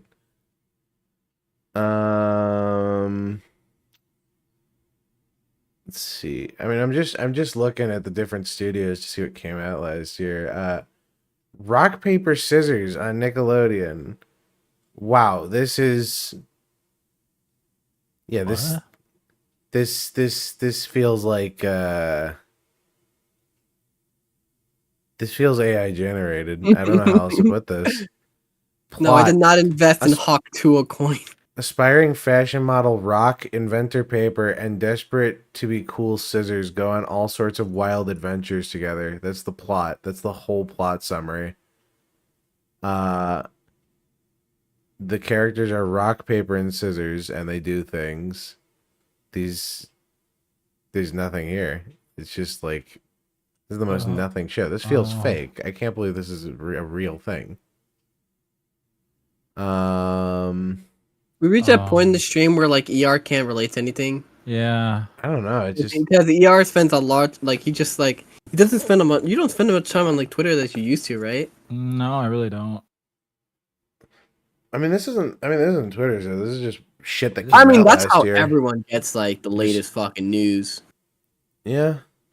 Like you see a fucking meme about something and you're like, oh, what happened there? God, I completely forgot Megamind got a follow-up last year. It was shit. I didn't watch it. I heard it was shit. I saw it. I mean, it doesn't shock me. What did you think about it, ER? I mean, I didn't actually watch it, but it's like you watch an animated movie and then they make an animated TV show. It was that kind of like downgraded animation quality, only maybe worse. It looked that bad. Okay, I get it. So it was a direct to DVD sequel. That would explain it. Huh. That's what happened with Moana 2. Moana 2 is a direct to DVD Disney sequel. They were it was originally like 3. Yeah, I heard it was like supposed to be a series, and then they were like, we need a movie because we're not doing so hot at the moment. It was supposed to be a 3-episode. I'm sorry, it was supposed to be like a full series on Disney Plus or whatever, but they ended up making 3 episodes, and then they compiled those 3 episodes into a film, exactly like they did years ago with like fucking Atlantis. They made Atlantis into a TV series, and then they just turned it into a direct-to-DVD movie by combining all the episodes they had into one big plot. Oh. And, I mean, at the very least, they had the decency this time to upgrade the animation a little for Moana, but it with that in mind, the structure of the film makes a lot more sense. The idea, I don't think, was bad for the series. The idea was that Moana had to, like, go between different islands, and she would slowly, like, pick up a crew, basically, and, like, visit different people on different islands. So you could have, like, a Monster of the Week type episode show. That sounds stupid. I mean, it would be like, you know, Disney's One Piece, essentially, is the idea, I think. Or at least the first arc. But, yeah, the film does not make much use of their side characters, and, I mean, the villains, it's weird. They're not, one of them isn't terrible, but they're both completely wasted in concept. Talker. Kung Fu Panda 4 came out last year, proving that Kung Fu Panda was perfect as a trilogy and didn't need another movie. And that Aquafina shouldn't get roles. Yeah, also proving that Aquafina was fucking annoying, and I hate hearing her in things. Mr. Beast was in it? What? Mr. Beast was in it, apparently. Oh yeah, Mr. Beast was in Kung Fu Panda 4? Yeah, That's he had what like the a cast small is. role. Yeah, And a pig. He has a role. He has like a tiny role. He has like a little like cameo role. but people like blew it up and like thought Hang on, let me pull up the clip here. People wait, like this blew is it out of proportion. They were like, "Oh, Mr. Beast is taking over." this isn't a clip, but yeah, that's definitely Mr. Beast is a pig. I think there it is. I could have been scamming my audience with crypto. I was playing Panda Pig.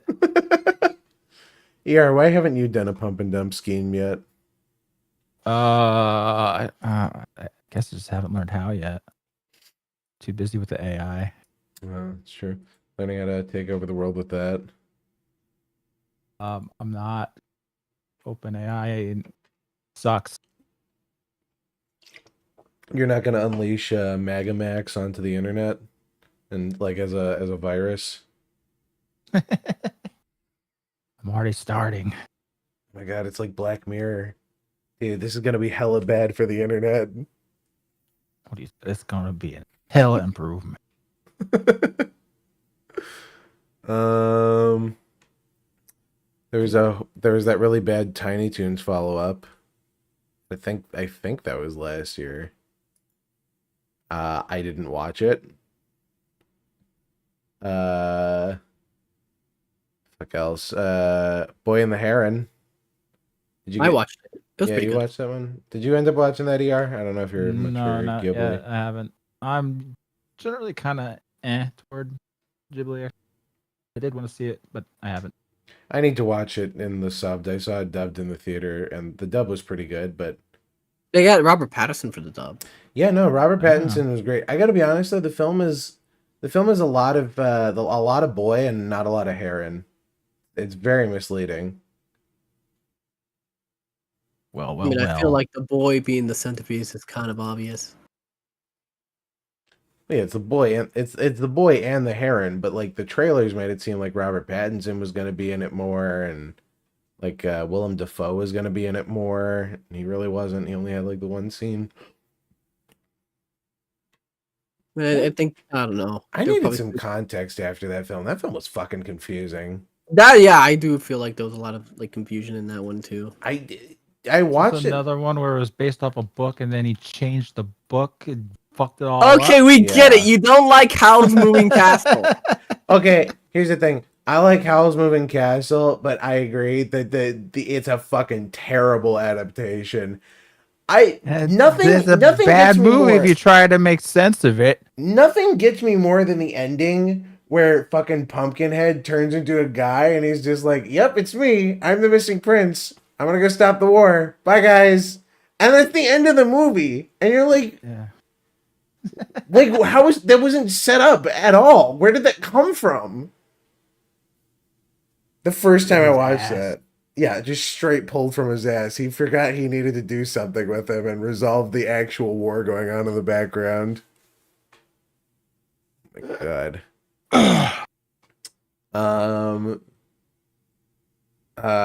X-Men 97 also came out. I mean, I don't know. I'm not a boomer, so I don't care. I feel like that's a very like thing that millennials cheered and were very excited for, but you know, for people that weren't born and alive in the 90s, they probably didn't care. It was relevant to me not only because I like X-Men. I didn't watch it though. I just saw the fucking clips with the MAGA bad guy or whatever. Is I don't know, fucking the exterminator or whatever. It's there. I mean, it was a whole thing. The insane thing was the rhetoric he was spitting wasn't wrong, but you're not supposed to agree with him. So, you know, the show failed in that regard. Oopsie doopsie. I just in all these universes, I never understand. Like, normal people have a valid fucking point. I'd be scared in My Hero Academia if I knew that Well, yeah. If I lived in that universe and there's like a fucking guy that can, turn my fucking skin inside out and kill me instantly, I'm gonna be fucking scared, man. And it's like, even if you do get because a quirk, you gotta remember that even if you get a quirk, the luck of the draw, you could end up as that guy with a fucking like sprayer bottle for a head. You gotta remember that in lore, in like X-Men, like the comic lore and all that stuff. Yeah. Like somebody will just get mutant powers and nuke a fucking town. Yeah, and it like immediately proves everybody's point. That was the inciting incident for Civil War, and it was like, yeah, normal people have a point. Like, that guy just nuked a fucking city by himself. It's, I don't know. The only person whose rhetoric makes sense is Magneto, and that's because he's... Well, Magneto's like, we should actually, like, separate and, like, create our own ethno state. Yeah, exactly. And, I mean, he's right. He's seen as the villain for this kind of thinking. He's seen as the villain, and then they end up just doing it in every X-Men story anyway, like fucking Krakoa or whatever. What about the guy that got the fire piss quirk that's called chlamydia? What else? Oh, the Casa Grandes movie premiered on Netflix, if you're interested in The Loud House. So if you have fuck off. If you have a particular kind of autism. No. I do not. I didn't watch Luca. What? Luca was last year? Yeah, Luca. Movie, isn't it? That was like forever ago. Oh, I'm sorry. It was Gunnar, they did a recently? weird thing. Hang on, they did a weird thing. It was supposed to release in theaters, and then it didn't release in theaters because of COVID. So it was on Disney Plus. So last year they released it in theaters, so it's listed. You sure you're just not very weird and thinking about this shitty Pixar show or movie? I genuinely forgot this movie existed, but I'm seeing once again that very I mean, if we want to talk about something that happened like last month, there's Me Side. Me Side. Oh yeah, you played through that. I didn't. I haven't touched it. I haven't been spoiled on anything for it yet. I figured I'd play it. Yeah, and then ER played it in Japanese, unfortunately, not in Russian. Well, I listened back to your stream, and I don't like the Russian. You don't? I don't. Well, I mean, it's kind of like it's got a little charm to it. I mean, I don't like, I don't hate it or dislike it, but I prefer the Japanese. It just makes more sense. Yeah. Japanese animes. To be fair, they spent a large amount of the budget getting the. She voiced a lot of anime. I forgot who they hired again. Yeah, I actually want to know because I recognize that voice. Yeah, no, she's a very famous Japanese voice actress that they managed to get because they were actually working on that game for a couple years. And they were just kind of like running on like their own budget, and they finally found somebody who's like willing to publish and fund the game for them. And they kind of like basically just had like one fucking requirement. It's like, hey, can we like get this woman? Yeah. While you're looking that up, Season 2 of Velma was last year. Oh, fuck off. Yeah. The best ending of all time. Really? Scrappy is a goddamn hero. That show ends with Velma being dead and staying dead. Because they canceled the show. Yeah. Thank God. That was really bad. It was so bad. I mean, I literally, there's nothing nice you can say about that show. I'm struggling there. Yeah, I didn't watch any of it. I knew I didn't have to. No, it's cursed knowledge. Cursed knowledge I'm thrusting upon to you all. I think. Was the Amazing Digital Circus last year or was that this year? That was last year. Was this last year? Yeah. Yeah, that premiered. Yeah, I mean it's good. I like fucking what's her name?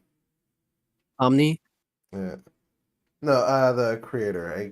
The name is eluding me right now because it's the end of my week. So, but I've been following their work for a hot minute, and I like them. This is gonna kill me. Oh. Okay, yeah, the voice of Mayuri from Steins Gate. Okay, yeah, no wonder I recognize. Gooseworks. Was it? That's who it was. Gooseworks. Yeah. Wait, who was it? Kana Hanazawa. Oh, she in? She was Mayuri in Steins Gate. Ah, yeah. Still haven't played Steins Gate. Right, yeah, we really gotta kill this guy. Or hold on. Where do we find this guy? Oh, I might have the wrong.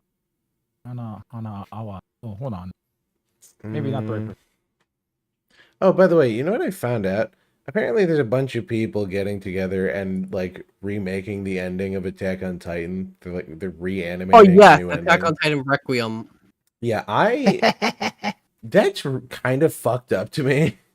No, it's not. Fuck off. Attack on Titan ended terribly, and only the people that watch the anime would tell you otherwise because they saw flashing animation and colors. They were like, "Ooh, how pretty!" And then they critical thinking went out of their brains because if they thought for like 3 seconds, they realized how stupid the ending was. I'm curious. Why do you think the ending is stupid? I'm curious what your criticism is. There's a lot of loose plot points. There's a lot of fucking, just scenes that were built up before that just don't make sense now because of the ending. Like Historia just gets written out of the setting entirely, despite being built up and like built to be something and clearly hinted within the manga. You don't get to see it in the anime because they just cut those scenes out because they realized that it didn't make fucking sense if you fucking included them. I mean, I read the manga. I thought the ending was fine, and I mean, I had read the ending like 3 years previous, so. No, it's fucking garbage. It was very clearly going towards a different direction, and then he like pivoted to something else. Either an editor told him to change it, or he fucking saw Avengers Endgame and saw, isn't that a cool idea? Yeah, I don't know the specifics of the ending, but doesn't it involve a lot of time travel? Yeah, it basically... There's some time travel to it, but there's also a lot of... Which means it's bad. Stupid ultimate goal that doesn't make sense at the end of the day. And then it doesn't make sense because Aaron's motivations seemed very clear cut and they were good motivations. And there's no reason to try to subvert those motivations. What do you mean subvert? I agree. I mean... Well, Aaron's initial motivations were, I'm doing this to protect the people on the island, no matter the cost, no matter what it takes. I'm gonna do it. You're talking about his motivations towards the final arc, post. Yes, we're talking about his initial Jaegerist aligned motivations. Okay, I just want to make sure I'm clear on the timeline. Okay, so go on. Which is very clearly, Aaron has decided. Aaron kissed Historia's hand and saw the future, right? Yeah. And he saw what was coming, and he saw that he couldn't stop it. Yeah. In a way. Well, yeah, and the only way to really do it. Okay, but the idea was that Aaron will go and obtain the Founding Titan, obtain a way to use its power, break the thread of prophecy, which is controlled by the Founding Titan. Yeah. And use that to reshape it into a world where his friends will survive. Yeah. That's a good premise. Yeah. Now, it subverted it, because this is cool, into making it so that Aaron will somehow make a half peace by destroying 80% of the world, stopping, making it so his friends are the ones that stop him, to make him be heroes. Yeah. And this will somehow maybe achieve peace between both races, which is completely undone in the ending. Proving that the original goals of the Jaegerists are right, because LDA just gets nuked to oblivion in the future. Yeah, and then the cycle restarts again, proving Aaron was right. No, but it doesn't prove Aaron right, because they changed Aaron's motivations. In the anime. Yeah, so they turned it into, Aaron wants to, make his friends to be heroes so that everyone will accept them and nobody will be racist towards his people anymore. Which is stupid because It's just stupid. Why the fuck would you ever do that? I mean, I think why would you commit half a genocide? I'm more confused as to why they would change the story at all, because I mean, why would they make Historia seem so important? Why would you have a panel where Eren is talking about having kids and then specifically show Historia? Huh. So what do you think it was? What do you think he pivoted away from? I'm curious. He clearly pivoted away from the clear Eren is going to win no matter the cost plot. Yeah. And that it's very clearly set up that Historia was very important. The baby was either alluded to be Eren, it was gonna be a kind of Game of Thrones kind of thing. But I guess not. They just fucking pivoted away from it because he wanted to. He watched Endgame. Huh. Tell me what Historia's character was. Just she had an entire arc to herself. Fucking ER's lost. Yeah, entirely. Yeah, but it's. I mean, tell me what her character was past her arc. What if you built up an entire character to be very important, basically just a MacGuffin. very given a leadership role in your story, and then in the next arc, it's completely forgotten. Yeah, no, just.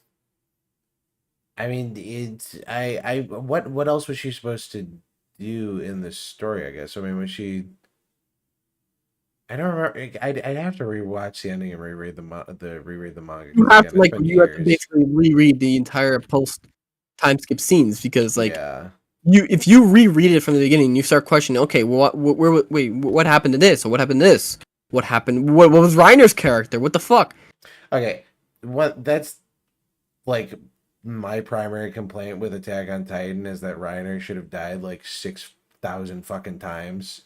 Ragnar's arc should have been Titan. Literally the plot armor Titan. It's fucking crazy.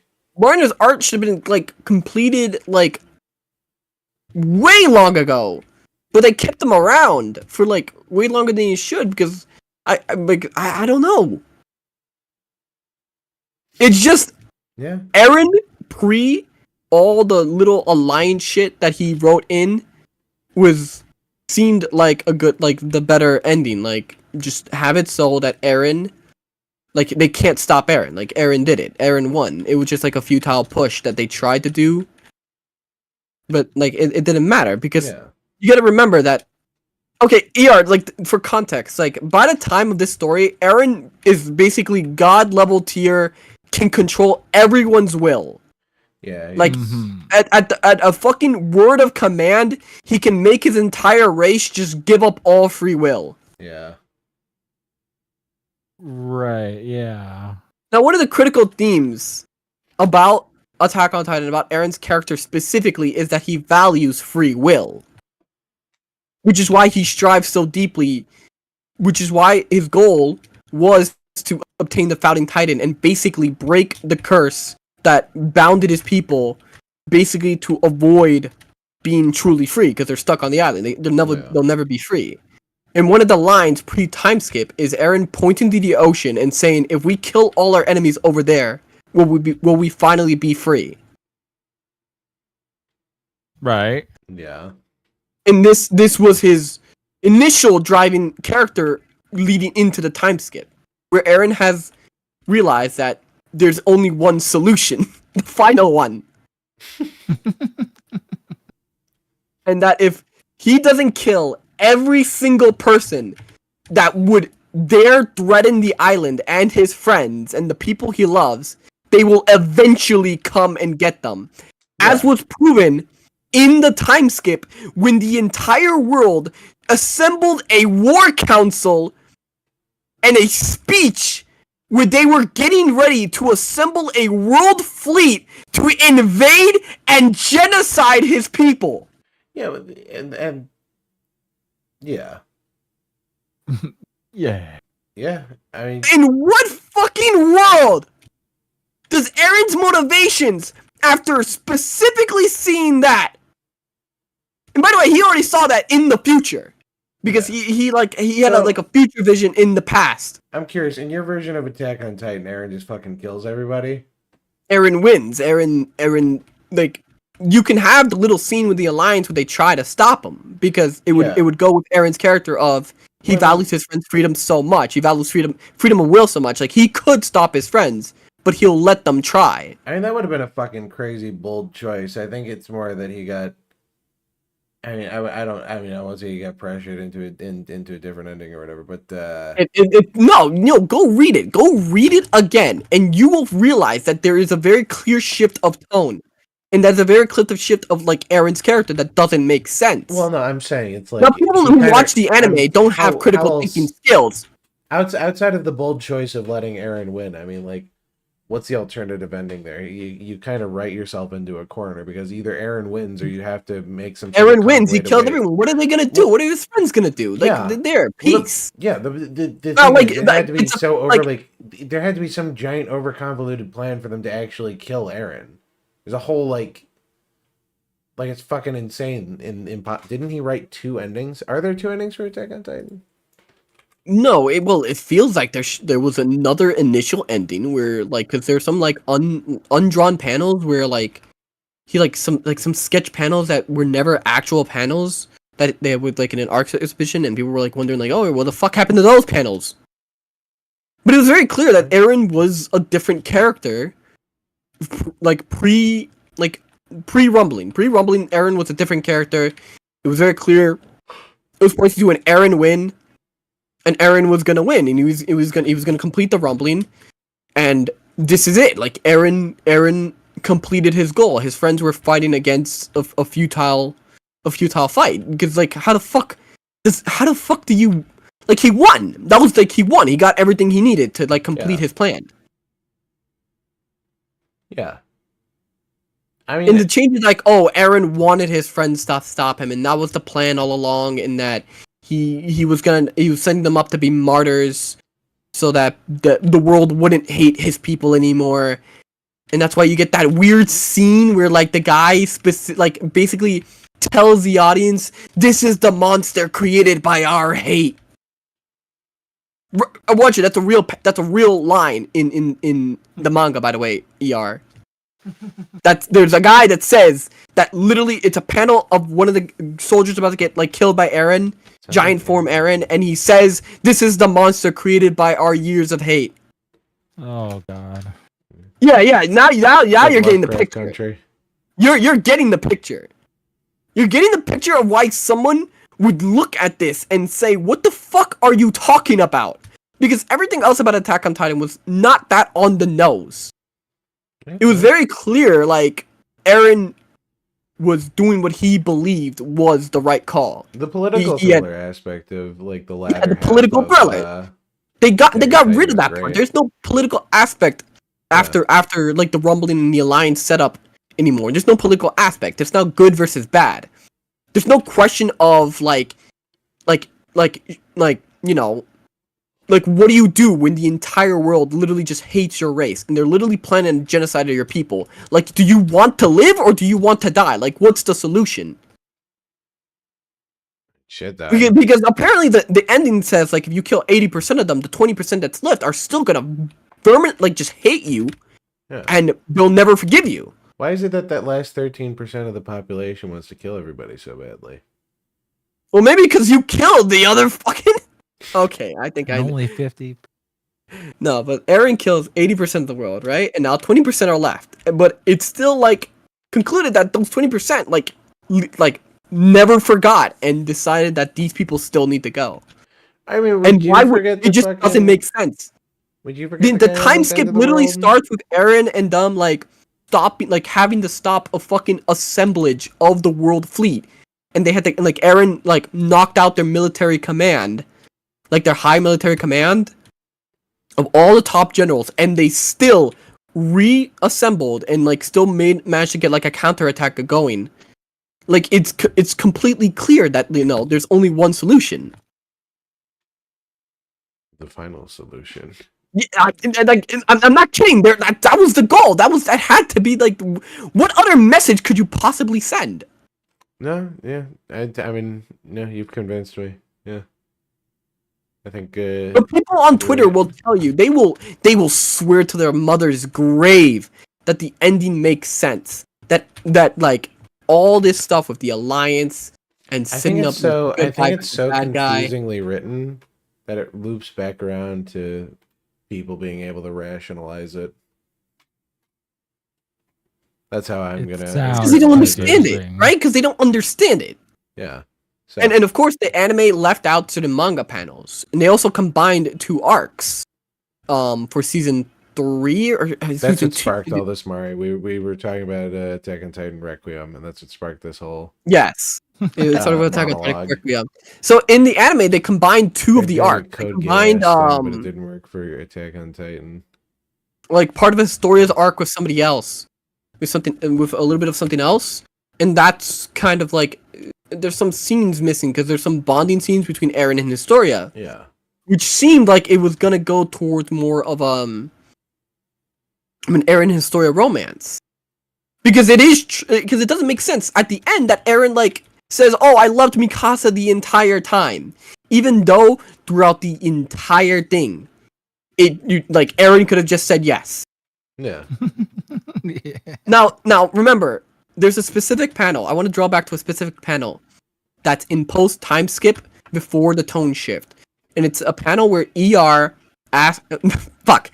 It's because Aaron's my brain. And I heard ER. All the Attack on Titans finally like fried his brain. He's finally like yapped himself out. Okay. So it's ER wanted to do the final solution. Well, that part's true. Yeah, see, I can see I can make this mistake. So Aaron's asking Mikasa, what am I to you, right? Yeah. Now this is post Eren knowing the future, but this goes back to but previously in that panel, Eren predicted the future. He knew what things were going to like happen because he already saw the future. He saw it. This is a panel showing that Eren saw the future and he's already know what like some things are gonna happen. And he knows that he has to go and he has to get the Founding Titan. And he has to basically undo that thread of prophecy, and he has to basically write the future from there. And he has to basically change fate itself. So the point of the panel was that he will ask Mikasa, "What am I to you?" Yeah. He knows Mikasa likes him. And he's hoping that if the implication is that if Mikasa says a different answer, then the future isn't set in stone. If he goes against what he thinks, like the vision he saw was, if he just straight up just asks Mikasa, do you like me? Yeah. And she says yes, then he knows something can change. Yeah. And she says, "Your family, of course," and then you see the look of disappointment on his face, not because Eren's in love with her or whatever. But because he knows, oh, it's fucked. He knows what he has to do now. There's nothing he can change until he gets the Founding Titan, and he gets Ymir to break the curse. Yeah. Now, at that point, I dropped the fucking anime, so I don't know if they kept that scene or not, or if you can even find out. Or if even if anime fans can even figure out that part of Anime fans don't even watch the anime they talk about watching, dude. It's like you'd be surprised how many self-proclaimed JoJo's Bizarre Adventure fans. Are you guys gonna move from Attack on Titan? I am in the zone right now. Yeah, I mean, he was. I was just letting him. I'm so. I was like, I've been saving this rant for so long. Because people were talking about the Attack on Titan Requiem, and they were like, "Oh, but why would you disrespect the original ending and how good it was?" And I'm like, I gotta kill somebody. I mean, I think there's no point of arguing something on Twitter because everyone will be disingenuous and they'll strawman you for likes. My only disagreement is that I think it's a little disrespectful to go back and basically say someone else's work wasn't good enough and that you can do better. I think it is shit. I think it is shit. I don't think it's disrespectful to criticize somebody and say that your work is shit. And here's how I think it should have ended. I don't know. I just think that's kind of because the thing is, remember, they're not disrespecting the entire anime or the entire manga. They're saying that everything was good until this exact point, which was the criticism when the manga first aired the ending. Right? When the manga first came out with the ending, that was the main criticism. The ending like from this point on, from this chapter onwards, is garbage. And that's what they're basically doing. They're basically just fucking admitting it. They're admitting what everyone thought, like fucking 3 years ago or 4 years ago when it dropped. That it was shit? That was shit. When the manga fucking thing dropped and Eren was like fucking in the water crying that Mikasa is gonna fuck somebody else, which she does, by the way. Which she does. Not even like a year after his death, if we go off by the implications, she gets fucking pounded. The most complicated NTR, everybody. Yeah. But don't worry, her, like, Mikasa and Eren had a little, like, dream sequence or whatever where they lived a life together. That counts. And Mikasa immediately, you know, gets pounded by another man. That totally counts. Yeah, that's okay. That's not just advanced NTR. Shocked it was an Armin. Armin deserved more. Geez. Armin deserved better. And Armin deserved the world. Jujutsu Kaisen's ending is ass, but the fan project one is even worse. Yeah, because the fan project one is written by a fucking 9th grader using AI, so... Why don't you go off about Jujutsu Kaisen, huh? Do you not love the media you consume? I mean, I read through the whole manga. I thought the manga was pretty good. The ending is a little fucking weird and felt rushed. And I mean, that's kind of my main criticism of it.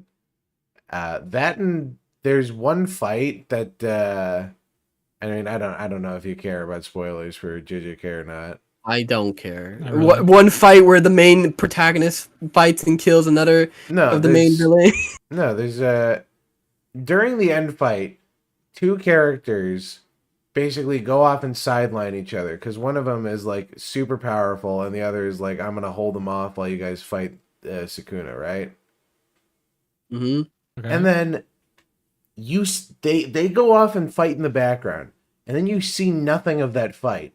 And then the fight with Sukuna finishes, and the guy that he's fighting just goes like, "Oh, Sukuna's dead. Guess I give up," and then just dies. And you see none of that fight, and I'm pissed because that was like one of my favorite characters. So you know, fuck me, I guess. Very disappointing. JJK did not kill the whole cast off. They didn't quite have that, you know, the balls to do that, but they did kill off a couple characters. JJK is like, I mean it's standard shonen. I don't know what you want from me. JJK is like very standard. The fight scene choreography though, and for the manga, You keep up like is pretty Chainsaw fucking Man. good. Yeah, have you kept up with Chainsaw Man at all? Nope. I'm a couple chapters behind at this point. I'm still at the I've start caught of up. It's apparently like it's gonna end, like part 2 is gonna end in like 5 chapters. Damn. Komi-san can't communicate his ending in 3 chapters, and I still don't know if she can communicate or not.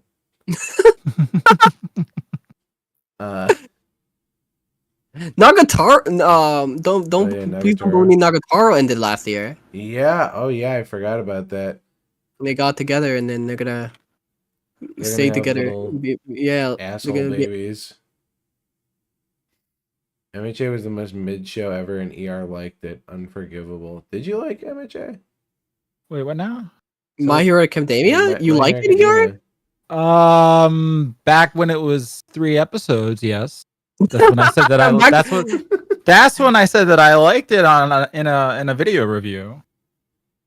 Was it back when like the premise seemed to be that this quirkless guy was gonna like prove that he could like do stuff without a quirk, and then he got the most OP ability ever?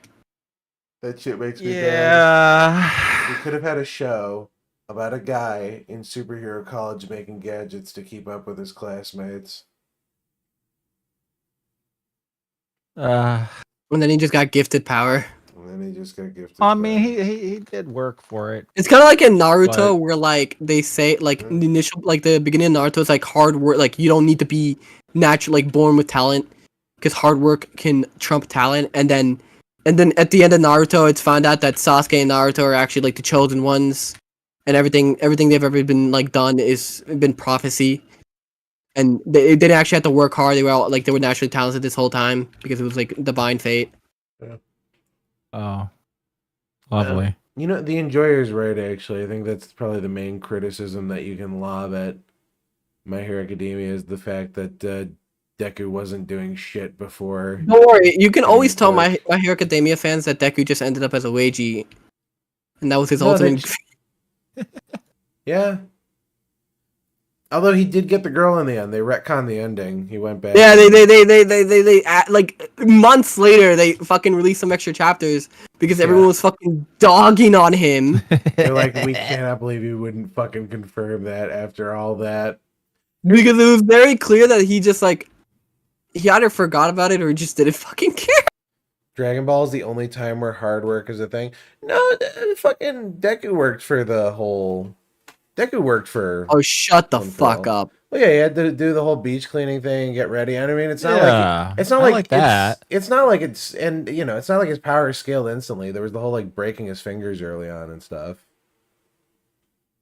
It's just... Yeah, like, it seemed like it was going to be a show where he, like, really worked up to actually earning... The title what of he number got. one. No, this... What he got. Yeah. The scale just... And doesn't he, like, lose one for all at the end anyway? What does he do at the end? Evidently, isn't that part of the ending that he does lose the power? I'm not sure. No. In the end, he loses it, and I don't think he passes it on or whatever. His ass didn't do anything before he's promised powers. Yeah. Well, he goes and risks his life, even though he doesn't have. Okay, one thing, yeah.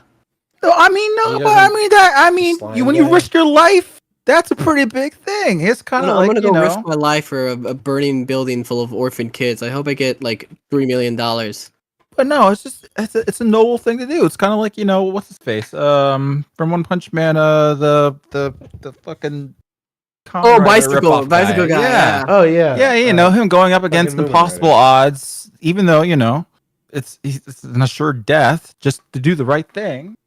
It's a noble thing. That's what All Might saw in this kid. He was like, okay, that's my new candidate right there. That's a good guy. And then I thought it was gonna be more about him working up to actually like really earning the power that he was gonna be given, but it strays off into a whole bunch of bullshit. Yeah. I just stopped caring about My Hero Academia at some point. Demon Slayer had an equally mid ending. I don't know what you expect from Demon Slayer. It's an equally mid show. I don't even know what it's like Demon Slayer's ending is. It's like the most basic fucking shonen you could ever ask for. I don't know what you want from it. I have no idea. The art is pretty. There you go. I have no idea what Demon's like. I don't even have an inkling of what Demon Slayer's ending is. I mean, do you care about spoilers? Do either of you care about spoilers? I don't. No, not really. Not for Demon Slayer, I'll tell you that much. Here's the ending. They beat the bad guy.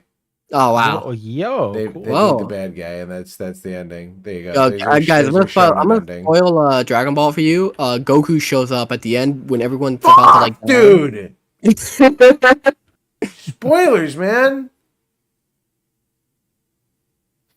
And let me tell you another part. When they think they're gonna beat the main villain and the key blast clear and the smokes like clears up, he's not dead.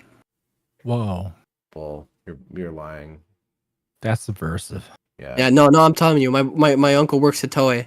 Fuck. His uncle works at Toei. I mean, it must be true. I mean, like, why would anyone lie about that? I saw like something about like Jujutsu Kaisen fans. Like, no. I saw a thing where like Jujutsu Kaisen fans were probably mad that the main character like beat up the main villain. In Dragon Ball? In Jujutsu Kaisen, or like they were surprised that the main character ended up beating the main villain. Oh. Okay. Yeah. For retarded? Oh yeah. I mean, I don't know. I don't know if people were surprised. Were people surprised? I'd be surprised. I would hope not. I hope not. I mean, like I said, guys, did you know in this shonen the main character ends up beating the main villain? Ain't no fucking way. You're lying. He's a big ass fucking liar. No, speaking of, if we're gonna talk about like anime endings, have you ever given your thought about the end of Death Note? As you know, it's very controversial, and a lot of people have their own opinions on exactly what should have gone down. Like the end. Yeah, we're not. I guess I've definitely said that the latter half is much weaker, and yeah, I don't like the ending. No. I don't think. What I do you- don't okay, think so that we're is talking very about things that controversial should have the happened. What do you ending- think should have happened? I don't think it is a very controversial opinion. I mean, I think people. I mean, it is. agree that like light shouldn't have won. Okay, fine, but I don't But think the it's way that he controversial lost that the way is that he lost. embarrassing. Yeah, I think a lot It's of people ridiculous. would agree It's that like it's that's not like badly. That's not like light fucked up, or like they genuinely outsmarted light. That's like somebody else fucked up, and that Somebody else somehow fucked led to up, light and losing. a bunch of dominoes fell, and yeah, it was. No, it was like like he got outsmarted, and he like missed a detail somewhere, and like they genuinely like figured it out. I've already said like what I think the ending should be because they've already done a version of it in What was the it? live action movies. Wait, what was it? I never saw the live Netflix action adaptation. No, they didn't use the Japanese one. Not quite. But what happens? And what happens is it basically follows the same story of the first half of Death Note, but L basically predicts essentially that Light has him dead to rights and that he's going to die. So he puts his own name in the Death Note first. That way Light can't kill him. And so then they're able to obtain Light's Death Note after he does put L's. I think let me think. How does it go again? Well, they're able to prove that, Light did try to kill L. No, because because Light's strolling around thinking he won, like, hey, I won him. Because the same plan that happens in manga and anime. So Light, so it's same things that happen. L should be dead, but this time L, he figured this out beforehand, put his name in there. He can't die yet until his I think it's I forget how many days you get, like 23 days, like grace period. He can only die after that. He can't die before. So he made the maximum amount of time for his death. Yeah, he fakes his death. Make Light thinks he won to prove to the Anti-Kira task force, hey, look, he is Kira.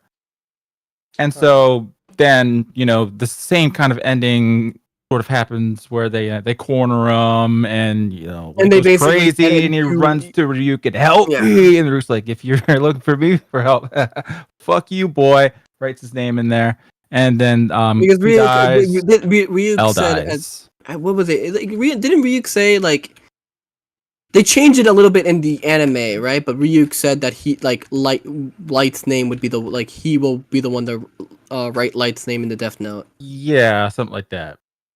I think they should have gone with the Smosh ending.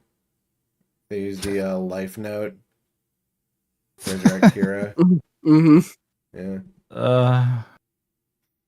Because you say it's not controversial, but it is controversial. Like, people will still bring up that they hate Death Note's ending. Oh, I mean, it's controversial in that they hate the ending, and they hate how it all went down. And how it all went down, yeah. Or some people will go as far as to say they think that the show, the animation just ended after Light died, or after L died. And I wouldn't. Yeah, I would agree. To be honest, that would be an okay ending. This feels like another product of one of those did either of you guys watch Dexter? Yes. Yeah, it's that one show about the dude with the blood. No, it's about the gay serial killer. He works for the police department, and he kills other serial killers. Yeah. Mm-hmm. Yeah. And it's I've only seen the scene where he's being autistic about how blood splatters or whatever. Yeah, where he's matching the blood splatter in the room by just throwing paint everywhere or whatever. Yeah. Yes. Basically, at the end of one of the early seasons, the guy who's always on his tail catches. Yeah, they get rid of the L character. Yeah. Like Way maybe too early. 15-20% of the way through the actual duration of the show. And basically at the end of the show, the idea is that Dexter's gonna have to make some like big decision to either kill this guy because he has him imprisoned, like, and he has this code where he's not supposed to kill innocent people, but also he has to protect his identity at all costs, right? Because it's his serial killer code. Yeah. So he has to make the decision to either kill his L character or, you know. So what he does? So okay. So what does he do? He doesn't actually make any decisions. His crazy bitch ex-girlfriend comes and makes a decision for him and kills the L type character. Yeah. And nothing changes because all the blame for because he has no consequence. There's no the main character has basically have just written out any consequence for your main character. There's no dilemma. They had to return him to zero, basically.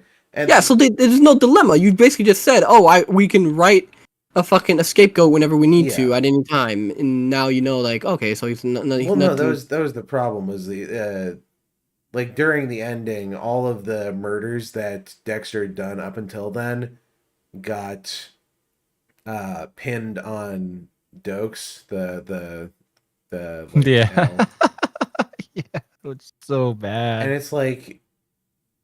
I don't know. It's just insane. And then like the actual ending for Dexter isn't any better because he drives off into a fucking tornado on his. The actual ending is just so retardedly. He what? Like he jumped the shark like times 100. It's so bad. It's nuts. It's after there's like. Well, then there's another ending. He goes through a couple. Well, and now there's this new which was show. Also bad. And now there's another show after that ending, which was kind of definitive, but this really. This new show is based on the Trinity Killer, the guy from the first season. Have any of you seen like Mr. Robot? I saw some of it. One episode. It's pretty good. I like you should like continue it. But the basic gist. I'm not gonna spoil anything, but the Mr. Robot ending, like the creator said, like he knew what the beginning and the ending were gonna be. Like he knew exactly what he was building towards, and you can tell from the ending because the ending is actually very satisfying, and it does. Like it's a big moment where you start like realizing things that happened throughout the entire series, and like. You say, so that's why that happened, and that's why that happened. That's why, this happened and that happened. Like all the pieces. Extremely rare for television. No, but it's actually like, I know it's very rare, and nobody like actually, like talks about it because it's just a complete show. You know who executed that very well? Motherfucking Scooby-Doo Mystery Inc. I never watched past like the. It's pretty good. First season of Mystery Inc. The overarching mystery of the Creep of Crystal Cove or whatever he's called is very well executed. And by the end, you're like... because they wrote... Are you talking about like the end of season 1? Because they have 2 seasons. The end of season 1, I saw the ending, and they did wrap up that very nicely. Yeah. Well, there's the whole overarching mystery of season 1. And then that one was mysteries of the really well, and they got that like really like squared away. That was a really solid ending. I do not remember much of season 2. Which one? What happens in season 2? I have no fucking idea. I just I found them. Is season 2 the evil fucking parrot? Am I remembering that right? I have no idea because I just saw that there was a season 2 one day on Netflix, and like I looked at the thumbnails, and I didn't recognize a single scene. You know what else got a second season that I didn't realize got a second season? My Adventures with Superman. I like Mr. Robot because you plan out 4 seasons much easier. Yeah, like and the creator of Mr. Robot said that it's very important for your show, like if you're making a show, you need to know what your ending is, like just off the bat. You need to like settle that now. No. That's very antithetical to how like people approach television. I mean, like he worded it way better, but he's right. He basically said like you need to at least have like some idea of what you're building towards, or like what your story is about and where you're going with it. Yeah, that's great. Like that's great story advice, but TV is like kind of built around this idea of let's see how far and how long we can take this because this is selling some ad space, baby. We gotta you gotta like Mr. Robots is like 4 seasons, which is pretty odd for a show, and then they just kind of ended it. Like there has been no spin-offs, there's no nothing. I think he just fucking like said, yeah, I'm done. Well, hats off to him. Yeah. I think he like, I don't know, maybe his fucking agent made the fucking greatest contract sign of the century, and there was a clause that says if he wants to end the show, it's ending the show time. But like that show ended, and there were no spin-offs, there were no movies, you know, like tie-in movies. It was just here's the ending, here's everything explained to you. That like here's like the final bit of like that info that reveals everything. Speaking of spin-offs and the like, are you guys excited for the Plankton movie? I have no idea what you're talking about. Plankton from SpongeBob is getting an entire movie. Also, the entire movie, they announced it's supposed to release like sometime this year, but then someone just leaked the entire film on Twitter.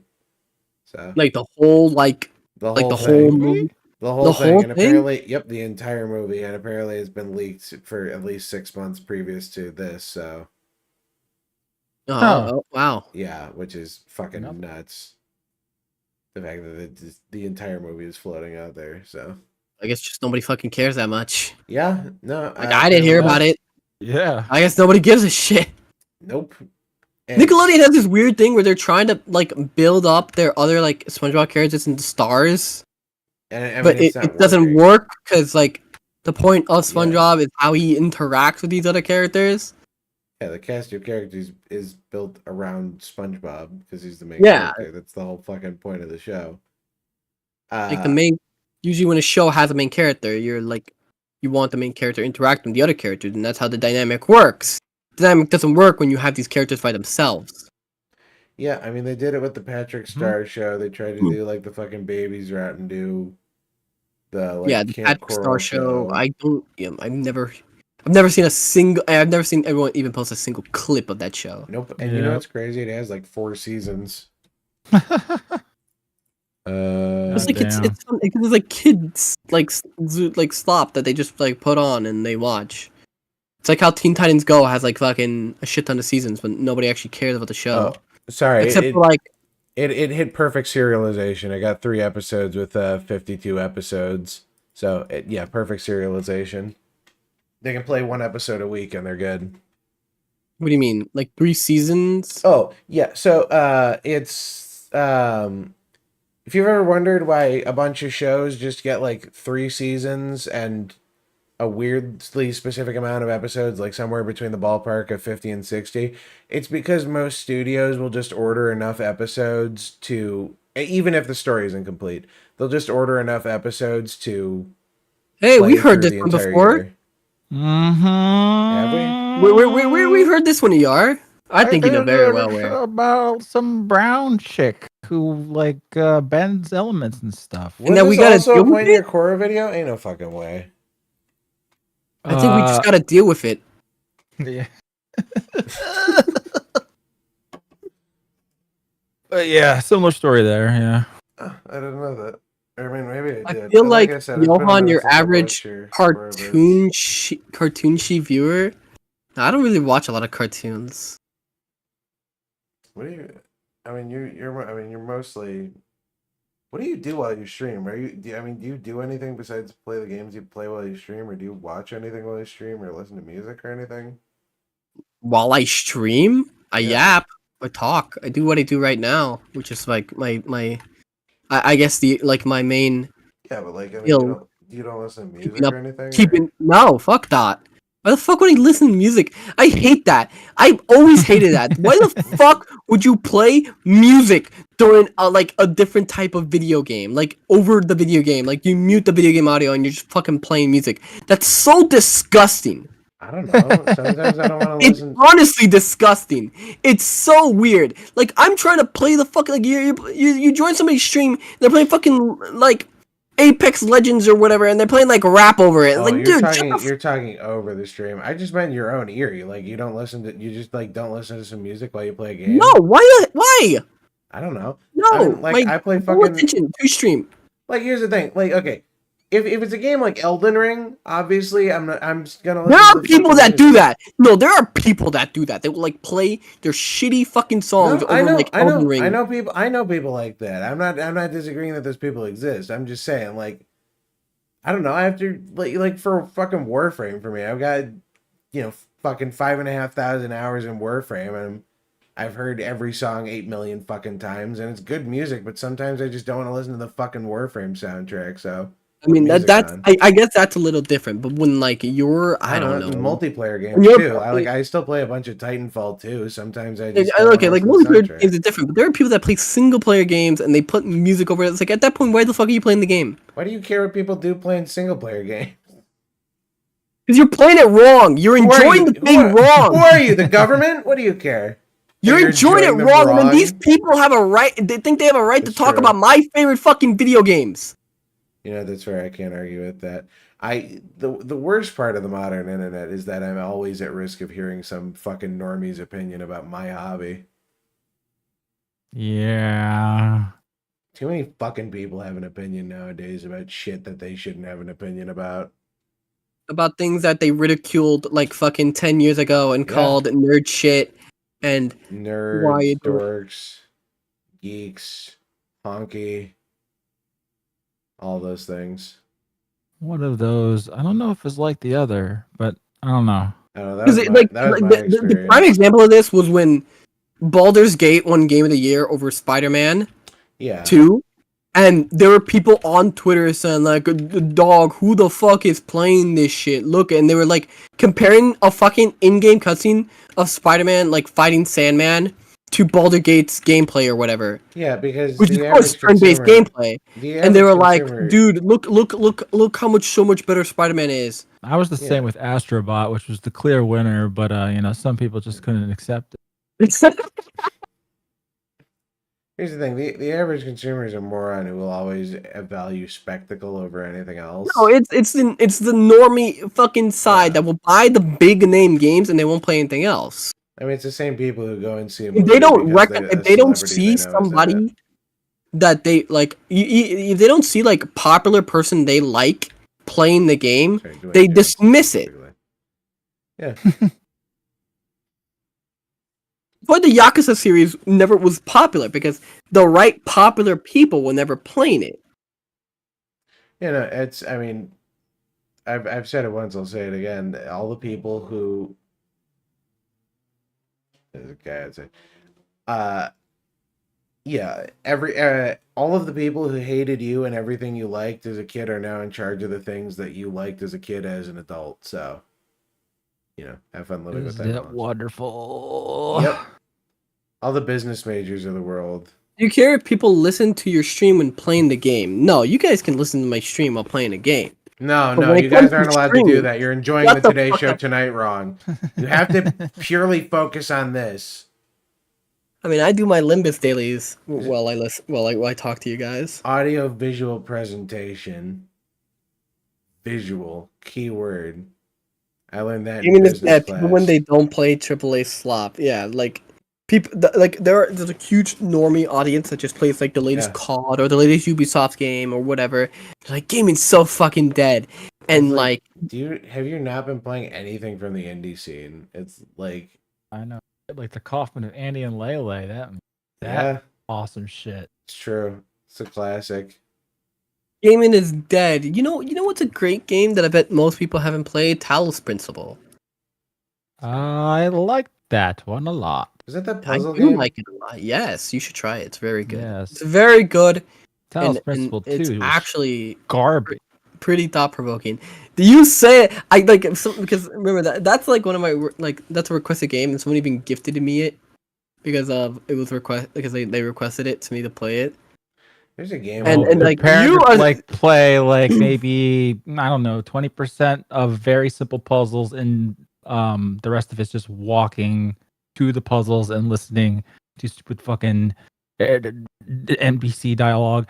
Oh my fucking god! I guess I'll have to see. rage quit. You rage quit. But like, there are games like I played Dredge, this month, and that released last year. That's just a fucking small indie game. I got that done in like 2 streams. But it was still very good. It was very pretty and very like nice, and the music was nice, and the themes were nice. You know what I want to play? The atmosphere, the themes, and everything. And guess what? I bet 90% of people that play all these like fucking AAA slop will never play that. They'll never play that because they don't have a fucking big studio backing it. Yeah. Look, I'm gonna enjoy the sort of like indie scene renaissance while it's happening, and before it gets popular and people ruin it. So.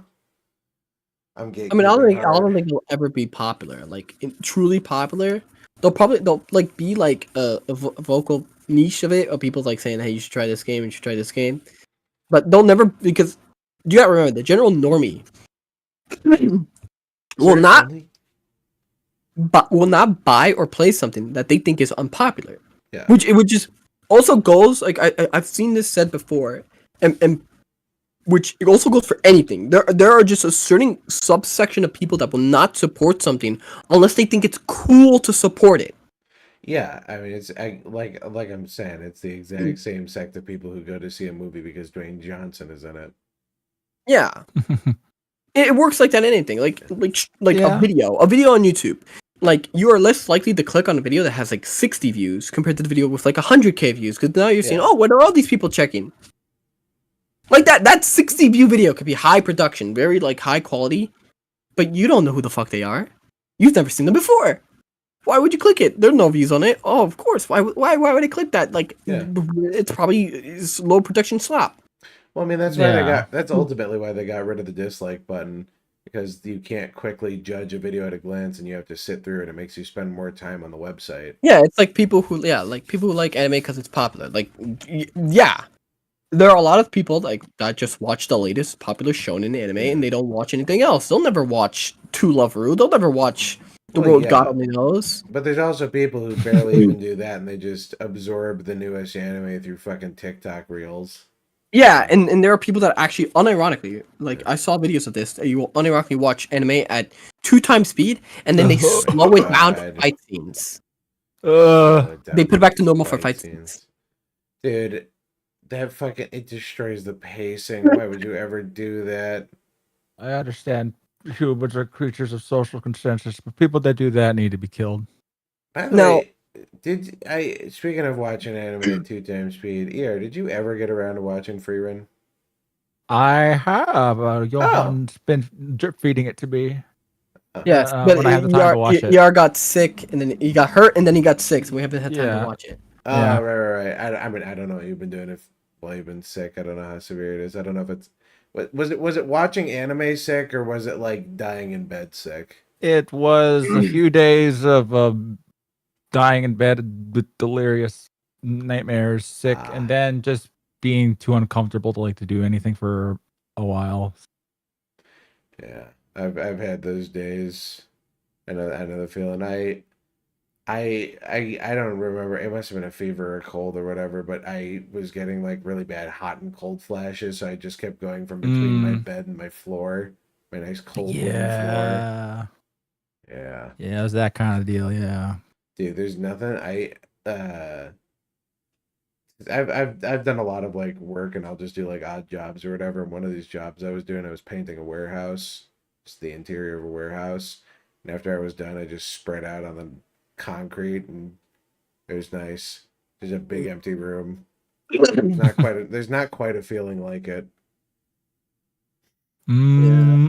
Fresh paint fumes. Oh, I feel like like I said, more than once. All that popular stuff. It also like that also has worked like unironic, like unfortunately and cold-heartedly, it does that work that way with like, I guess like streaming and entertainment and like just any social media. Yeah. Anything really. Just anything. Like, yeah, like you are most likely to click on a stream that has like a good sizable audience and looks like, there's an active chat than, a dude with like 3 viewers who he probably all knows personally. Yep. I mean, shit, man, it's tough out there. It takes a lot of work, especially for streaming. I mean, the weird thing is, and I mean, because I mean, my streaming experience has been very different from other people, I assume, between streaming with you guys and like you know, having like some kind of independent audience for my other content.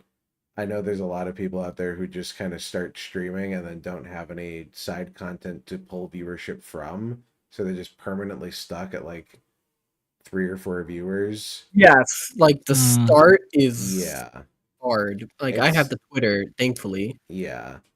It's a giant pain in the ass. And I mean the whole meta is just bringing people from any other platform. I mean, ask any big streamer, honestly, and it's all traffic from other websites. Like I mean, we were talking about him earlier, Pirate Software, right? He wasn't really super popular until Shorts blew up, and now he gets like, you know, fucking 8,000 viewers a stream or whatever. By the way, Johann's gonna be in a game soon. Would I remember where I'm going? Yes, I have a cameo in a game coming up. You have a cameo in a game coming up? That's cool. Yes.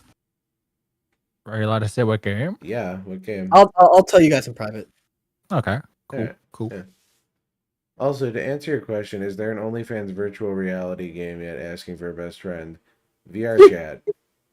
Oh yeah, VR chat. You can like VR chat is overrun by furries and hookers, so have fun, go wild. Mm-hmm.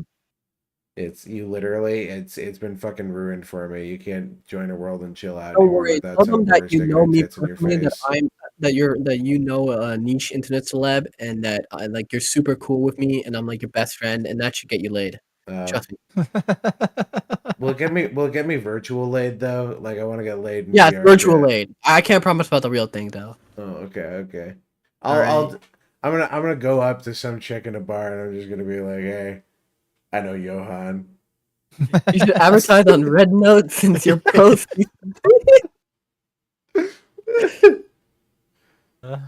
Friend with famous Twitter twink. Follow, great prosperity. I did see like someone like there was a clip of like Queso. I don't know if you know Queso, that really big fat streamer. No, I'm not familiar. I might have heard of Tell him. me about it. He's some big mainstream. Some coughing baby streamer. guy? Yeah, some coughing baby. Oh, okay. Yeah. Coughing baby. He was like, oh, with TikTok ban, like you should give up any hope of being a streamer. Now he only says this because he got big because of TikTok. He got big off TikTok because people kept because the meta for him was being clippable. Yeah. Like he got famous because his entire fucking shtick is that people make fun of him in chat, and then he gets angry and then he clips that, which is like, you know. Yeah. And then he just uploads it to TikTok, and because the way TikTok algorithm works, and it's definitely not a Chinese ploy to make Zoomers brain rotted, they put the most brain rot content up. That's also remember, that's totally not a Chinese ploy. Please don't look into what Chinese TikTok looks like, which is promoting family values and all that stuff. Here's the thing, though. Multiple things can be true at once. Number one, TikTok can, in fact, be a Chinese propaganda app. And the second thing that can also be true is the fact that the U.S. government definitely does not have 100% purely good intentions with banning TikTok. Oh, yeah, totally. Yeah. Both are true. But what's 100% true is that that form of content is just going to destroy your brain no matter what. One more time? Type of content? Which is that weird. kind of that popcorn content, that really quick, snappy, like dopamine rush, like. Well, that's why scroll through a bajillion things content. And it's also because like that kind of dopamine content also feeds into the fear of missing out content, which is what clips feed off of to get people to watch streams. Because look at this funny clip. Oh man, I wish I was there during that moment. And I saw it live, and I could chat with Mr. Streamer, and then it feels like, oh, I'm gonna miss out. Well, I mean, you know what's even crazier? The fact that TikTok actively affected the entirety of the music industry and changed the way music was being written for a minute. Because again, it was one of those things where you needed bits of your music to be more clippable. So. And then people would clip it, and then they'd have and it's they'd just have it in their TikTok dances or their videos or whatever. So, like an actual shift. And I'm sure with the TikTok ban, you know, I don't know where people are gonna move, whether it's fucking actually gonna be Xiaohong Shu or not. Which something. There'll be a replacement. Vine left, TikTok came, TikTok goes, something else will. Well, I thought inevitably take its place. Didn't TikTok come out of Musical.ly? I don't know. Yeah, Musical.ly was the one. With I do remember Mr. Krabs. I feel like Johann was a generation higher to appeal to Gen Z. It's true. Johann, everyone here is a DEI hire. Johann's intergenerational. Ear's interracial, and I commune with the Council of the Elders of Zion. Oh no! Look, we see the colors of your helmet. We know what kind of inter you are.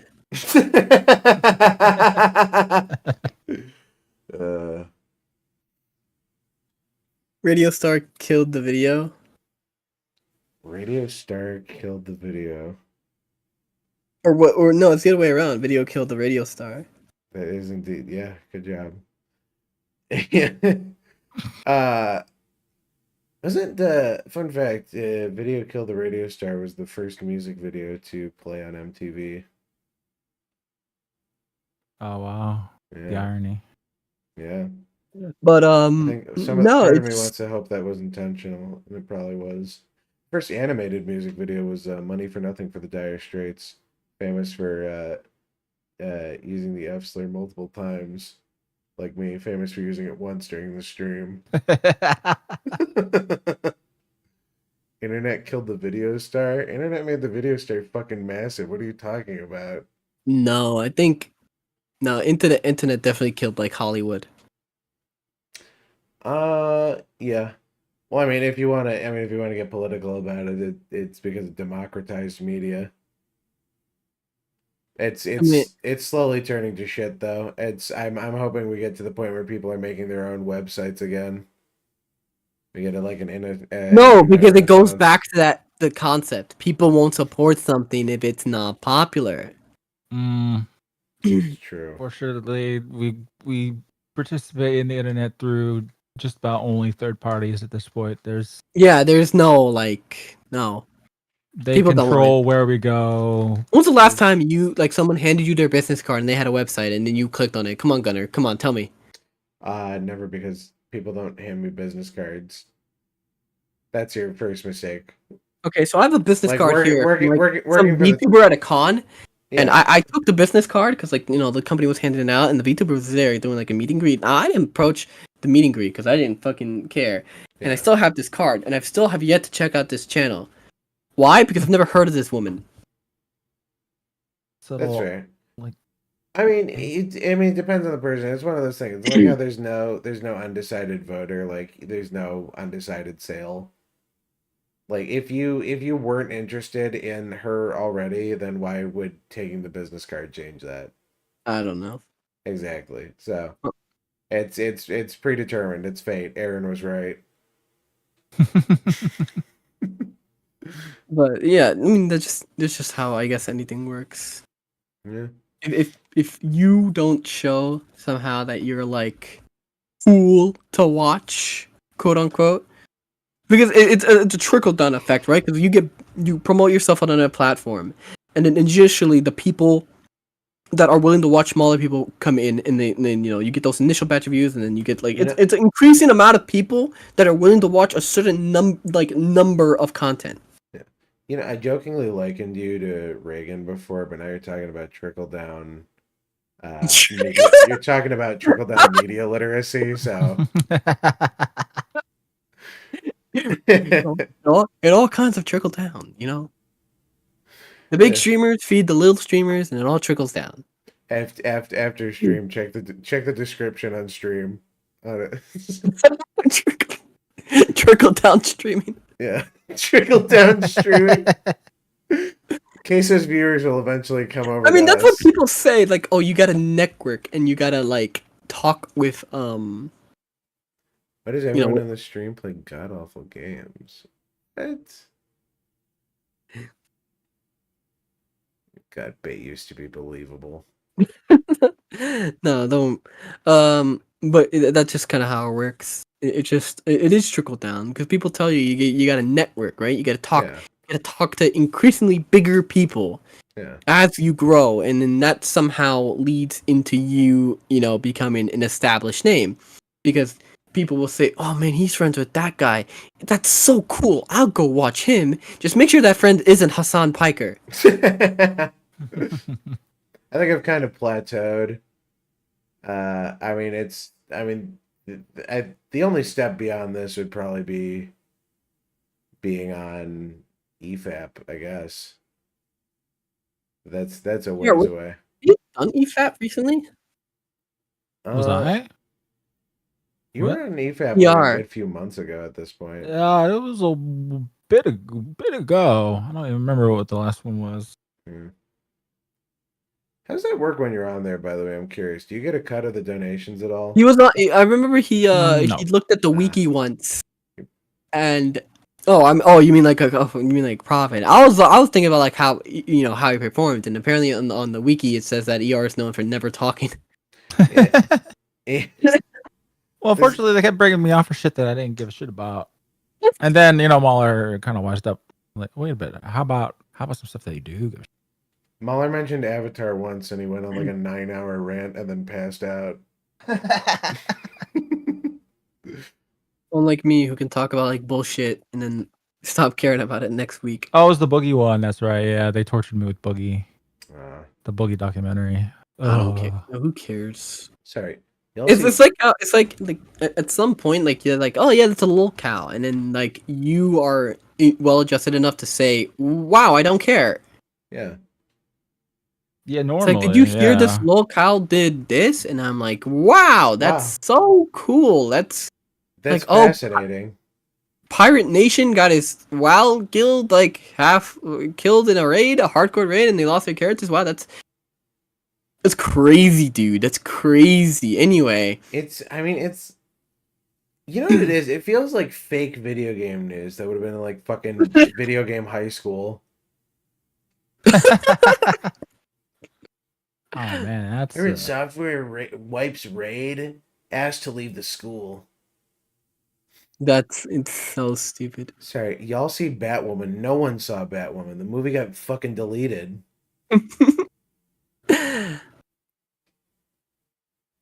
Johann trying to be cool if he isn't invested in shit like this. Look, it comes from a place of caring. If Johann didn't care, he wouldn't be here complaining with us. Of course.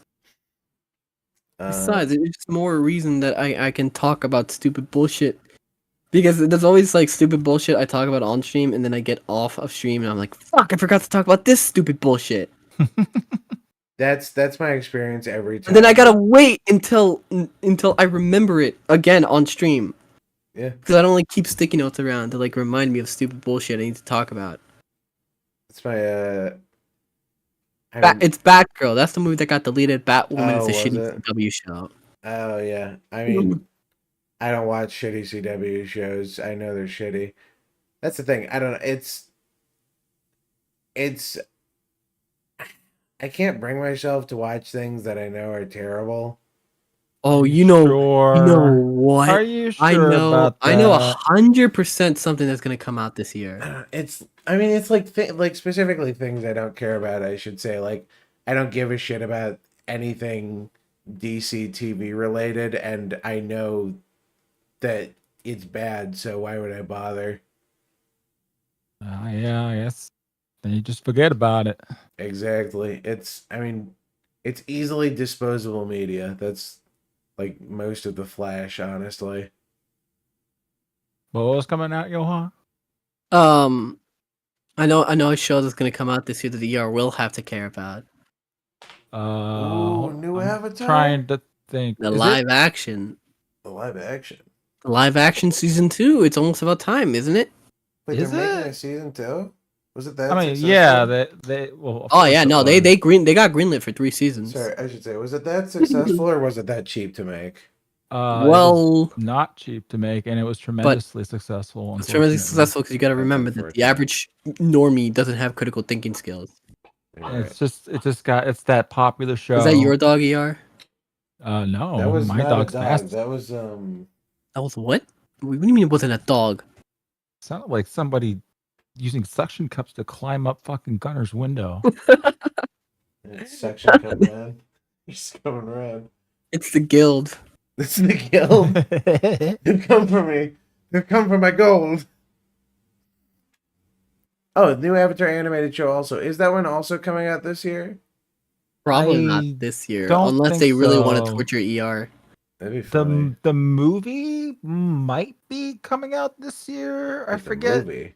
Yeah. They have a movie with a slightly older Avatar gang.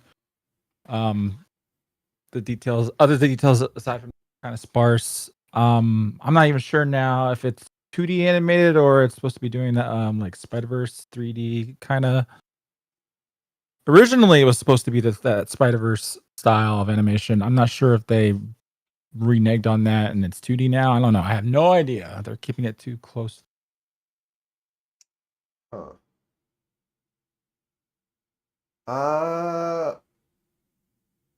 I don't know how to feel about that.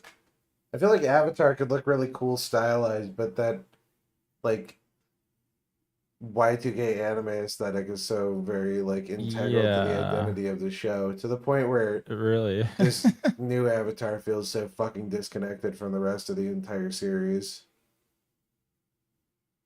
It's very much leading into that like fucking like He-Man, She-Ra, Netflix anime style. Definitely anime. It's the people that worked on Voltron. Yeah. That's why. Yeah. Very bleeding heart. What a fucking shame about Voltron. I didn't really watch it, except for one episode about time loop. Because I like time loop. That tracks. Am I Gen Z? Only Gen Z is in college, or you have no life, which you do, but like still. Yeah, it's paradoxical. I have no life, and yet my life is incredibly busy. I don't know. Am I Gen Z? I'm 2002. Does that count as Gen Z? 100%, yeah. Yeah. I've seen the links to the new Avatar, and I don't like how they went to cyberpunk. It should have been modern day at least. It's just so stupid that they think making it a wasteland setting is somehow a good way to push the story forward. We could have had an actually good Art Deco Avatar. And you know, like the worst part is like the early art looks like. Do you know what I mean? Like ER, it looks like that budget anime style that a lot of shows have been going for recently. Yeah, the Netflix anime. Yeah, the Netflix anime style, which is ugly. It's so fucking ugly. Invincible's doing it too. Invincible's like almost that, and it's so ugly. Here's the thing. This is my main criticism of these fucking animated shows, right? Between Invincible and Creature Commandos and like fucking Harley Quinn or whatever, it's this weird, lazy, like hybrid animation style where they use like live action effects or procedural blood effects or whatever. And I don't know. It looks tacky. Some of it is the move to like completely digital animation. Because Korra was like one of the last holdouts on that and Korra, the one thing about Korra is how good the animation looks and how good the show in general looks. It does look amazing. Yeah. The fight scenes are especially a highlight. Like the fight scenes in Korra are fucking great. Extremely well put. It's an extremely well put together show. At least visually, the visual department did an exceptional job on the show, and they were just stuck with the worst fucking writers on the planet. Yeah, I would say the fight Korra not as iconic as in the first, but I won't say it's bad. It's not bad.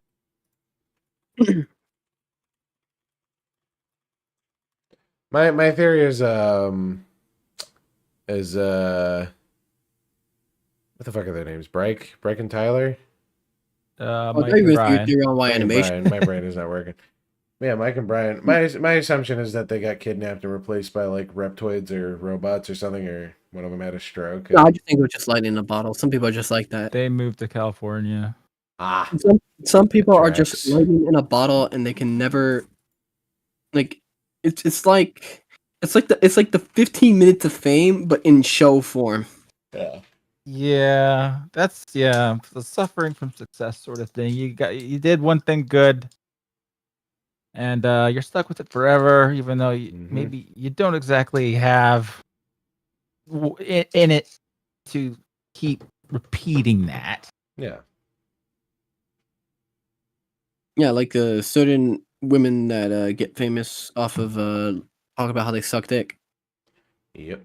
I can't believe that one record. There was that one girl who slept with like 100 guys. Oh my god! Whatever, and then the record was immediately broken by one lady who I think the math broke down to like one guy every 4 minutes, which is no, it's the same lady. Guy every like 40 seconds. It was the same lady. No, it was the same lady. Is it the same lady? It's the same like fucking like porn star that just keeps like sleeping with more and more men, and like it's so egregious. Like she's very clearly just going up to like random people in the street and like saying, "Hey." Wasn't this how Freddy Krueger was born? I don't know. Do you know what the worst part is? There's a video of her like harassing, like it's basically sexual harassment, you know, but they don't call it that because she's a woman asking a guy for sex while he's on the job. But he's like, she's asking this cashier dude, like, if like at Five Guys, if he's gonna, there are five more guys back there. Yeah, there are 5 more guys back there, or there's a room that he's gonna take her in and do it. Yeah.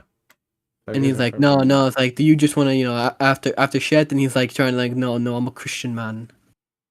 I'm waiting for marriage, which is basically just sexual harassment. But you don't get they don't call it that. They don't call it that. It's a funny prank. It's a funny prank when a woman does it. Now, if a guy did that to that would be on national. That would be on national TV. That would be that dude would get ostracized from society, and you have to like move to like some Eastern European shithole. Oh, speaking of, I also watched. I mean, I know we were talking about horror movies earlier, but you reminded me of. I watched. Yeah, Eastern Europe is a horror movie. Yeah, no, you reminded me of Hostel. I watched the Hostel movies. They were like, they were. I don't familiar. Know them? I mean, you know what a hostel is, right? Mm-hmm. Like a hotel? Yeah, it's like a hotel for broke travelers. Yeah. The ones with like the bunk beds. Yeah. So, basically, these guys go in the first movie. These guys go to Slovakia and they stay in a hostel, and then they get kidnapped. And the movie is about. And I gotta be honest, it's mostly like torture porn. The insane thing was it was produced by Quentin Tarantino, which was insane to learn. And it was directed by Eli Roth, who is famous for a couple other things. Oh, well, then that's why. Yeah. But basically these guys... Eli are tight. Yeah. Oh, are they? Yeah. What do they work on together? I'm not sure why they're tight, but you'll see a lot of... Quentin Tarantino's name show up with Eli Roth. Yeah, and his stuff. Quentin, I don't know. He's just like he must be a buddy of his. Oh, you know what? You're right. Yeah, because he was in Inglourious Bastards, wasn't he, Eli Roth? I think you might be right. He was. I think he was one of the guys in the squad. But yeah, it's this movie Hostel. These guys go to Slovakia, stay in this little town, and essentially the whole town is a cover up for this giant conspiracy of rich people, and they pay to like torture and murder people in this dungeon, like play out their sick fantasies or whatever. So the movie is very like torture porny. Right. The kills are pretty cool, and there's some like cameos or whatever. The second film is all right, and then the third film is just nonsensical and bad. So, but the most interesting part is the fact that Slovakia was terrified that this movie was going to ruin their reputation, To the point they offered to fly Eli Roth out. The like Ministry of Tourism offered to fly Eli Roth out to Slovakia. The only time I think about Slovakia is when I'm playing Hoi 4.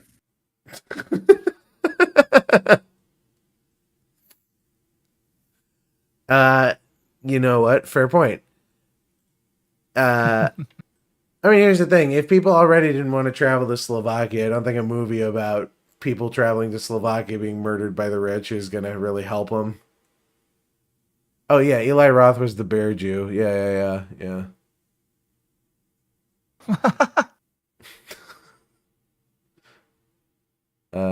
Specific rules for women with their what the fuck? Did not pay attention to chat.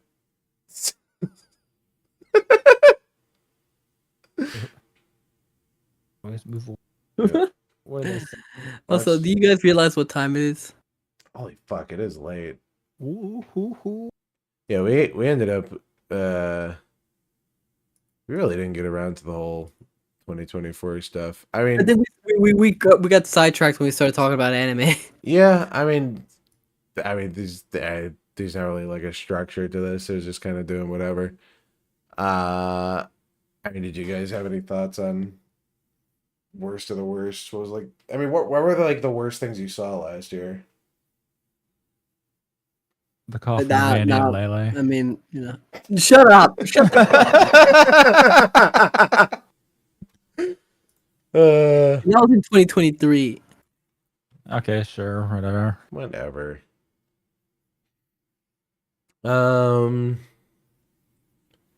I watched what did I watch last year? I watched Tarot or whatever. That horror movie about people getting their fortunes read and then getting murdered. It was not good. Although the fat Asian guy from Spider-Man was in it. Ned. Oh. Yeah. I think he survives actually. But no, it was like probably one of the worst horror movies.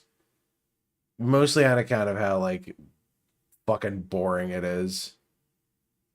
The costume designs are pretty good though. I mean, that's kind of the one redeeming thing about any horror movie is the fact that at least the monsters hopefully gonna look cool. So,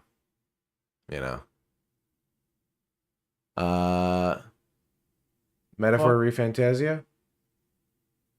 Nope.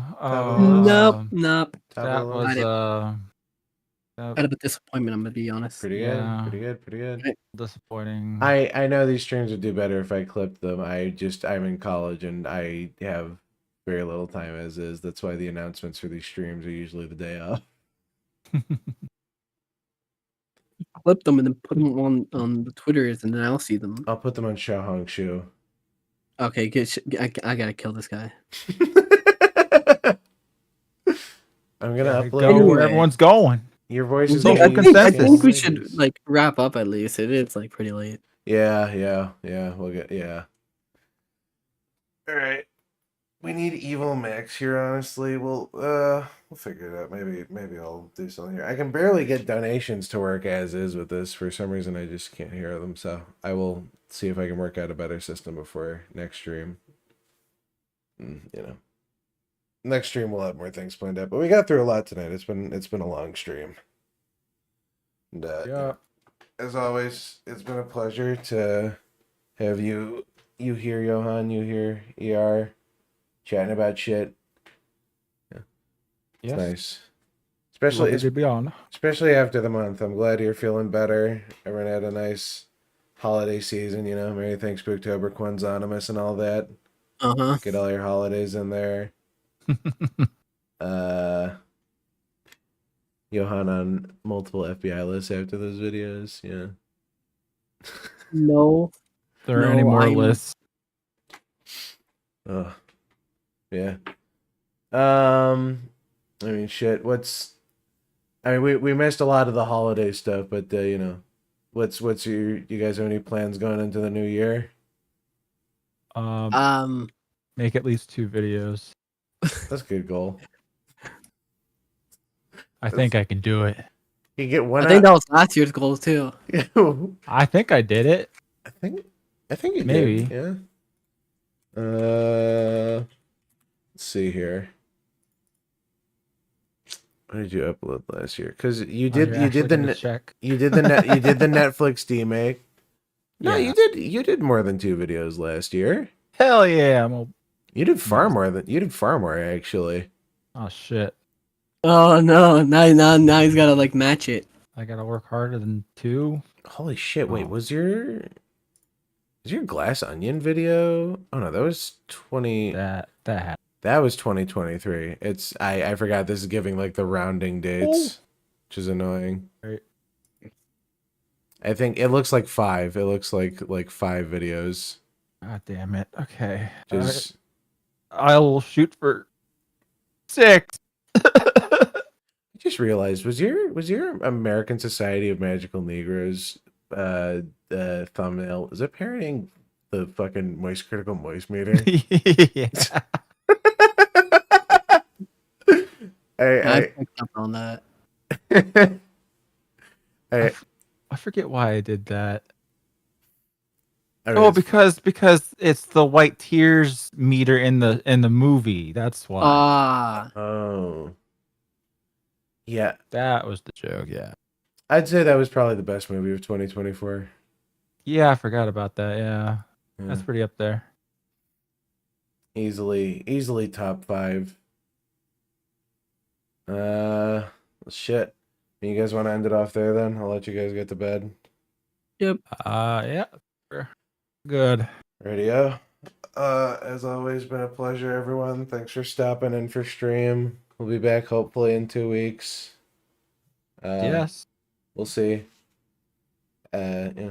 Unless I get hit by a bus or something. Yeah, knock on wood. Yeah. Very, very real chance for me. I'll be alive. We'll see. Not if I have anything to say about it. No. All right. Have a good night, everybody. Bye. Bye. Bye-bye.